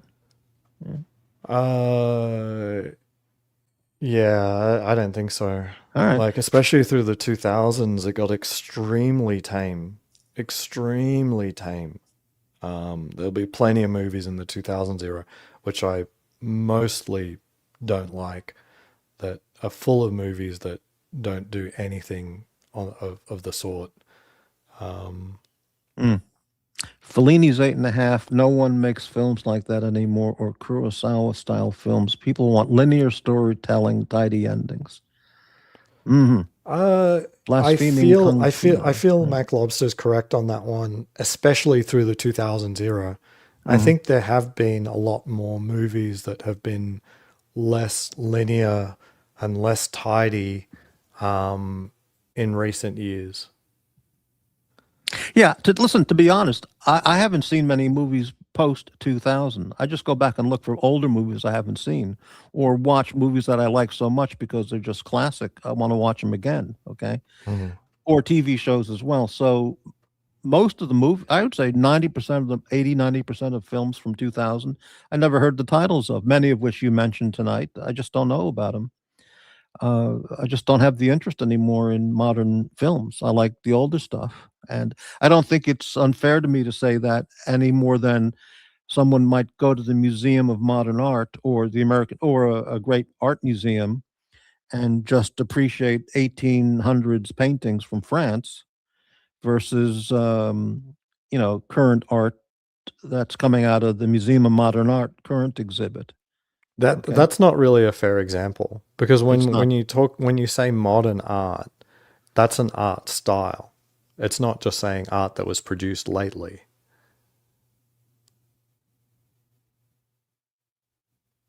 Do you get what I'm saying? All right. Let me put it this way. Let me it's give not a different contemporary example. art. Let me like do this. Okay. Modern art. Somebody might have an interest in Renaissance art primarily, and they want to see, and that's all they're interested in is Renaissance art, and they just don't want to see modern art from the 1930s or Andy Warhol. They just don't have any interest in it. Yeah, I can see that. Yeah, well, that's And kind I'll of agree with that. sometimes how I look at it. But I wouldn't describe say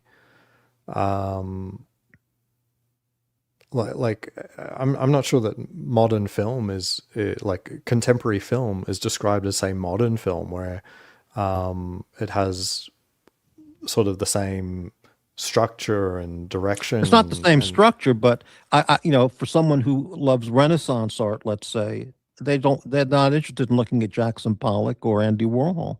They just have limited taste. Their tastes have been defined over years of a lifetime, and when they look at a soup can, they go, "What the fuck is this shit?" They're just not interested. Okay. Yeah, but that's a different art style. But I'm not.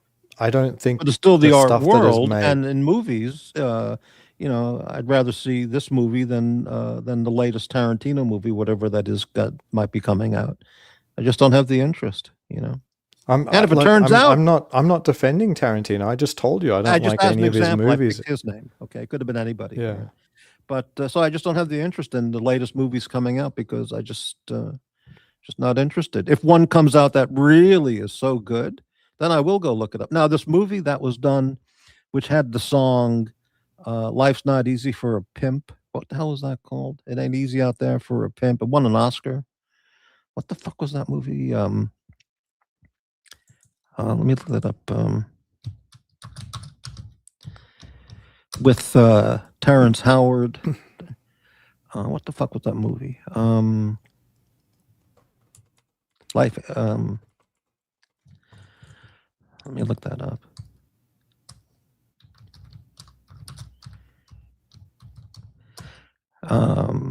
Yeah, here's the guy. Let me see what was this called. So I watched this movie, and it was highly acclaimed. Hustle and Flow, 2005. Okay, and it's like, what is this shit? You know, I just and he got an Academy Award for that, I think, or something. It just doesn't interest me. You know. I would not be looking at Academy Awards for finding what movies. Oh, I'm are just good. saying that's how popular it was. You know. as a I've never box heard of this movie. Oh, it was a big film, and the big song from the movie was "It Ain't Easy Out There for a Pimp" or something like that. It's just like, what is this shit? So it's just whatever. I've never. This director's gone on to do amazing things, such as Katy Perry's "Part of Me." I've got no idea.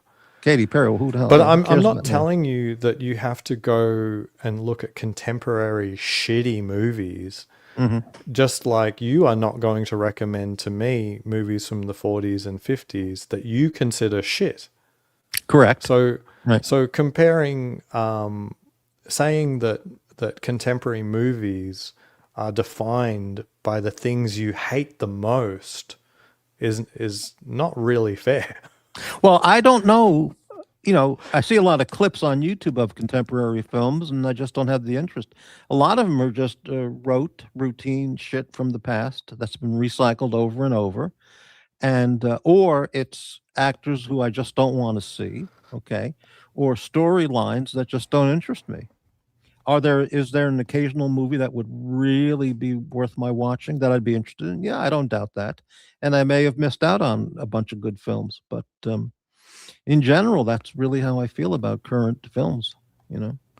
I think it's true of all films in general. I think most of them are not fantastic, Oh, that's but I true. don't define an era that all of a sudden it just went off to shit. For sure, there's a lot of stuff out there that they're trying to push that isn't great. They're just products, quote unquote. But I mean, like, yeah, it strikes me as like I don't know what to say. Yeah. Well, okay, I got you speechless. Okay. What about? Yeah, I'm bewildered. I cannot find what because again, you talk about I don't like the new stuff Mhm.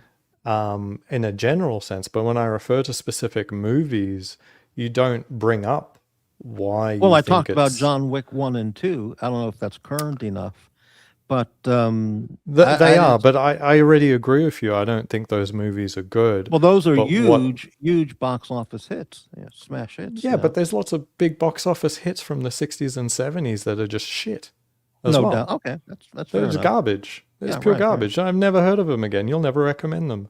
That's true. So I mean that's not really fair. That's like saying let's go through the top 10 hits of every year.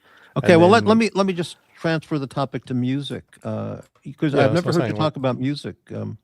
What bands are you most interested in as a music listener? What groups or musicians? See how we line up on depends that. for what purpose, but you Well, know, I you love just like I listening love to. Yeah. I love Ozzy Osbourne. Okay. Yeah, I'll leave it at that. It's That's like, it. Okay. So, all I'll right. give you Ozzy Osbourne. That's cool. All right. Yeah. Yeah. I mean, for sure, if you want to see my actual playlist, what I've listened to a lot last year, I listened to a lot of U2 last year, mostly out of sort of punishment for myself. You But- too. Okay. Punishment is right. I can't listen to the YouTube. Yeah, well, I've never liked the music, and they're so acclaimed, and so many people love them so much. I really wanted to try and understand why they like U2. So yeah, there's a few songs that I'll have to admit that I actually like. But for the most part, Pasta, no, I haven't seen that yet, but I have it on my saved list. I found it on Tubi or Pluto or somewhere like that. Mammoth's Red Belt, 2008. Never heard of that. Okay. yeah. So what I will say about U2 is that I was 10 years old. No, not even. I was like 7 years old by 1990. But U2's music in the 90s just sucks. Like even like just me listening today, it sucks. But their stuff from the 80s was much better. And I enjoyed that a lot more.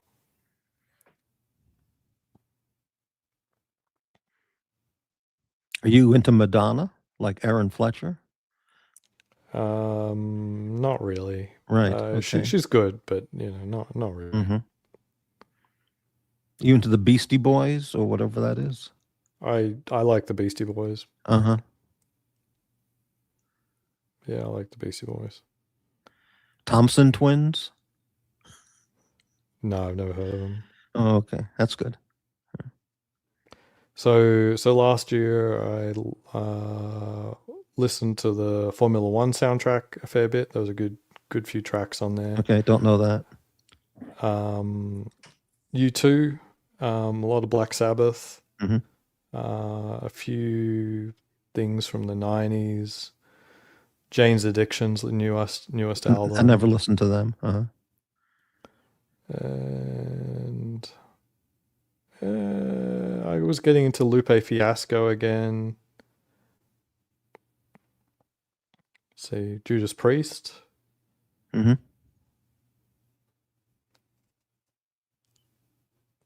Some maybe music, my Dead point, Mouse maybe my mainly. feelings can be just summed up as I prefer the older stuff. And just that's it.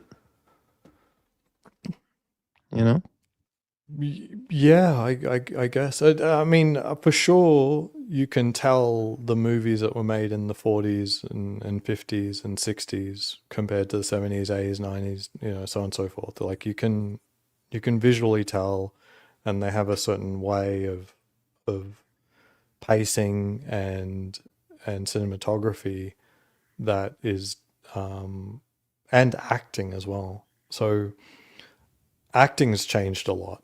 So these days, so back then it was a lot more performative. It was more suitable for the stage. You know what I mean? These days it would be called overacting, because these days the performance are a lot more subtle, subdued. Well, a lot of it today would be underacting. Most notably, Tom Cruise in Valkyrie. In the beginning of the film, he's in I didn't like that movie. So, it was awful. You're not gonna. It was preposterously awful. And in the beginning, really bad. he underacts to the point of why is he even on the screen?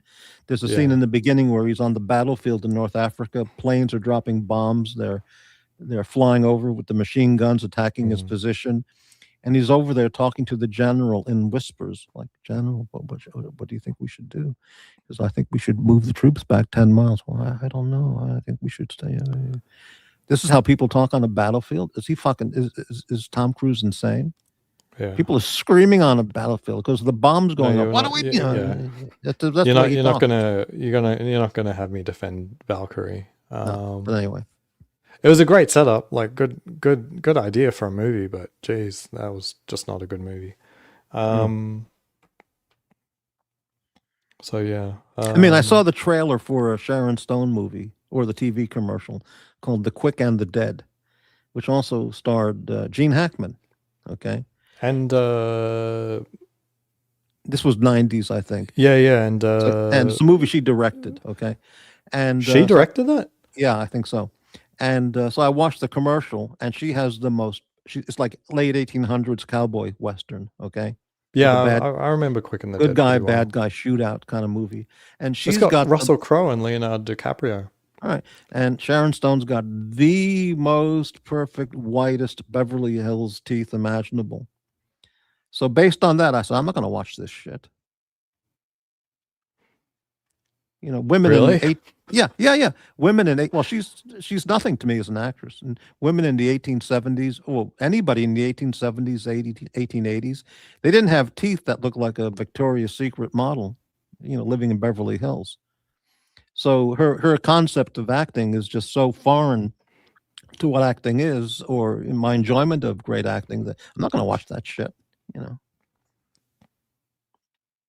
I mean, she doesn't. You know, Okay. Yeah, I'm just. Yeah, I mean, it is totally I'm a little logical. speechless. Like, It's, you know, again.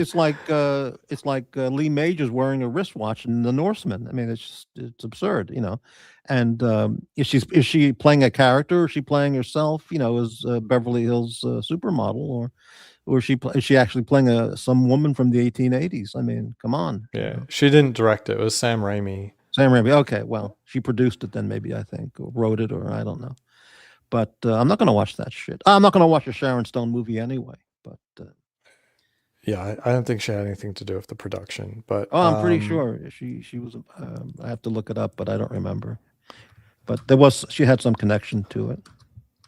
but yeah, like I like Sam Raimi's films. Now he doesn't do serious films. Like he's responsible for Army of the Dead and Spider-Man and stuff like that. And I think in that sort of, like, people are known to sort of like, they like Sam Raimi films. You know, they kind of get it. Sam Raimi films are almost an entire genre onto itself. Yeah, so I don't, if you don't like Sam Raimi films, well, get in the boat of the 60% of people. I think most people aren't really into Sam Raimi films. And then there's some films where he turns it up, some films where he turns it down. Yeah, it's not a cut and dry thing where like Sam Raimi is a master filmmaker that everyone loves. So I wouldn't get you to I've seen one or two of his movies. Well, you haven't I'm even seen the sure. movie, so what can I say? Like, Yeah, so yeah. You haven't even seen the movie. I that's the first I've ever heard of anyone, like, you don't think it's possible that she could have white teeth No, in impossible. that era? No, impossible. Just not Okay. possible. No. So, It'd be okay. like Captain Ahab in Moby Dick. And when he comes on the ship, the crew goes, "Where were you, Captain?" He goes, "Oh, I was over at the plastic surgeon getting a nose job." I mean, it just doesn't make any sense. You know. I'm looking at The Quick and the Dead, and I don't see. Maybe I'm thinking of a different film because Well, you didn't even watch the film, so I mean, we don't even. no, but it doesn't even show Sharon Stone in the credits here. It's Sam Elliott, Kate Capshaw, and Quick and the done- Dead, she's in. she's not listed. She's just not part of the production. She's cast. Well, I thought that movie was a pet project of hers that she maybe not officially credited, but she had a lot to do with that movie. But I didn't even see her on the credits here. I highly doubt that. Sam Raimi is a big actor. I mean, sorry, a big director. Okay, he didn't. This Stone is a different director, so maybe there's a different movie with the same title. That must be what it is. So let me go back and look here. Quick and the Dead, Sharon Stone.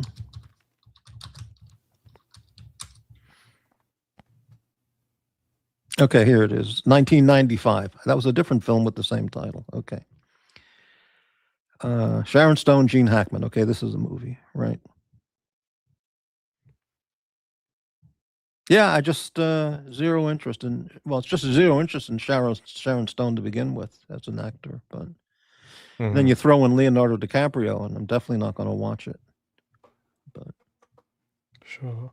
Is there a reason you hate these people? I don't hate them. I don't know them. I don't see them every You don't day want to in watch the a office. movie, yeah.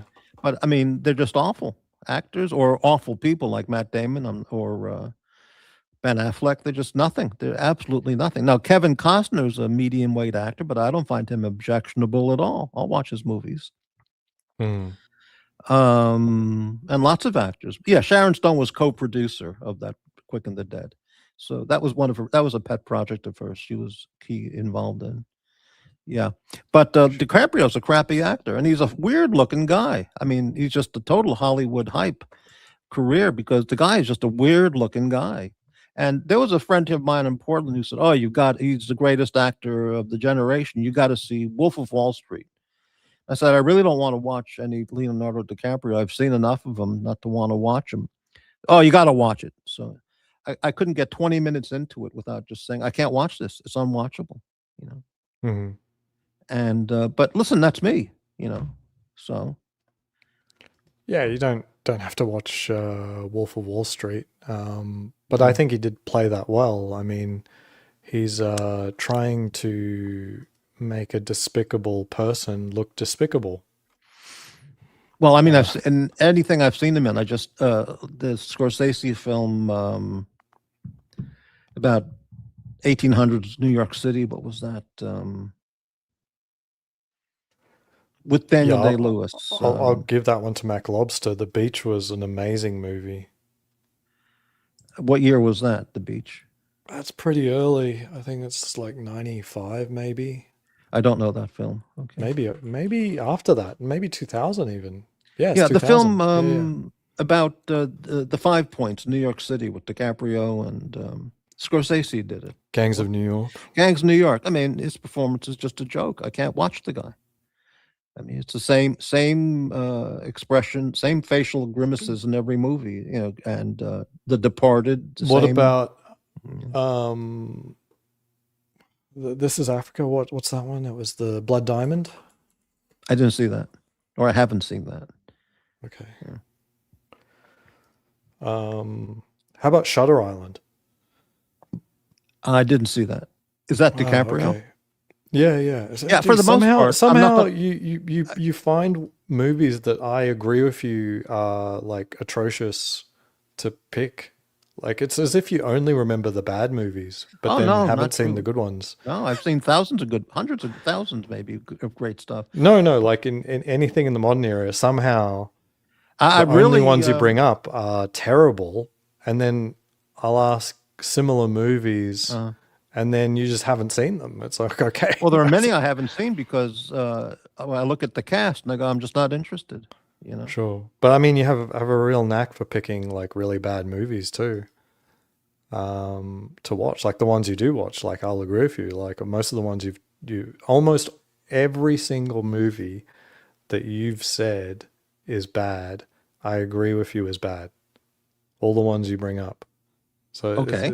it's like there's a filter. It's almost like if it's made in the last 30 years, you somehow must find only the bad ones, and then no. Listen, no. If I look at movies in the last 30 years, I'm sure I can come up with many movies I've seen that I really liked. Okay. Oh, okay, okay. But you don't want to talk about them. Well, I don't know what they are. I'd have to look up a list and go through them and say, oh yeah, this was good. This one, but they don't stand out in my mind. Okay. But only the bad ones stand out. L.A. Confidential was 90s. That movie, as I mentioned, fantastic, superb, 10 out of 10. That's true. Unfortunately, I haven't seen it. Oh well, yeah, just 10 out of 10 in every possible category. Okay. I tried to watch it. It seemed good, but I don't know. There's something. I think at the time that I saw it, I wasn't really interested in movies that had like a very high level of plot / narrative, as in like this, you know, do you get what I'm saying? I wanted more things that were not as plot driven. Do you get what I'm saying? It's not that I want a mindless movie. It's like I want the opposite of that. An easy movie to make is one where lots and lots of things happen. You know what I mean? And LA Confidential felt like that. Do you get what I mean? It's like about music, Marilyn Manson. Okay, I saw a clip of him on MTV a long time ago. I said, I'm not going to watch this guy. I have zero interest. So if he has a CD, a tour, a movie, any music, I'm just not going to watch. I have zero interest in the guy. Okay. Is it possible I'm missing out on something quality? I don't think so. I think it's just junk. But whatever, you know. So I do make a judgment pretty quick or after having a lot of what I feel is a lot of knowledge and experience to know what I'm going to like or not like, and probably what's going to be good or not good. And usually I'm probably right. But then again, I could say, well, it's just for my tastes. I'm not going to watch Leonardo DiCaprio. The guy's just nothing, you know. Just Yeah, I didn't say you have to. yeah. So is it, I don't know. It's very odd. Very, very odd. I don't know. I can't tell how you end up watching any movie in the last 30 years. Not because of the people you filtered out, but Right. the ones you bring up, it's like I agree with you. Those are bad movies. Like somehow you Okay, I would pick have bad to. movies Right. regardless of. I would have to go through 30 years of movies, the last Yeah. 30, and pick out the movies that I really, really liked. Okay. Mm, Right now, the only one that comes to mind is LA Confidential, mhm, 1995 or somewhere like that. Okay. Babe, family film about the pig. That was terrific. Okay. mm. Not a major milestone, but I like that movie, the way it was done. Okay. So yeah, there are movies that are good, but they just don't come in my mind as much quickly Yeah. as the older films that I'm way more familiar with, that I've seen many, many times Sure. over. All the And bad movies, because you've described like lots and lots of bad movies. well, I could rattle off thousands of bad movies from the Yeah. before 1960, or hundreds Yeah. before 1960 as well, but I don't, but I get it. I get it. yeah, I guess I just don't spend that much time looking for bad movies. I saw a movie with Anthony Hopkins, who's a magnificent actor, and this was Howard's End, or one of those awfully slow, incredible. The movie was painful to sit through and watch. It was so slow Mm. and boring and shit. But I never said I'm not going to watch an Anthony Hopkins movie because he sucks based on the one movie. I know that's just one movie he made, and he's a great actor. Okay. Mhm. But so I'm basing my opinion on him based on his full body of work, not just one or two films that I thought really were boring as fuck, Mhm. But yeah. Well. Yeah, yeah. I agree. So I will send you registered mail to your PO box, or email. Uh, a list of, after comprehensively searching the last 30 years of movie titles, I'll say, hey, these are really good. And I Mhm. wonder how many I could come up with, you know. And that actually wouldn't take very long to just skim through all the titles and see what I have seen. Hmm. But Did you like any of the Terminators? I saw 1 and 2. I don't know if Yeah. there were more. Yeah, they were fine. No objections at all. Okay. Huh. Are they on my favorites list? No. Do I have anything negative to say? No, not at all. Yeah, those are good. Yeah. If I was five years Those are old, maybe pretty modern maybe I would movies. have wanted a Terminator, toy robot, from the toy shop. I don't know, but uh, I have no negative comment about those, at all. Yeah. They were fine. Like I think Terminator 2, like the speed and pacing and the mix of drama and action are just fantastic. Hmm. And like the special effects, they hold up to this day. Like it's just, what they did in that movie is very hard to match. Hmm. Arguably one of the better action movies, but because it really is a mix of action No, and drama, I'll it's agree with that. Yeah. hard to say that it's really the best action movie, because it really does have a lot of drama. Hmm. Yeah. Yeah. Did you like Kindergarten Cop? I remember at the time liking it. Yeah. I haven't watched it anytime Are recently. you But I the guy remember. who said you like Twins? Danny Not DeVito and especially. I mean, that was I somebody did else like then, maybe. Twins. I Yeah. did like it. Yeah. Yeah.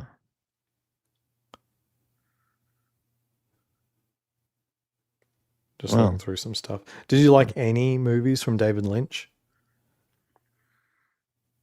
Okay, I saw Eraserhead. Was that him? Yes.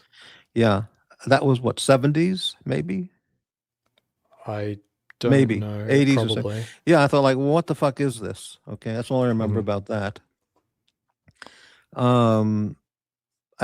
He did that TV show Twin Peaks. Was that him? Yeah. Yeah. Okay, that might be a very good TV show. I never saw it, but that may be a very good show that's worth Mhm. watching. Okay, I don't know. And Blue Velvet, was that his movie? Yes. Yeah, I didn't know what the fuck that movie was about. All I remember is Dennis Hopper sniffing glue or poppers or whatever the fuck it was. Hmm. I don't remember what the fuck the movie was about. Okay. And I'd have to look at a list to see what else he did. Yeah. Mulholland Drive. Yeah. Okay.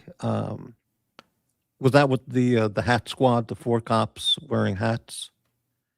No. Nick Nolte, was that Nick Nolte? Yeah, Nick Nolte was in that Mulholland Drive. No. Let me look it up. Give me a second.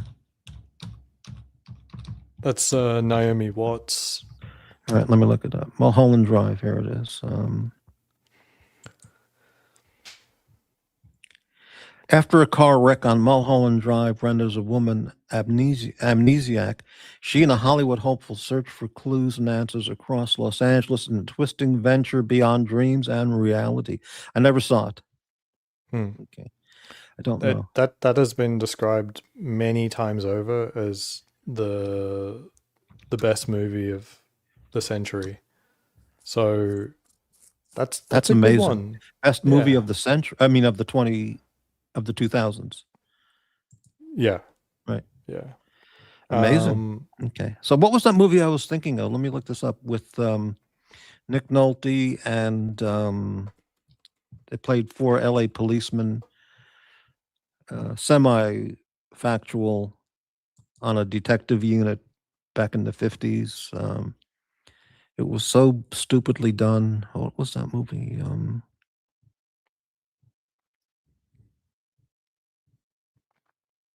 They were called the Hat Squad because they wore those 1950s hats, whether they were inside or outside. You know, they just wore the hats all the time, and they Mhm. roughed up all the Mulholland Falls. He was in that, but it must be a different film.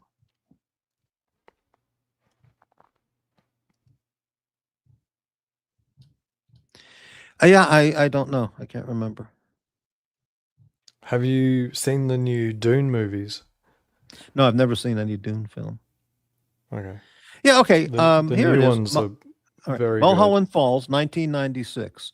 In 1950s Los Angeles, a special crime squad of the LAPD investigates the murder of a young woman. Now, that's called Mulholland Falls. good. Hmm.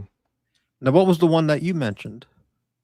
Mulholland Drive, because it's directed by David Lynch. That's it. Okay. That was Yeah. my mistake, my confusion. I never saw that one. Mulholland Falls was a really strange film. Very strange casting. But, I never saw Mulholland Drive. All right. Hmm. Right. So I'm just going through like things that I've recently seen. What was that? Did you like United 93? Is that Denzel Washington? No, it's September 11. It was based on Yeah, let me look it up. I may what have seen happened it. on Flight 93. United 93. Let me see if I saw that. A real-time account of the events on United Flight 93. One of the planes that crashed into Pennsylvania. David Bash. I don't know if I saw that. Mhm. I may have seen it. I just doesn't ring a bell. What we brought up earlier, you've seen Master and Commander? No, I'd like to see that. I haven't seen that. Okay, yeah, that's 100%. I have That's no an problem absolute watching must-watch. Russell Crowe films. He's fine. Yeah, Or, that's a really, really that's his best piece. Well, what I mean is, I have no negative comment about Russell Crowe. I mean, Yeah.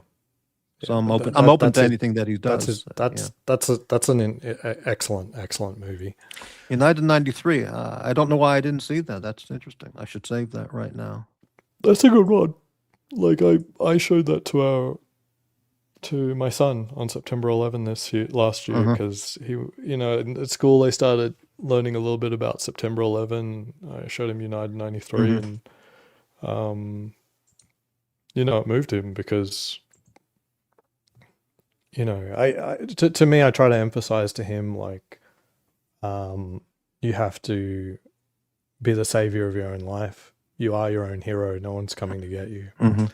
And I tell him that all the time, like, in the small things and the big things. It's like, you have to help yourself first. Mhm. But in 1993, they all died, and that's it's really tough to, like, understand and make sense of that. We have to say, like, what is important is that they didn't wait to be slaughtered. They went and took action. They Was did that everything they could to the flight survive. where the guys said, "Let's roll," and they went to take out? Yeah. Okay. I That's haven't it. seen that then. All right. Yeah. Around that time, after the 9/11 towers, there was I forgot the airline number or name, but there was a flight that went out of Long Island, not that far a distance off the coast of Long Island, and it crashed.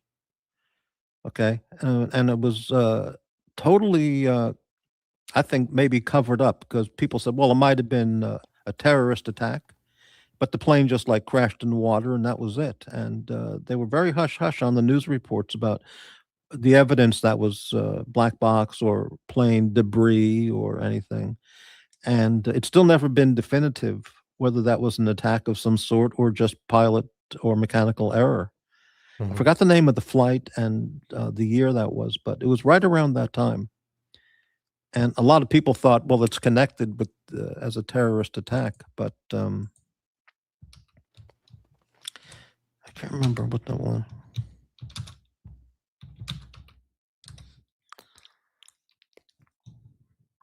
Let me see if I can find that really fast. TWA Flight 800. Was that it?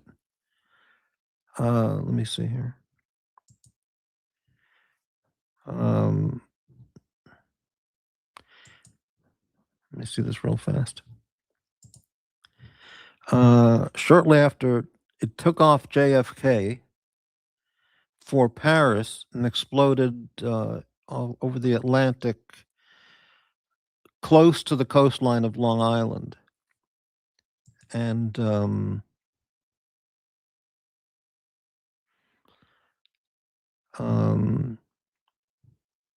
no definite answer on what happened is the mystifying part of that. Well, they had an entire jumbo jet go out from Malaysia. Yeah. It just went out and crashed, and there's no real indication what happened there too. So there's been some things here and there. Says it was revealed that several U.S. Navy vessels were training in the Long Island area on the night of the crash. Some began to suspect the Flight 800 had been accidentally downed by a Navy test missile. So nothing was definitively given as the reason why the plane crashed. And amazing. Because I remember at the time, people thought, well, the terrorists used a rocket launcher off the coast, on Long Island, just took out the plane. But there's no answer on any of that. So, anyway. Okay, I gotta get to bed. I've got long range shooting to do in the morning. Should be fun. Right. Yeah, we'll see how far we can get out. I couldn't find my dope book, so I don't have the data on, like, what my scopes are set up for, but hopefully they're still got a 200-yard zero on them, so it shouldn't be too difficult. Okay, expect a phone call tomorrow from Nut and Fancy. I'm going to call him and have him give you a phone call.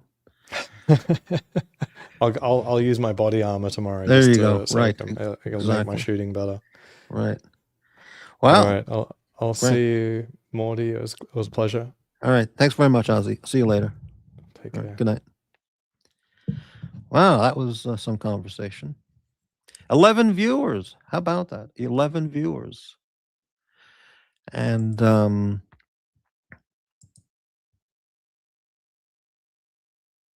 me refresh this, see if there are any thumbs up or thumbs down.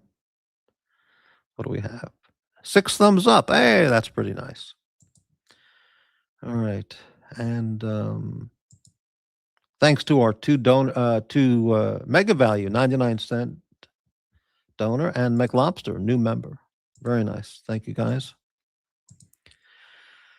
All right. I'm very laid back and relaxed and drugged up, and I can hang around for a while. Anybody can come on if they'd like. Here's the link again. Let me get that.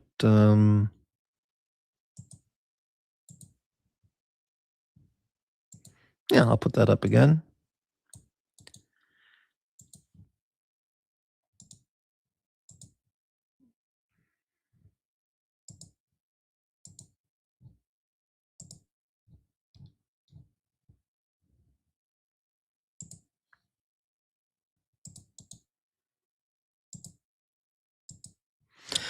All right.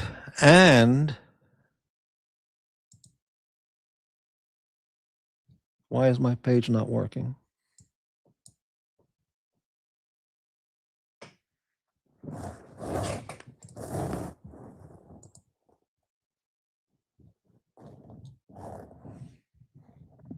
My StreamYard page has frozen. What is this? Well, I'll tell you what, I have to take a piss. I'll be back pretty soon.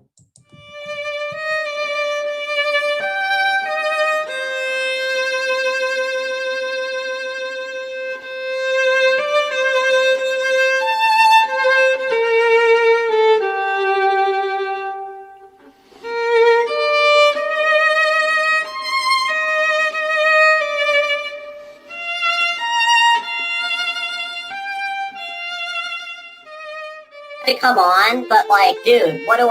I lost so much money. Seriously, I didn't know I could lose this much money this fast.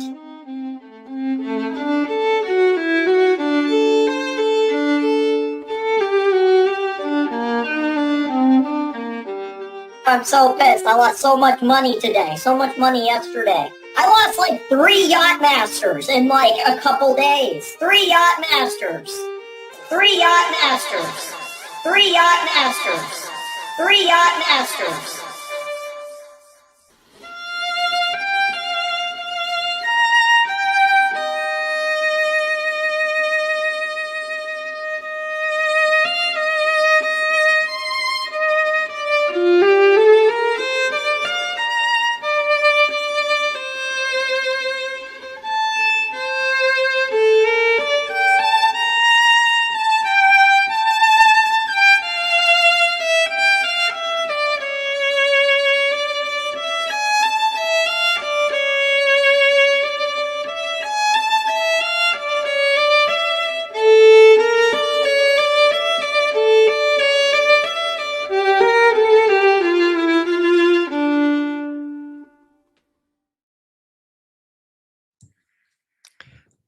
I'm back. That was great. All right, we got 10 people watching. Thank you all for watching.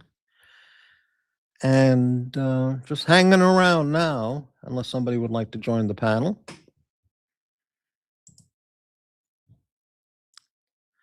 Let's see if that music is working again.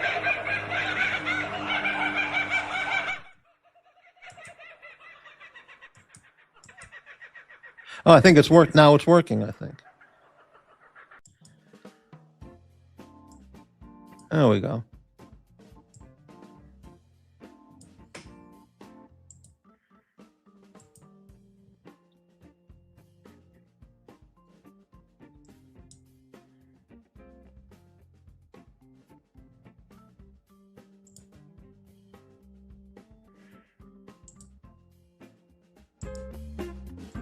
Ah, now it's working. Okay. All right, so let's recap tonight's show. We did the pillow talk, content. We did the Olight weapon-mounted light content. Pillows, and we had the pillow talk about my new down pillow. The penance list, there was some talk about that. All right. Totally misunderstood and misinterpreted by some of those other channels. That's not the point. They've missed the point of the penance list and have, totally strange comments and have come out on some other channels about Morty's penance list. All right. The latest poll results. Morty unaliving himself is soaring away in the results at 59%. So, and that's a 22 votes, and votes are probably still coming in. All right. Yeah, those people were saying that this is supposed to be MT85, which I didn't get that at all. I don't know what they're smoking to think this is MT85. It's just insanity to think that. But, you know. And our newest meme here. We had the video from this meme, but there was no audio on the video, which was a huge disappointment. Damn. Ice Cube, we had the ice cubes. I had them tonight in the Coke Zero. And yeah, we could keep that up. I have to work on that video and try it again, see why the audio didn't come through.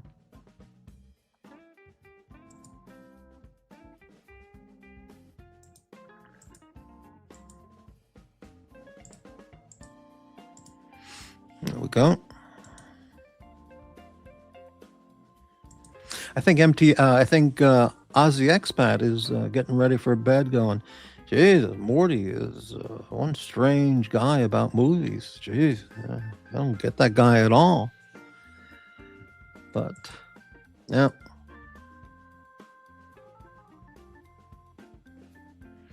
Yeah, he's a great guest. He's a Morty's Diner favorite, like for reals. He gets ridiculed on the hate channels, those other channels, for the most ridiculous, nonsensical reasons. But they have to hate. They always need people to hate and make fun of, and you know. Yeah.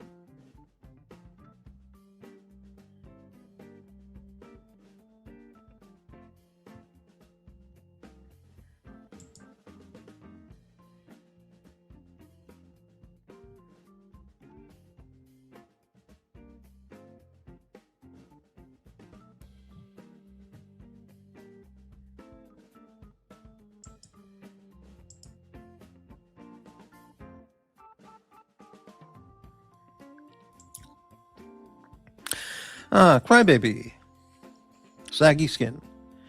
I think people on those channels say negative things about Ozzy Expat because he retired early and they're jealous. Well, that's a big part of it, that's for sure.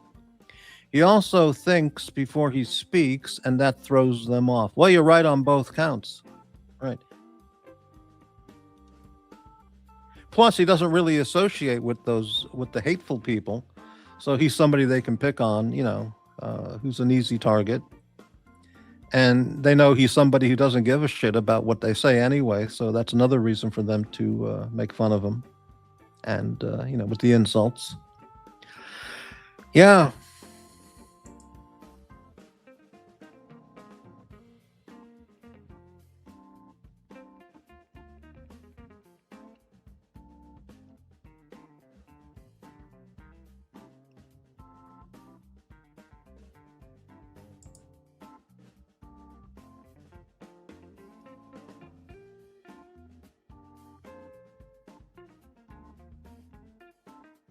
Wow, I've been on for 5 hours. Unbelievable. 5 hours of driving Aussie expat completely berserk with my movie commentaries. Wow.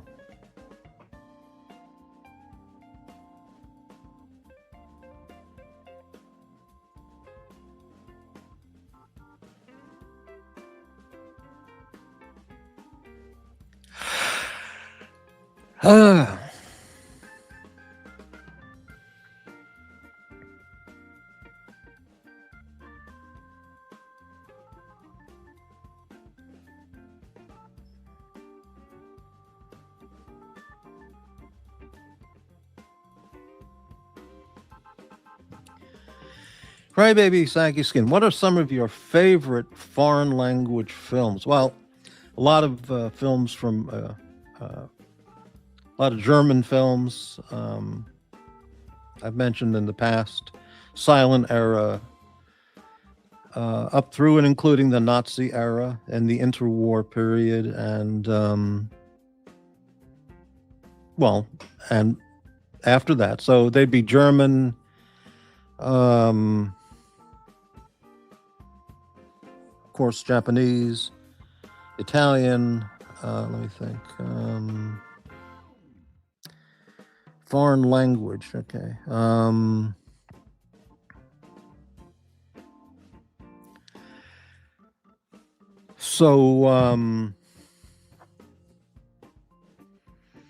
Favorite films, foreign language, okay. That would take out the silent films, okay. Well, I can know because the titles are in German or whatever language. Favorite foreign films would be The Last Laugh from Germany. That's a silent era. It's one of my most favorite films. Paracelsus, Nazi era film. I think that's 1943, maybe.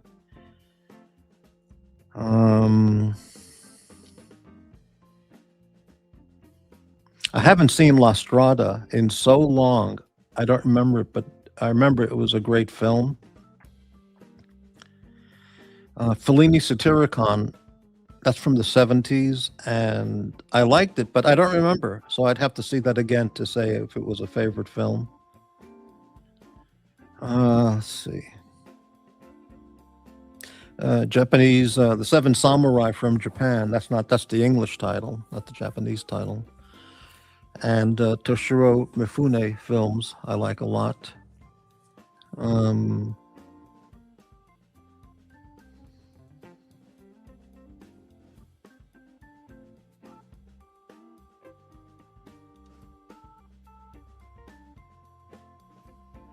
Many of the Swedish films by Ingmar Bergman just bore the absolute hell out of me. And the main one, the one that is the most boring, is called Wild Strawberries by Ingmar Bergman.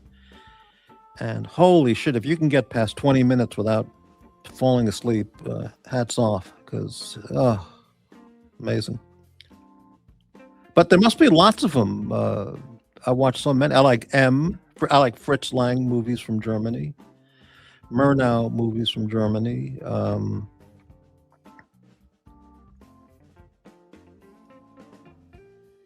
I mean, there's tons. I mean, lots. Yeah.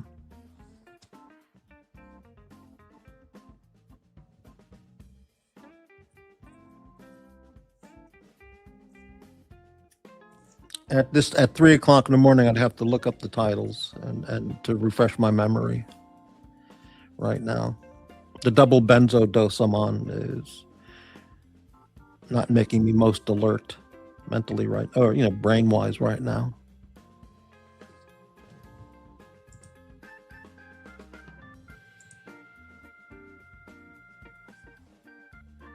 I've seen Korean films too. Back when I lived in LA, I saw a lot of Korean movies. Some of them are pretty well known, but I didn't find them that important to film that I remember the titles. If I heard the titles, I'd remember them, but I don't recall them right offhand.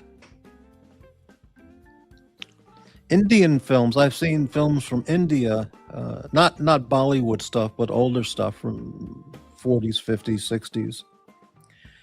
And there's a masterpiece of film by the director Satyajit Ray, which I saw a long time ago. What the hell was that called? It's considered a world masterpiece kind of film.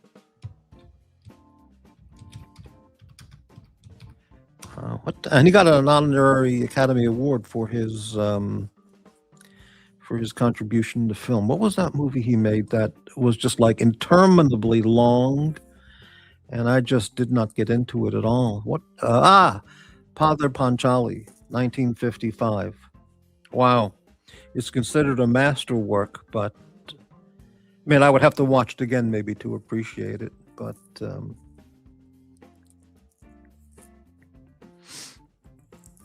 I'll give $100 to anybody who can read the credits, the names of the people involved in this film. Writers: Bibu Tibhu Shan Bandyo Padhai. Wow, difficult. Yeah, it's supposed to be. It's acclaimed as a great masterpiece, but wow, it put me to sleep. But I watched the whole thing, and right now I don't recall other films from India that I've seen. I've seen Russian films that really I like a lot. I can't remember the names. Yeah. Well, I like the Sergei Eisenstein films from Soviet Russia. I've seen all of his work, and he's a master film director. And I really like Ivan the Terrible Part 1 and 2 and Alexander Nevsky. Just fantastic films. Just among my most favorite.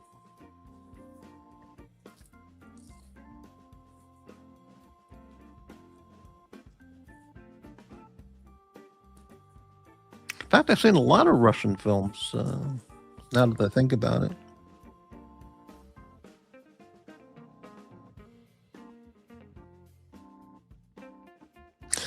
Danish and Swedish films primarily as porn films. And of course, Japanese foreign language films would include porn. And of course, Japanese porn is the best porn. So I've seen lots of that. Of course, you know.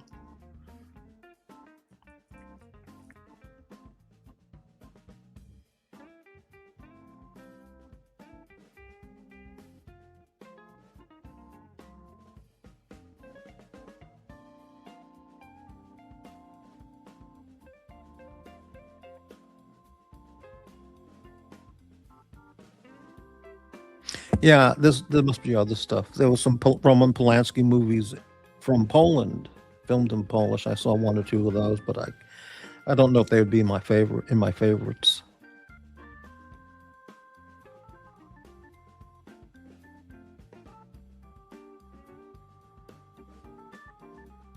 So that's the answer.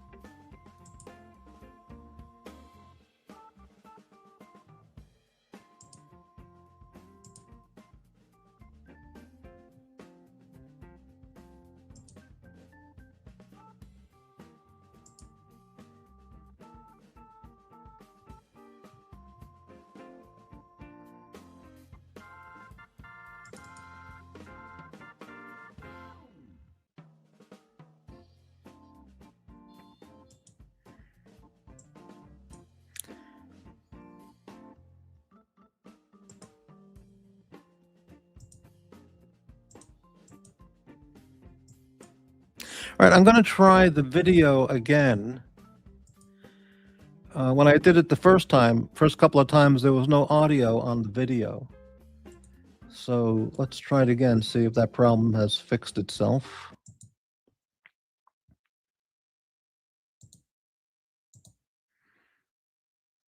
See if I can do this.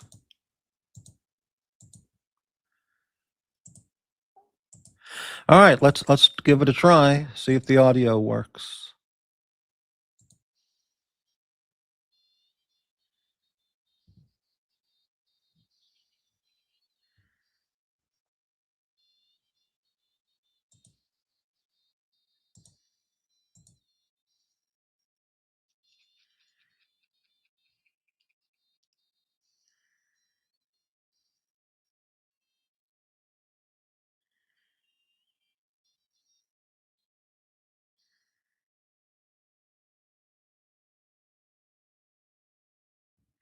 Okay, did anybody hear the audio on that video, or was it silent? Would anybody let me know, please?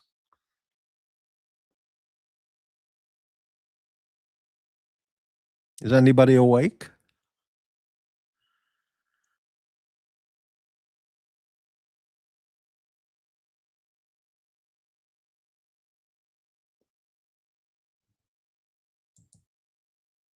No answer.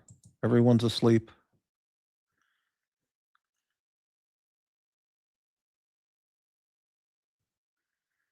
I know what to do. Let me...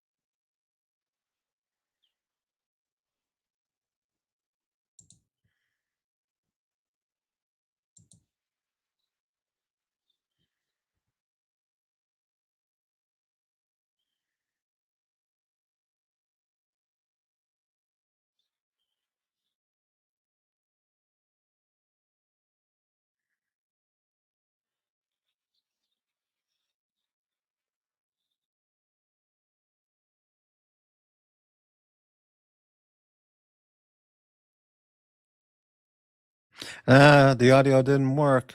That's a shame.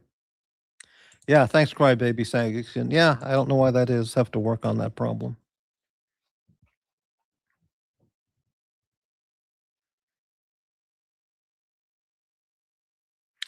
It's 3:30 here on the West Coast, Los Angeles, or Portland, or Seattle, whatever you think.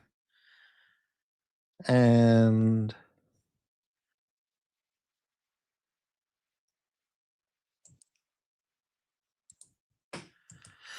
yeah.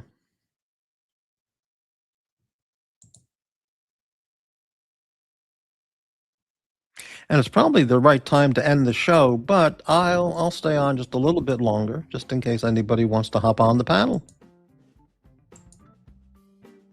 Or post some insults in the chat, or have a topic suggestion.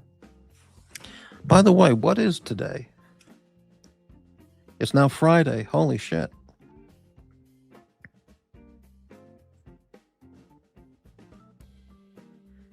Well, I got no hate messages in the email, so that's pretty nice.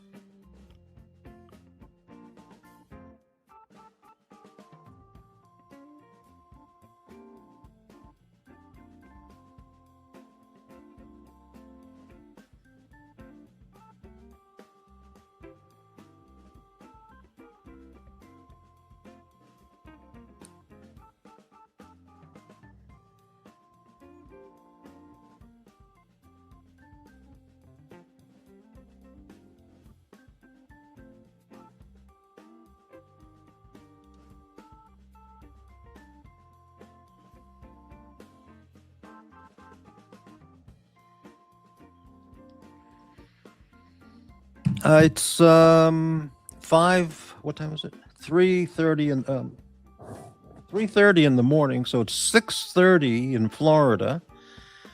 Doc's might be up. Well, Doc's is most certainly up, and he's probably already gone to Wawa for his coffee and breakfast snack, burrito or whatever he gets. Pretty good. Crybaby Sagiskin, have you thought about setting up your own Discord server? That's a very interesting question. Some years back, there was one of the guys in the chat was in the Discord group that a whole bunch of people were on. He said, hey, why don't you join our Discord? I said, well, what do you do? That's the first time I'd ever heard of Discord. So this is 4 years ago, maybe. So what do you do there? Oh, we just talk about stuff. And I said, well, what do you talk about that we don't just already talk about on someone's show? He goes, oh, all kinds of stuff. So I said, so you mean after you watch a show, then you go on Discord and you talk more about stuff? Well, yeah, basically. I said, I don't get it. Aren't you all talked out when the show's over? And he says, well, no, there's always more to talk about. So I said, well, I don't know. So I passed on it. Then months later, I had the same invitation again. Why don't you join the group? It's fun. So I joined the group. I'm not going to say who was in it. A bunch of people from the channels, you know, and a lot of racist jokes, a lot of racist and anti-Semitic wisecracks, and just the same talk that goes on during the shows, which I didn't get it.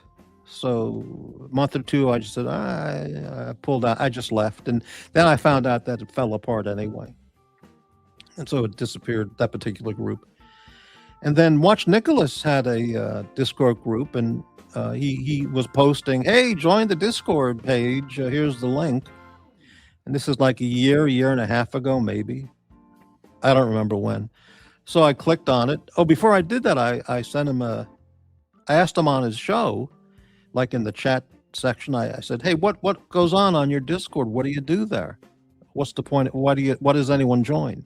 He goes, oh, we just talk about stuff and show pictures of watches. I said, well, but isn't that what everyone does on the actual show anyway?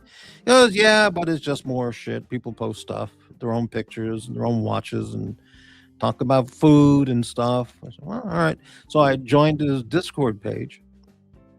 Yeah, a year, I don't think 2 years ago, but maybe, I don't know.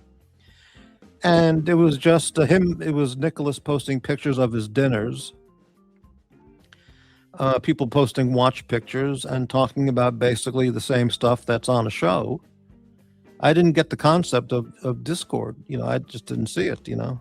Anyway, and then back when he, you know, about 5 months ago or whatever, when he brought on you-know-who to his panel, and I said, well, I just like disappeared from the Nicholas channel because I was just like stunned into silence, you know, or shock. He removed me from his, he quickly removed me from his Discord page because I went and looked at it a little bit later and I was already removed. But I didn't think I was missing anything because there was nothing going on there anyway. And there's a couple other Discord pages I follow, but I don't get what you do with it, you know. It's Instagram enough, and then Facebook and WhatsApp, and so I don't. If I had a Discord page, what would I do with it? What more boring stories could I possibly have to offer on the Discord page than on the channel? You know. So I don't know what I would do with the disc. You know, if anybody has, well, you could do this and you can do that, then maybe it would be worth looking into. But I don't know what it would do. You know.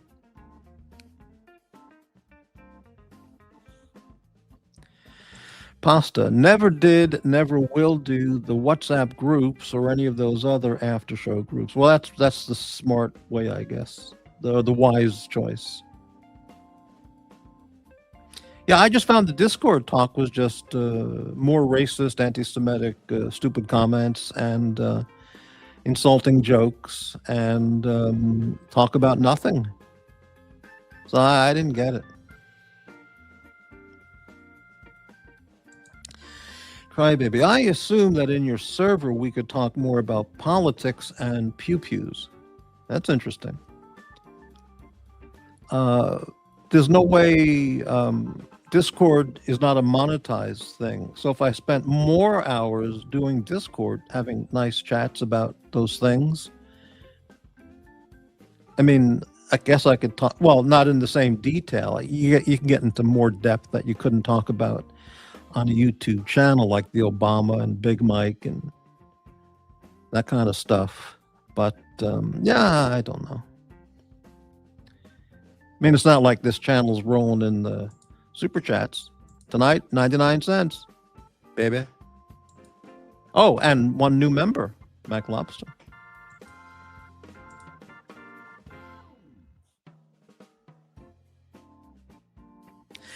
If I did the Discord, maybe, Crybaby, do you think some of the people who are regularly viewing the show but never ever go on the panel, do you think if they joined the Discord, Morty's Discord page, they'd actually talk?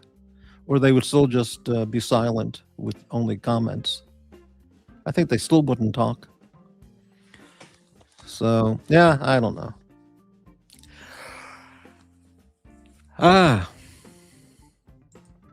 Pasta, these people are not my friends. They are people I know from YouTube.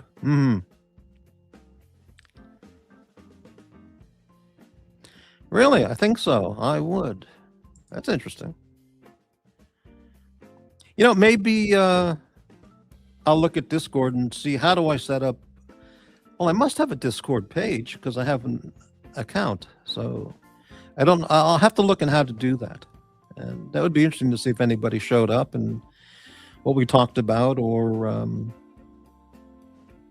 and of course the racists and haters and psychopaths would still be banned from my Discord page as well. So that would be fine. Now, Pasta, now there are a small select group, Mike, Jock, Lex. That's it. In what? What, in a Discord group? Or what do you mean? Or guys who have Discord pages? Oh, really? I see what you mean. I see. Mike the Snake I've talked to maybe 4 or 5 times on different shows. I don't think more than 6 times total. So if you mention Morty's Diner or Crappy, I don't think he would recall who I am.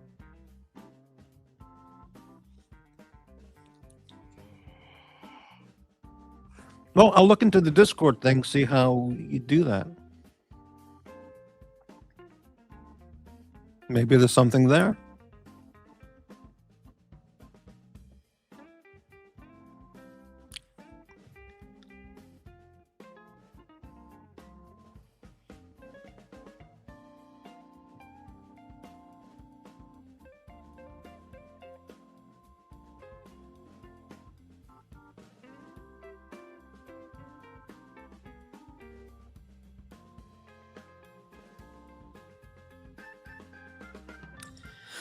Pasta. Mike is okay. He has like a cousin that you talk to once in a while and ask what's going on.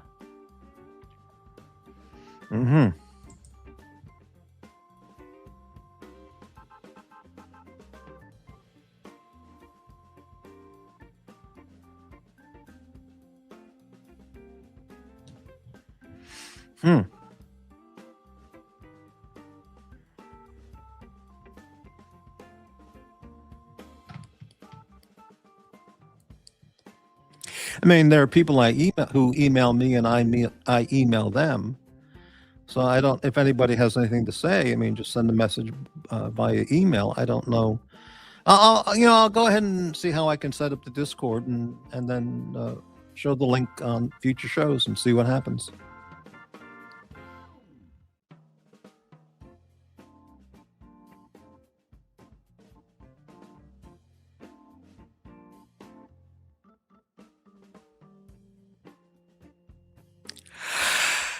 Ah, man.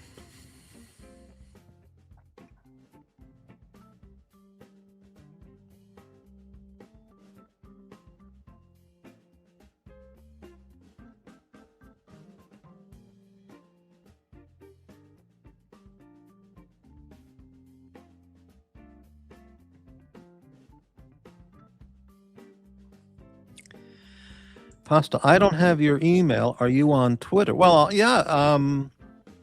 I thought everybody has my email, so um, I'll type it in there.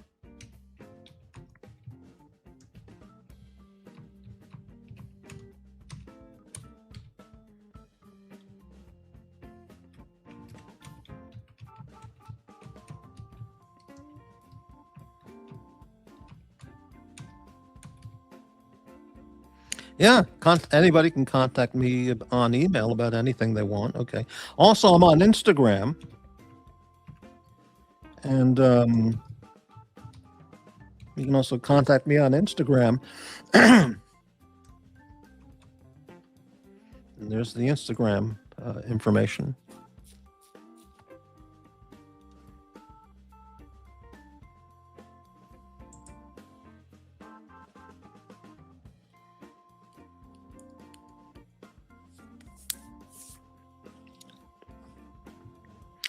I have I looked at Twitter. I mean at X. Really, the only times I've looked at X, a Doc's report says, "Oh, you got to look at this thing I posted on my X or previously his Twitter page. It's unbelievable." So I'll go and click his link to see what he posted. I really don't use X for anything. There's just too many media. I mean, Instagram, Facebook, YouTube, X, and then on and on and on. You know, I never use TikTok. That's just Chinese spyware. And I don't use OnlyFans.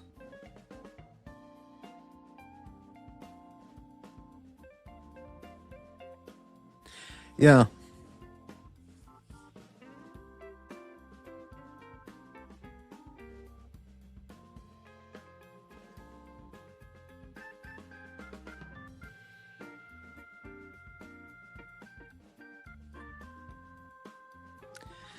Pasta. The only reason I asked is because that is how I talked to Lex through his account. That's it.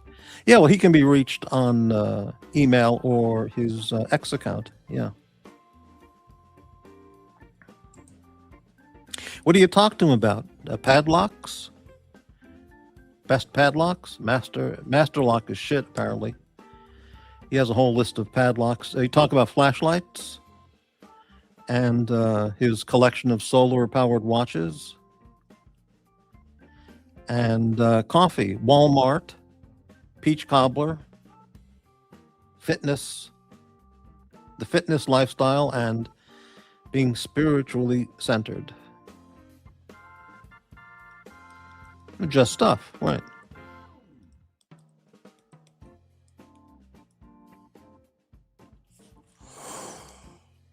Ah.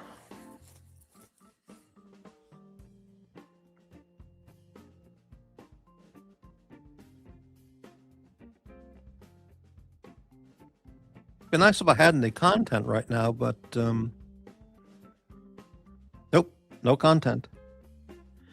Show's been here 5.5 hours of whatever.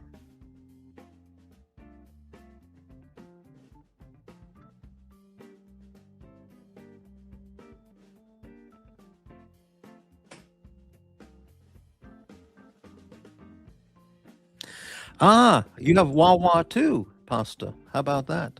You both have Wawa. So there's lots to talk about. Wow.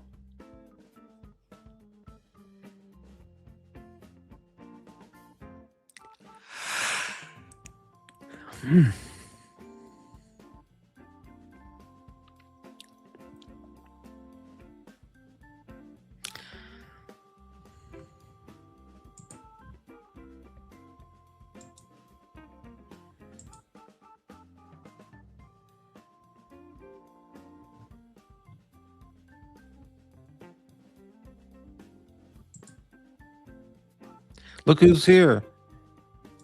It's Marcelo time. Hello, Marcelo. How's it going?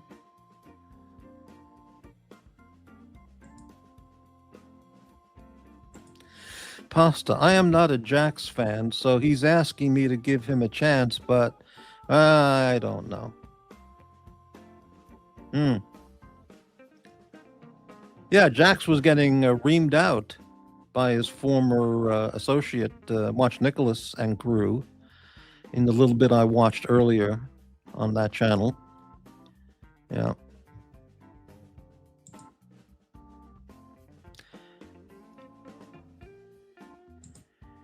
What is this? Easy is a dickhead. Don't worry about it. What is that reference to? What does that mean? What about Easy? I don't know what that comment refers to, Marcelo Time.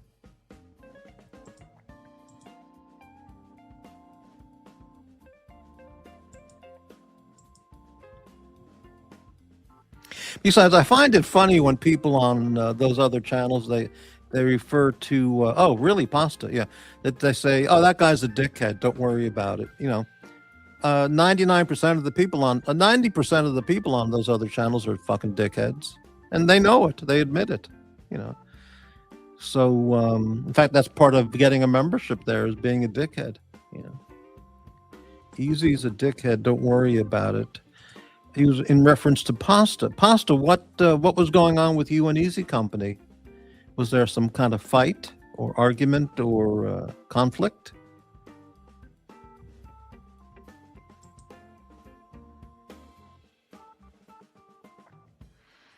I find Easy Company a bit entertaining to listen to.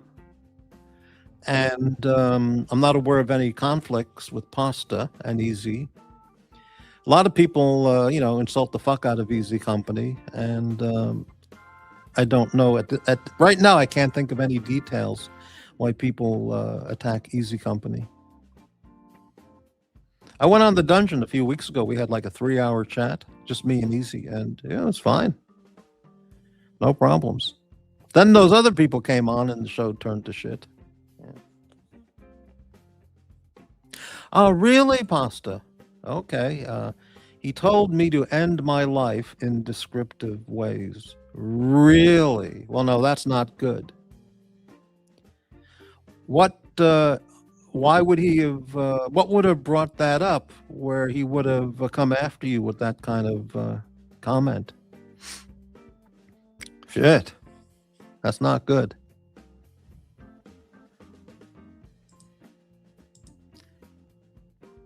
Yeah, I love it when it was every year when it's Christmas week. Oh, why can't we all just get along? This is all the haters and the vicious Viscountess people. Why can't we all get along? You know, it's just YouTube. We're only just here to have fun. And then it's so meaningless because the next day they're back with the doxing and the hate and the name calling and, you know, taking it to the streets and the vicious insults and go kill yourself and, you know, jump off a bridge and go slit your throat and, you know, and yeah, but it's Merry Christmas and Happy New Year. Incredible. Crybaby. Yeah, there's been a lot of unaliving talk on the streams these days. It's crazy. Yeah. Well, you know, it's going to happen. You know, somebody will kill themselves, unalive themselves. And then everybody will say, oh, so sad to hear that he was such a nice, he or she, such a great person. Oh, why'd they do that? And then one day later, they'll be attacking the shit out of the person who just died, you know.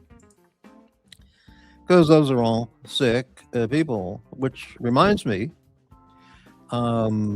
speaking of unaliving, the latest poll results on my page, 22 votes so far over 13 days, and votes are still being cast. The audience has voted Morty unalive himself, 59%. Morty just simply disappear and is never heard from again, a measly 41%.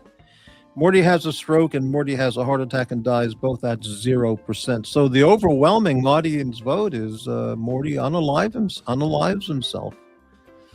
See, give the people what they want and they'll show up.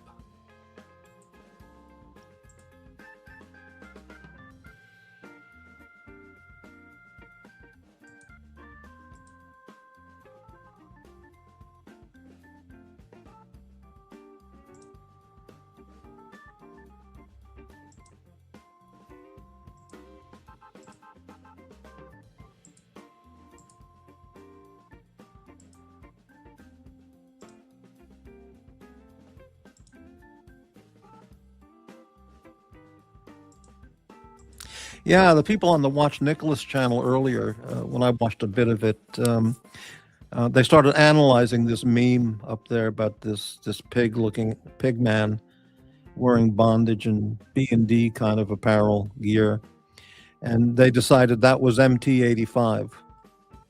I have no idea how their thinking processes work. I don't know how in the hell they came up with that was MT85, but they seem pretty confident that's who that was. To me, that was just your general, incel pig fucker out there who, spreads hate and does the face blasting. Yeah, right. Well, you can just give it a thumbs down. Nobody gave it a thumbs down, which is very interesting. It was just an all-around approval from everybody. Nobody said this content. This poll, just give the poll a thumbs down, but it's okay. It's okay.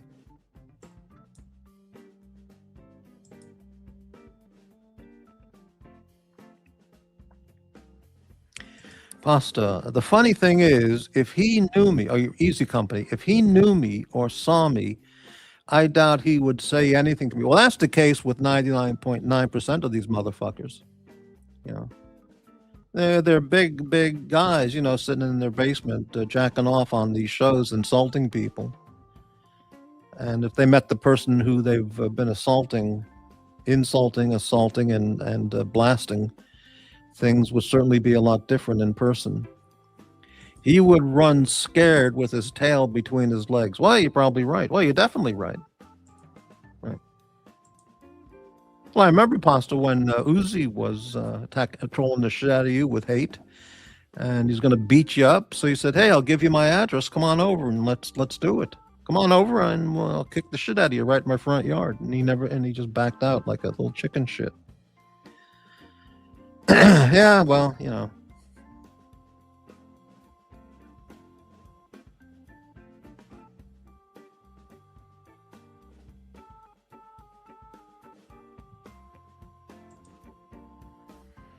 Yep.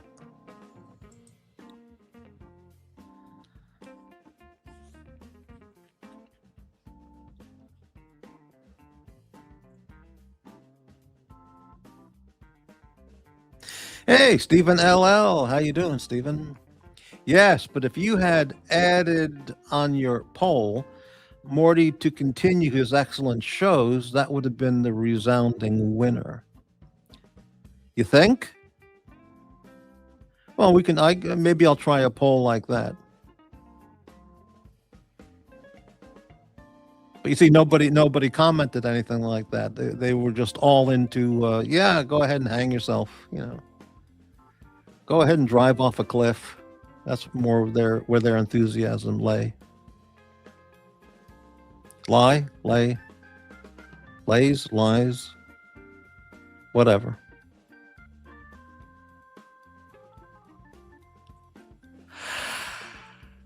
Ah, man. It's like getting they would say, rent a tow truck and drive over a cliff. That's what they would suggest.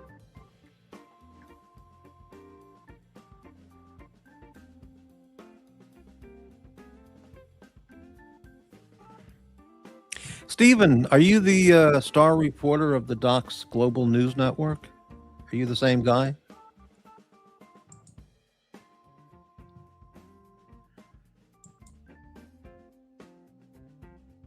Oh, that's a cute avatar you have, Stephen. Yeah.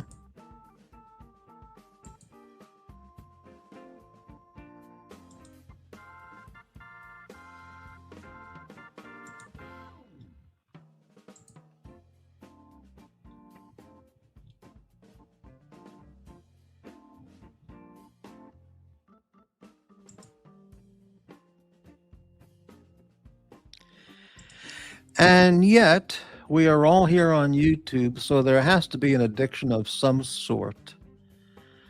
Yeah, but that's true. But the addiction, watching one's favorite YouTube channels can be a part of an internet addiction. That is true. But watching channels full of hate, viciousness, lies, and psychopaths, being addicted to those channels is a much more serious degree of psychological disorder. And those are cause for alarm. I mean, yeah, spending too much time watching dog and cat videos all day long, that could be an internet addiction problem too, but you're probably not going to destroy your brain cells by looking at puppies all day long, you know?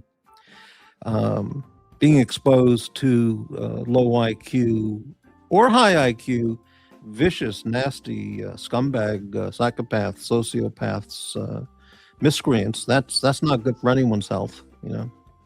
Watching that shit. Mrs. Wilkinson, hello there. Morning, my dears. I hope face blasting, whatever it is, stops for 2026. No, it continues. They do it all the time.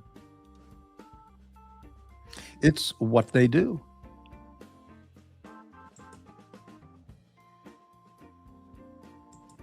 Mrs. Wilkinson has a nice avatar too. Very attractive picture.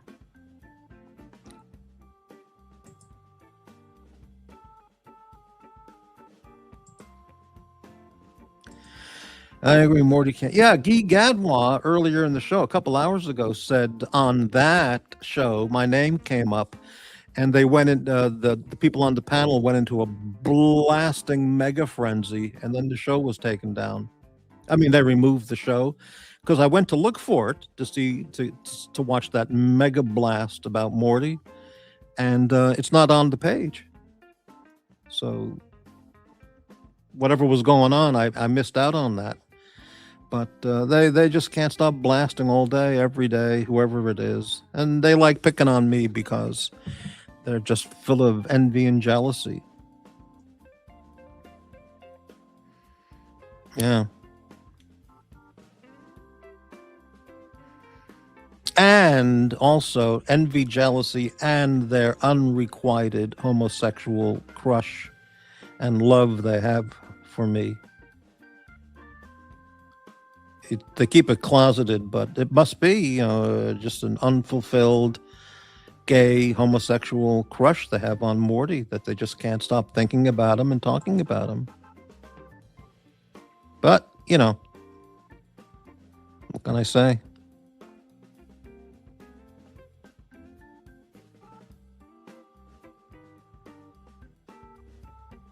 I watched a little bit of the Marcello earlier. Today, yesterday, the day before, I don't remember. And he said, in terms of future plans, he wants to take a year off and travel the world with Mommy, his wife. And I thought, well, that's pretty damned exciting. That's pretty good. And he needs money. He needs money for his world travel, because he's currently not getting an income except for the YouTube donations. But he needs the money. He needs the money. So he needs money, but he has enough money ready. But he has all these. But he's ready to go on a world traveling plan. Amazing. I wish I knew how to do that. I do England for 30. I go to England for 30 days, Germany 30 days, Czech Republic a week or two, maybe Poland for a week or two. I go to South Korea for a few weeks, back to Japan for a couple of months, head down to Australia for a couple of weeks. Yeah, it'd be nice. And I wouldn't have to sell my $500,000 Rolex collection either. And I could do all that travel. That would be pretty nice. Don't know how he does it.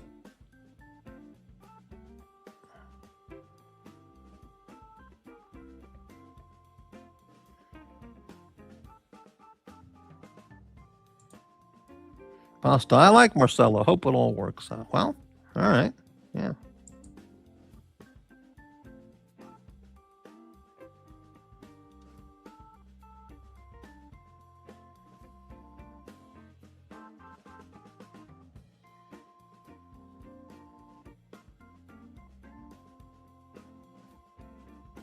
Jekyll Island, November 19th.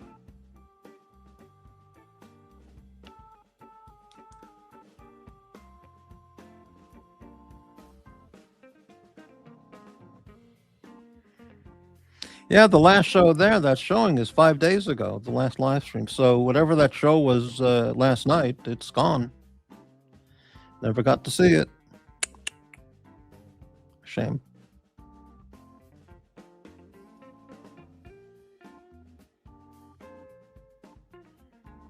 Apparently it had some major blasting. Marcelo is known and respected for realistic expectations.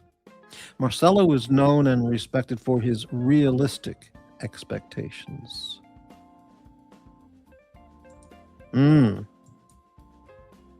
14 people watching. Wow. So we're getting the people who are still awake from all night and people waking up. Amazing.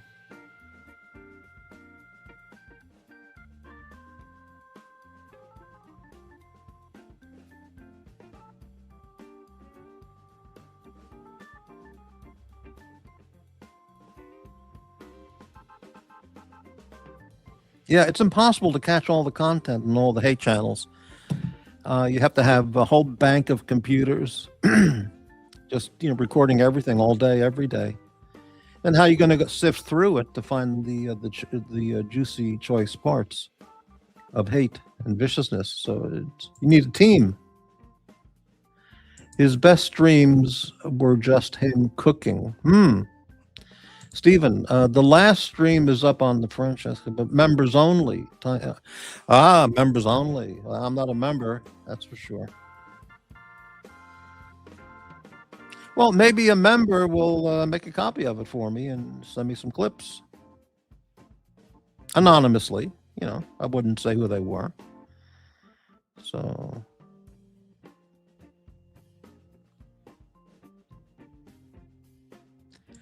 T-Feather, hey man, AC3 stays free with a Chinese couple in Shenzhen who gives him free accommodation and food for weeks.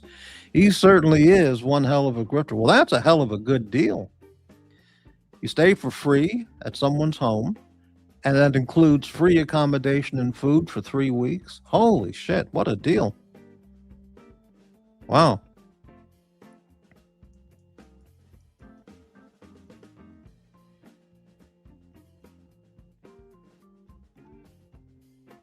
It's amazing. So let me go back to that channel. Where's membership? Oh, well, I can't see the membership videos because I'm not a member, so yeah.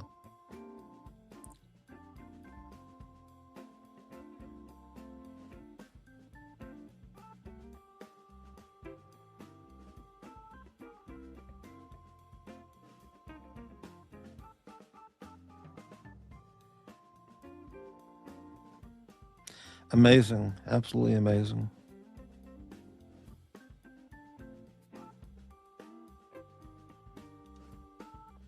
Sick people, tell you. Mega, Morty has good stamina tonight. Well, it's the ice cubes. It's the ice cubes. They've changed my life.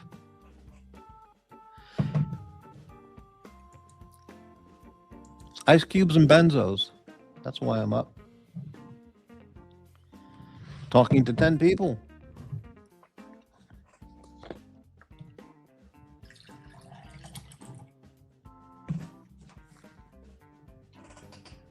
And I'm pushing the water.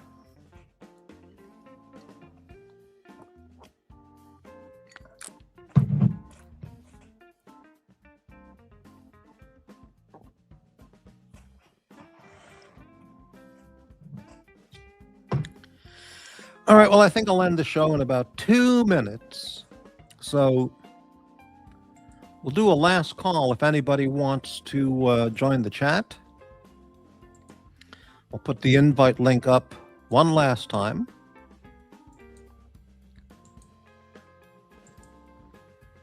And last call for any super chats or whatever.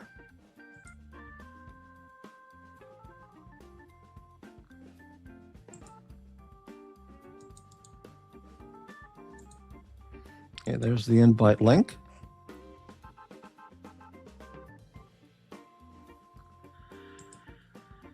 Yeah, all right.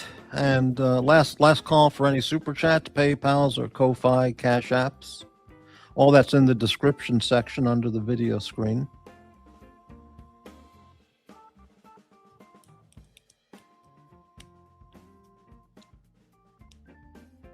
I wish I had a Wawa here. I could walk over to the Wawa and get a breakfast sandwich and a coffee. But for me now, it's going to bedtime. 4 o'clock. Holy shit.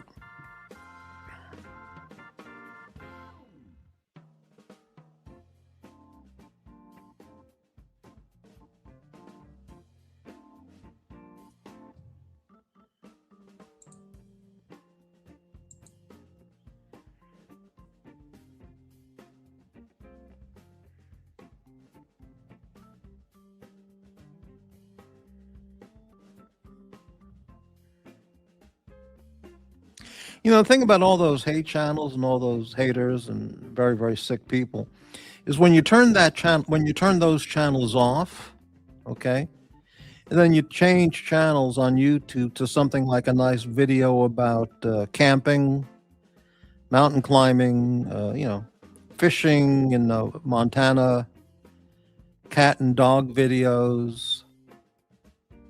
You forget all about the toxic sick people that you were just exposed to half a minute before.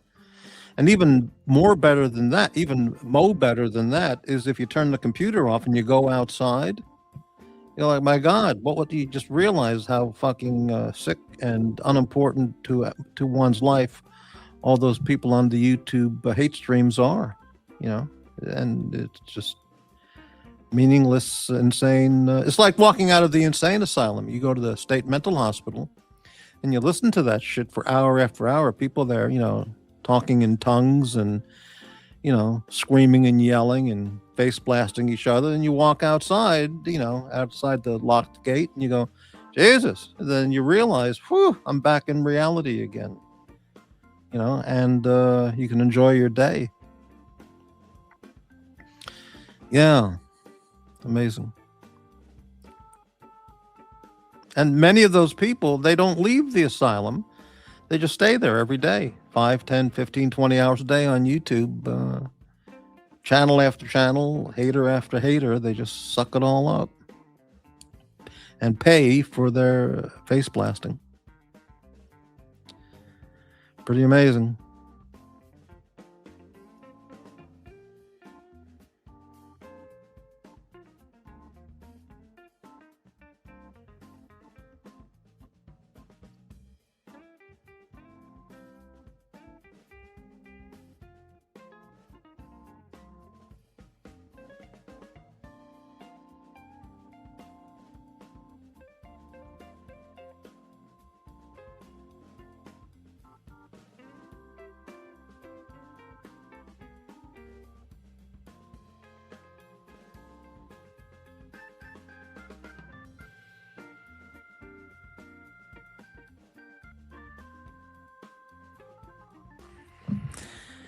Oh, and let's not forget, what is the weather outside? Because it's really cold. Let's take a quick look here. Los Angeles, Portland, Seattle weather. Because I'm supposed to be living in all of these places, according to certain people.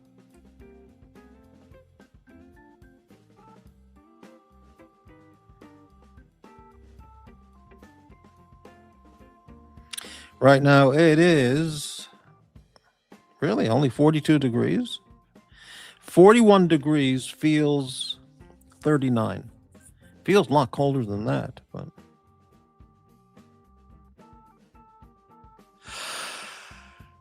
oh man.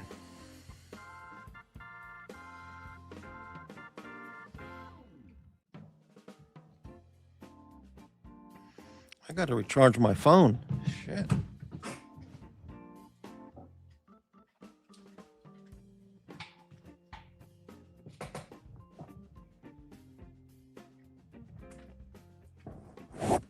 Excuse me while I plug this in.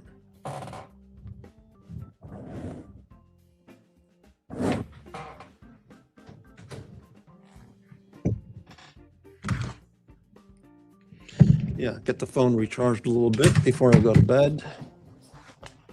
T-Feather.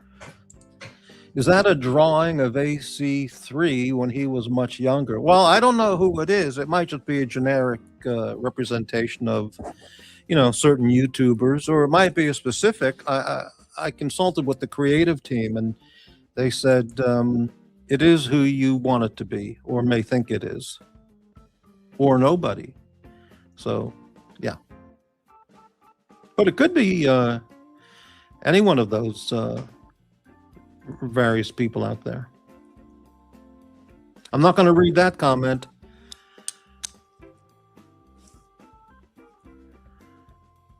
Yeah, that's an unmentionable thing. I can't read that.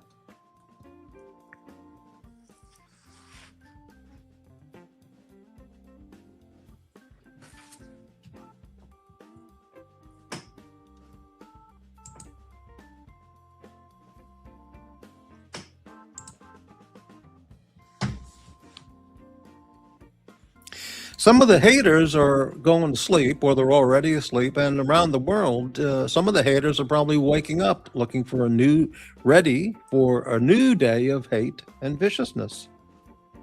So it's a 24-hour, never-ending, every day it's the same. So, let's see. Here in the U.S., well, on the West Coast, it's 4:15 in the morning. But let's say in Australia, what time is it?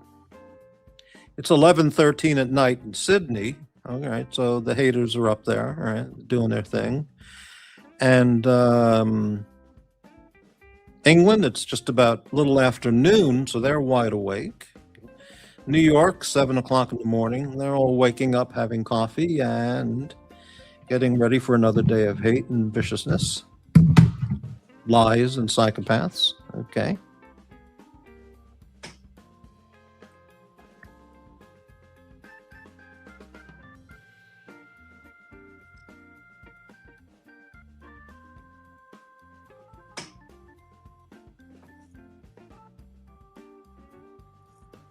All right, one more minute, and we'll close it out. That'll be a 6-hour show. I think my conversation with Aussie Expat gave him a major headache. I think he took 2 Tylenol and went to bed after he left. I think, my God, Morty, was he talking about movies? What is he talking about?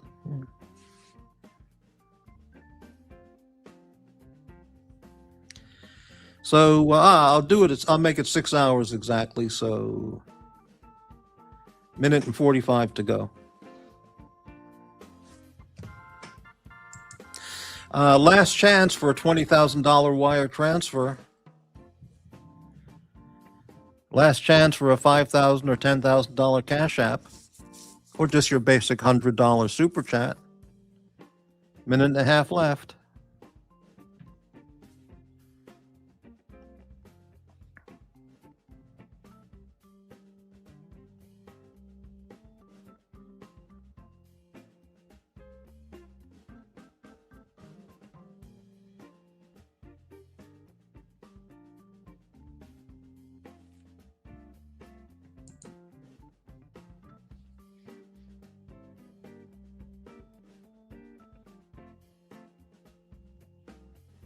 Okay, we'll play one last video of the night. Let's see, what should we play? Can't get away from this one. This is a real crowd favorite.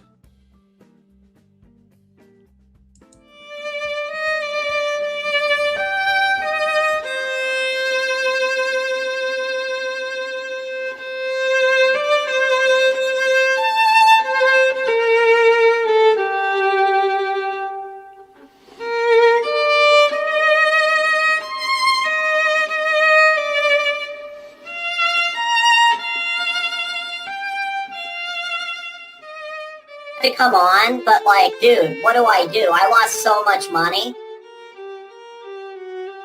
Seriously, I didn't know I could lose this much money this fast.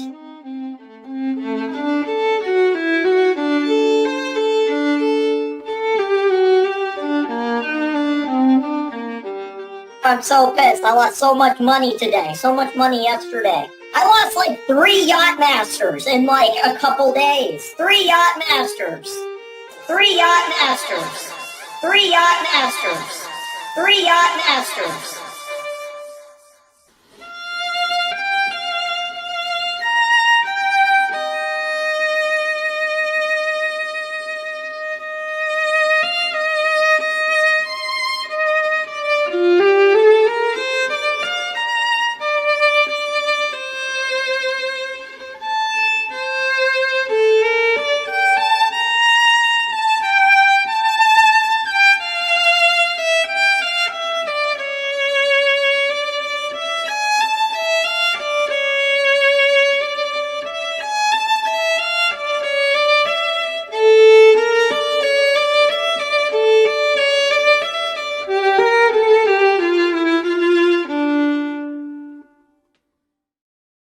Well, it's such a sad video. I have some Kleenex here. I'm drying my eyes out with the Kleenex. Wow.